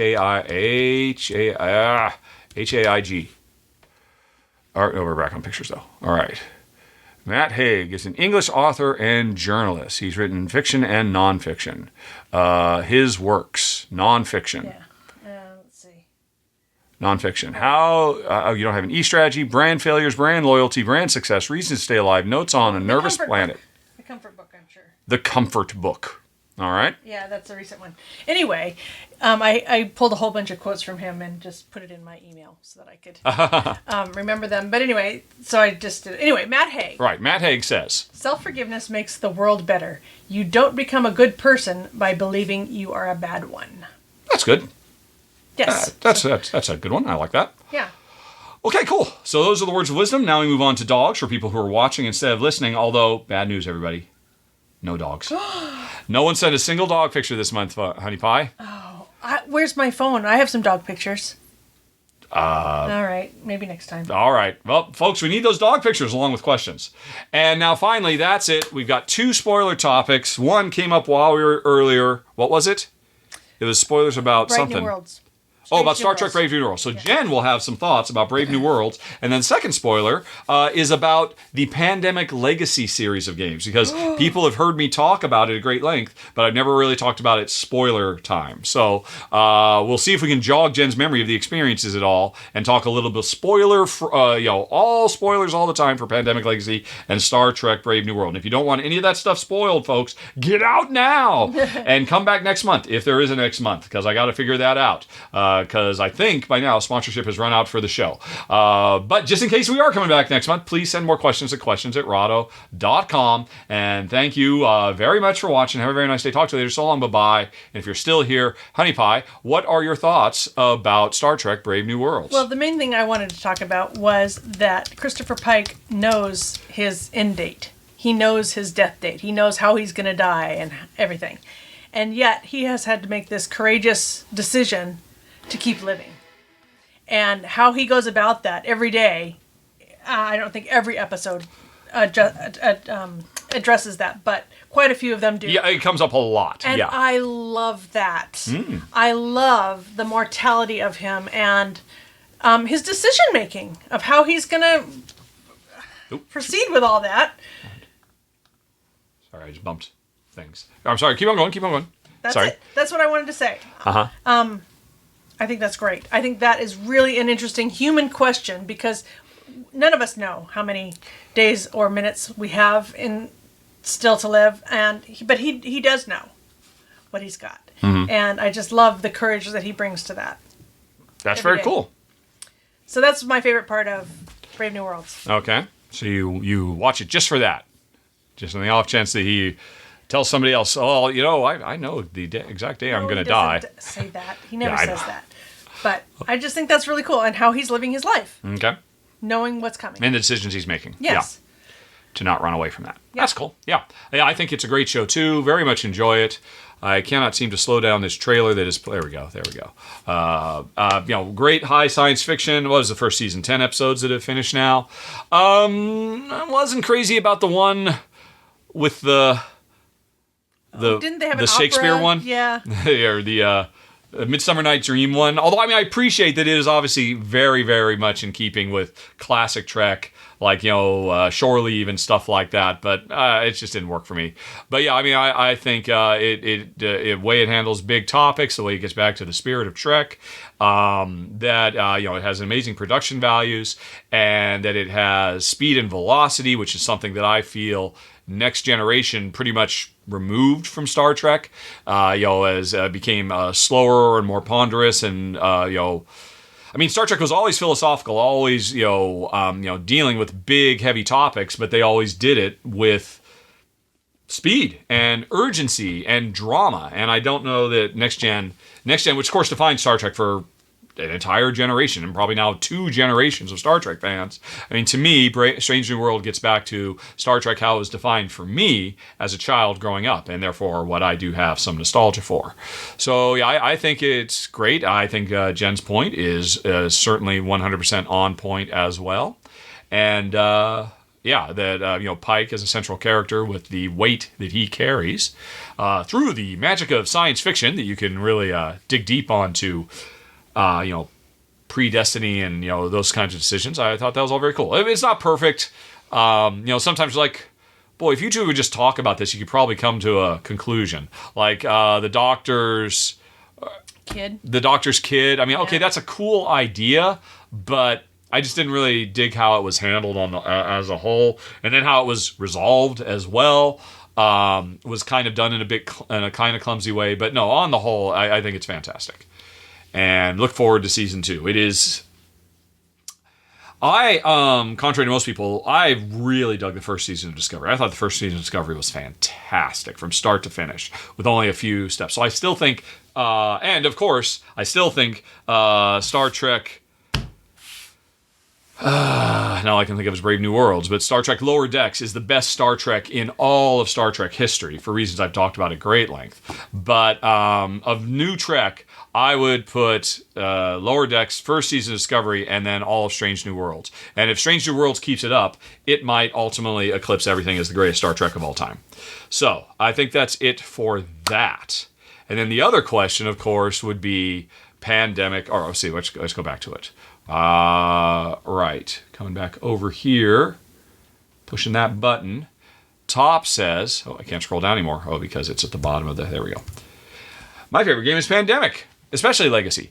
Do you have any final thoughts about Pandemic Legacy with spoilers? I know you've done spoiler-free final thoughts.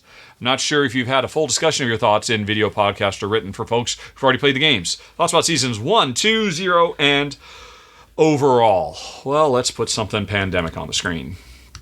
Rahdo, Pandemic Legacy, to help Jen, if nothing else, by seeing some visual stuff. Okay. Oops, nope, that's 0. Let's not go to 0 yet. Let's talk about Pandemic Legacy. All right, Honey Pie, do you have any thoughts about, spoiler-free, of course, Pandemic Legacy starts out in our modern-day world, like regular Pandemic, but as the story continues, it very quickly, there is a secret shadowy cabal that's doing stuff that leads to zombies. Effectively. They are not zombies. It is never said they're zombies. It is just a rage virus that gives people zombie-like or fast-moving zombie-like behavior. And so, they become this new thing that travels around the world that for the majority of the storyline you cannot deal with and you can only contain. And near the end of the storyline we can finally start developing things to cure. But along the way, the path you take to get there is fraught with emotional turmoil for us because you have to make very hard decisions. Right. That's when we lost Karachi. Yep. So what were your thoughts about the original Pandemic Legacy? Oh, I thought it was amazing. It was just a really good game. It made us think really hard about our choices. Yep. It wasn't just a disposable, one thing. I liked that everything built on each other. I thought it was really good. Yeah. Oh, there's me. Yeah. Hello. Especially, another really big moment for me was, I don't remember what month it was, but hey, we're getting some new cards. Oh, the nuclear option. Mm-hmm. Okay, well, that's a solution. How bad do we want to win? At what cost? Victory. Those kinds of things. Games don't make you grapple with that kind of stuff usually, and it's amazing that it did. So, I give it high props for that. Anything else to say about Pandemic Legacy? I'm trying to think if there's... and of course the other big spoiler, because we were talking spoilers, is there will eventually come a point where one of the people you've been playing, they were a traitor the whole time. And you literally have to take their card and rip it up, as they have been revealed and ousted. Now that didn't have as much of an impact for us because we totally cheated. We were playing as 2 characters. And the way it was resolved... Was it the person with the youngest birthday? No, that was a tiebreaker. The month before, They had offered a sticker that was so incredibly powerful that they thought, of course, every group, somebody's going to take this sticker. Yeah. And I don't remember what the sticker was, but it was a sticker. It was one of those stickers that is, okay, this is an incredibly powerful tool, but it's also very morally suspect. And both Jan and I said, okay, I don't want to do that. Do you want to ever do that? No. I don't remember if it was like some kind of really extreme quarantine or something like that. But it was like a, hey, here's a, oh, put this on your character and you just win sticker. And we both rejected it. And so neither of us had that, because then a few games later, it's like, hey, whoever took that, the reason they have that special power is because they're working for the Cabal and they're going to turn on you now. And then the games and the developers obviously thought we would have taken it, and we didn't. For we were conscientious objectioners to whatever power that was. Yeah. And so they said, well, okay, the way to break this tie, if nobody has that power, is look at every character has a birth date. Whoever's birth date is coming up soonest, whoever has the next birthday. Yeah. Right, is going to be that's going to be the character who dies. And so I don't remember the days in particular, but I'm going to say we came across that happened to us on October 22nd, right? Yeah. Something like that. And we're like, we don't want either of our characters to die. Oh, honey, your character's going to die because your character's birthday is January 2nd, and that was the closest. Or something like that. But if we played the previous day, then some other character. No, because we had actually played a different character. We had a different character, but we ultimately very quickly stuck with just a couple of characters. And we realized, oh, wait, you know what? If we literally hit the pause button right now and leave the game on the table right at this moment until November 2nd, then suddenly it won't be your character that dies, honey. It'll be this other character that we only played once way back at the beginning, because if we follow the rules, it'll be November 3rd instead of November 2nd. And then suddenly it'll be this other character we don't care about. Yeah, okay. And that's what we did. We said, and we just literally left the game at the end of whatever session it was, just set up on the table for whatever it was, 2 weeks until we waited for some other character to die. Yeah. And I knew that was breaking the rules, and it was against the spirit of the rules, because they really wanted us to force us to lose somebody we really cared about. But they said, well, hey, you know what? You gave us this out. You said, we're going to just follow the rules. And we suffered in a different way. We were really enjoying the game, and we had to put the game on pause for 2 weeks. And it just mocked us and just sat there on our dining room table in our studio, or our 2-bedroom apartment for 2 weeks. So we suffered. So that was an odd little twist of fate as well. Yeah, okay, I do remember that. Yeah. Alrighty. All right, so now, unfortunately, I never had a review copy of Legacy Season 2. So let's just find somebody else's video. Pandemic Legacy Season 2. Because all you'll see is me just talking about it, because I couldn't spoil anything. Let's see. Is there anybody who just leaves it on the screen the whole time instead of doing lots of jump cuts? Show just... right, there we go. Somebody playing the prologue. That'll probably be fine. Okay. So, honey, does this look familiar to you? No. That's because Pandemic Legacy Season 2 is set, 100 years after the events of Pandemic Legacy Season 1, when we thought we had actually saved the world, but it turns out we didn't. And the virus that, we went into the secret bunker, and they had the big final kind of pandemic equivalent of a boss fight, still got out, and 100 years later, or 500 years later, I forget the exact time frame, the last remnants of humanity live on these effectively oil rigs at various spots in the world. They were called havens. And everybody picked a haven right from the get-go, and everybody is kind of like a less Mad Max, more Waterworld future, because we lived out at sea, and we knew that there were still people out there, people still alive, scrabbling to get by. And we were the lucky ones living on the havens who, it was our responsibility to go out and try and, save the world. And so what you don't remember this, honey, because what you would remember is a final version of the map, because it came with these gigantic stickers. Here's South America. Eventually, if we did certain things, hey, get out the sticker and you get to see the rest of South America, and here's what's over here, and eventually you covered up the whole world. You never actually, you know what I can do? If I go to Board Game Geek, Pandemic Season 2, there was a thread where I posted a picture of our final map. And since we're all spoilery, I'll just go on ahead and find that thread while Jen leaves. Jen, let's see. Do a search for Rahdo in this forum.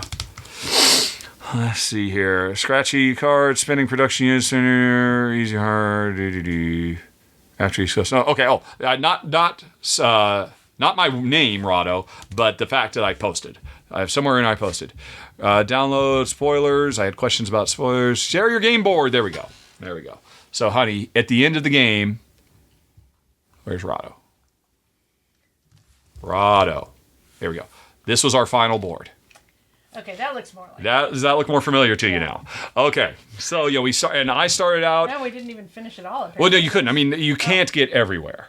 So I think you started out over here, or you started. We called one of these. We named them Malta and stuff, or things because hey, that could be just right outside of Malta, and there was the other one and all that. But slowly over time, you put all these stickers on, and the main thing is you actually build the board as you go. Some routes already exist, but you take a pen and as you reveal more of South America, you connect all these communities. Yeah. Yep. Okay, I do remember. Yep. Yeah. And and there were there were other research labs that were abandoned, and when you found those, you'd get big story dumps of what happened over the last 100 years to put the world in the situation it is right now. No one can see the pup, honey, because you're off camera. Jen just let Daisy in, and now Jen is giving Daisy a big hug because Daisy is adorable. But those were the main things. Heck, I didn't even talk about any of that. Spoilers. Gameplay-wise, the funky thing was, which again is spoilers only if you want to read the manual, is that instead of trying to pick up cubes as they spread, we had to deliver cubes to places because we had supply cubes. They were one color and people were in desperate needs, and so we had to run around and make sure we had cubes in the right places where stuff would be consumed. And if we didn't stay ahead of that, then there would be outbreaks and riots and people would die and stuff like that as we were trying to, reestablish communication with the rest of the world and all that. So I love the story, love the concepts of it.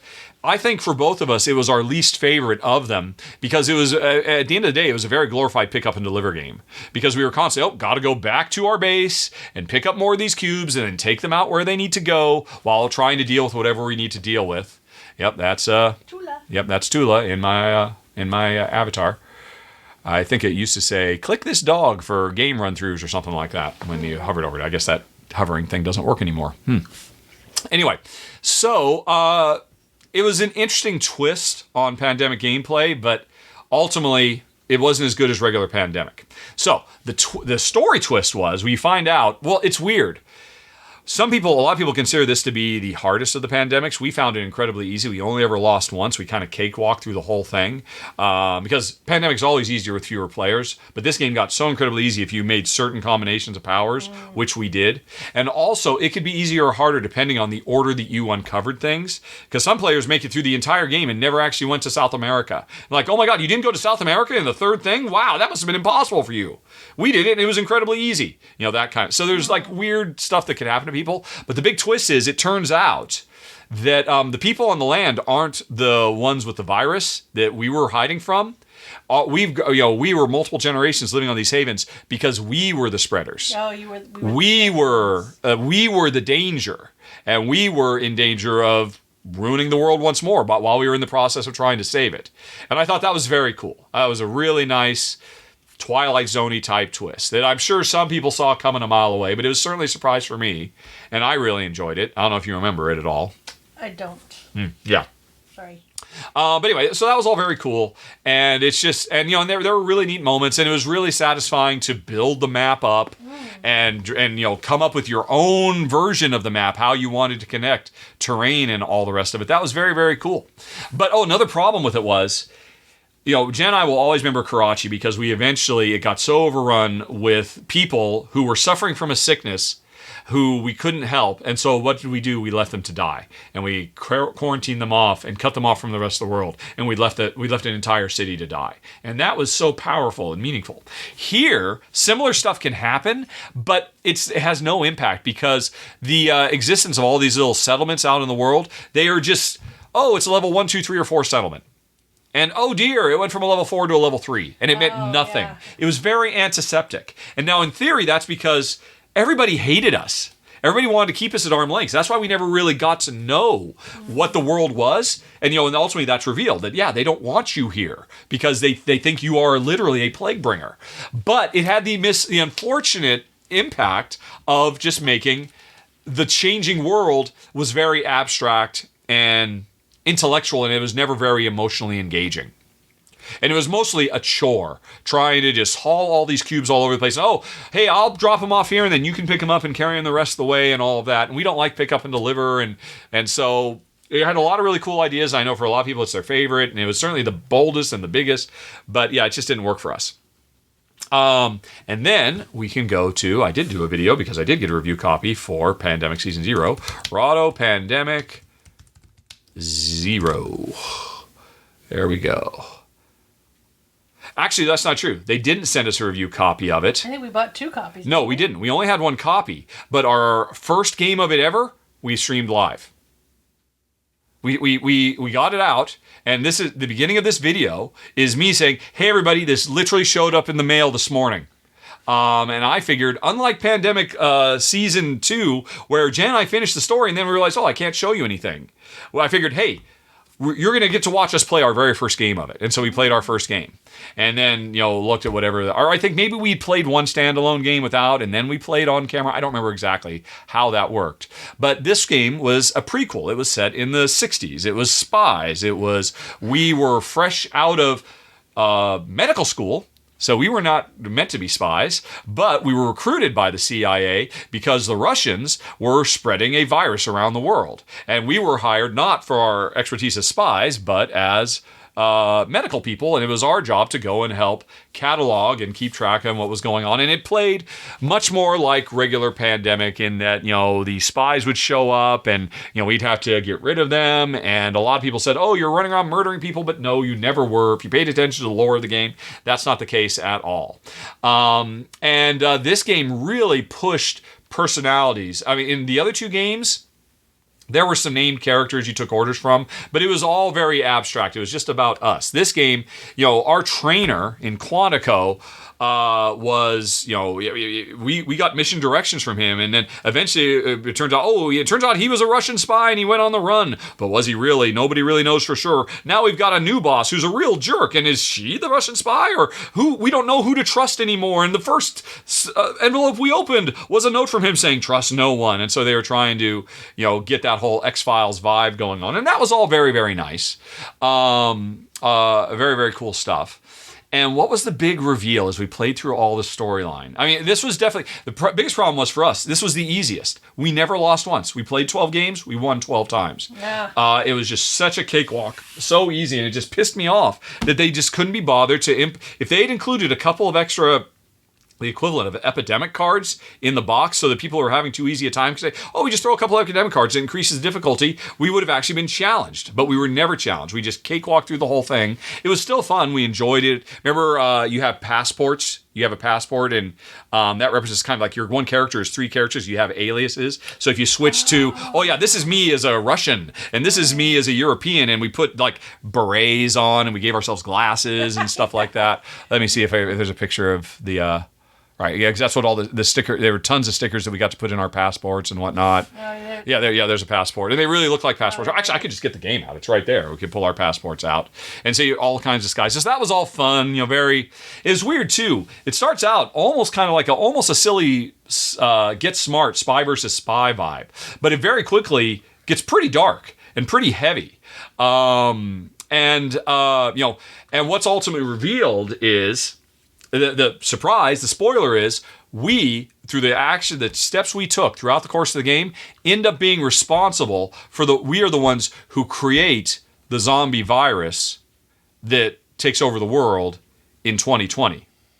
That's ultimately what's revealed, that everything we did led to this moment, and that we were working for the bad guys all along. No matter what you thought, I mean, it kind of puts you in that kind of situation, and so that was nicely done. It was good. I mean, they certainly worked much harder. This one had there's me. There's Calvin. Remember Calvin? That was my first character, and I'm trying not to spoil. Oh, that's right. We played our first game, and we'd started putting stickers on our own characters, and I couldn't show them, but we hadn't put any stickers on the board yet. So I said, hey, before we put stickers on the board, let's just, we played one game for real, but then we didn't put any stickers on the board, so I could actually show this, and we played our first game a second time so people could see actually putting stickers on. Because remember, there was surveillance. What happens is the more thing gets hit, there were like these camera tokens that you put on this place. That meant if you ended your turn in a place where there was surveillance, I forget what it was, but you got hit with something. There were bad things. So you always had to like try and, I mean, it was weird too. The game kind of forced you. You had these little vehicles, these little vans, and on your turn you could spend an action to have the vans move around. They were like cleanup crews. And so a lot of times, like, it just doesn't make sense for us to actually go out into the world because we're too likely to get caught by surveillance. So if we just stay at our safe house and we send these groups out. So a lot of the game, as it evolved, we found ourselves doing, personally, less and less and less. And yet still being incredibly powerful because we just made those surveillance. And so that was kind of a weird thing. Again, all 3 Pandemic legacies work much better at higher player counts. And they work okay as 2-player game, but I think they don't play as well as they could or should. So, I don't know. Do you have anything to say about this one, Honey Pie? I mean, this is the most recent one we played. Yeah, I know. I'm looking at your Black Lives Matter shirt, so it's within a couple of years. Yes. But I actually don't really remember a whole lot about this. Yep. And you still, even though it's what now, 7 or 8 years, right? You still remember your first Pandemic legacy. Yeah. The whole crotchy thing. Yeah. So I think, spoilers, they nailed it right the first time. In terms of true, meaningful stuff. I mean, nothing ever mattered in the other 2 games, which is why both Jen and I kind of struggled to remember those things. Now, to be fair, part of it was, hey, Pandemic Legacy was our first Legacy game, so it had the benefit of being first. But I think it also did more to pull at emotional heartstrings because our impact, the choices we made, led to the immediate death of thousands, tens of thousands of people, so that hundreds of thousands of people could live. And the stakes were never the same. The stakes were never presented to us. It was more, this area is now under more Soviet influence. Oh, okay. Oh, that's too bad. I guess we'll fix that later. And there was never anything quite as meaningful or as impactful. So I just don't think either. I mean, so the first one was still the best. Although I do, there were so many cool ideas in the other 2. And I think I'd love to play the other ones more at a higher player count. And maybe they would make more of a lasting impact on us. So you have nothing more to say, Honey Pie, other than you remember nothing of this. Oh, I'm sorry. I do remember putting the stickers on our passports and stuff. The passports were really cool, yeah.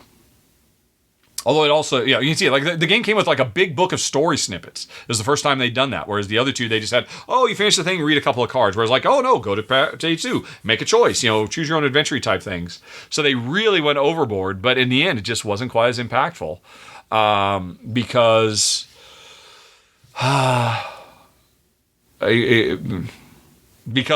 it was very insular and kind of, you're really going to care about these characters that we worked with? No, well, we don't.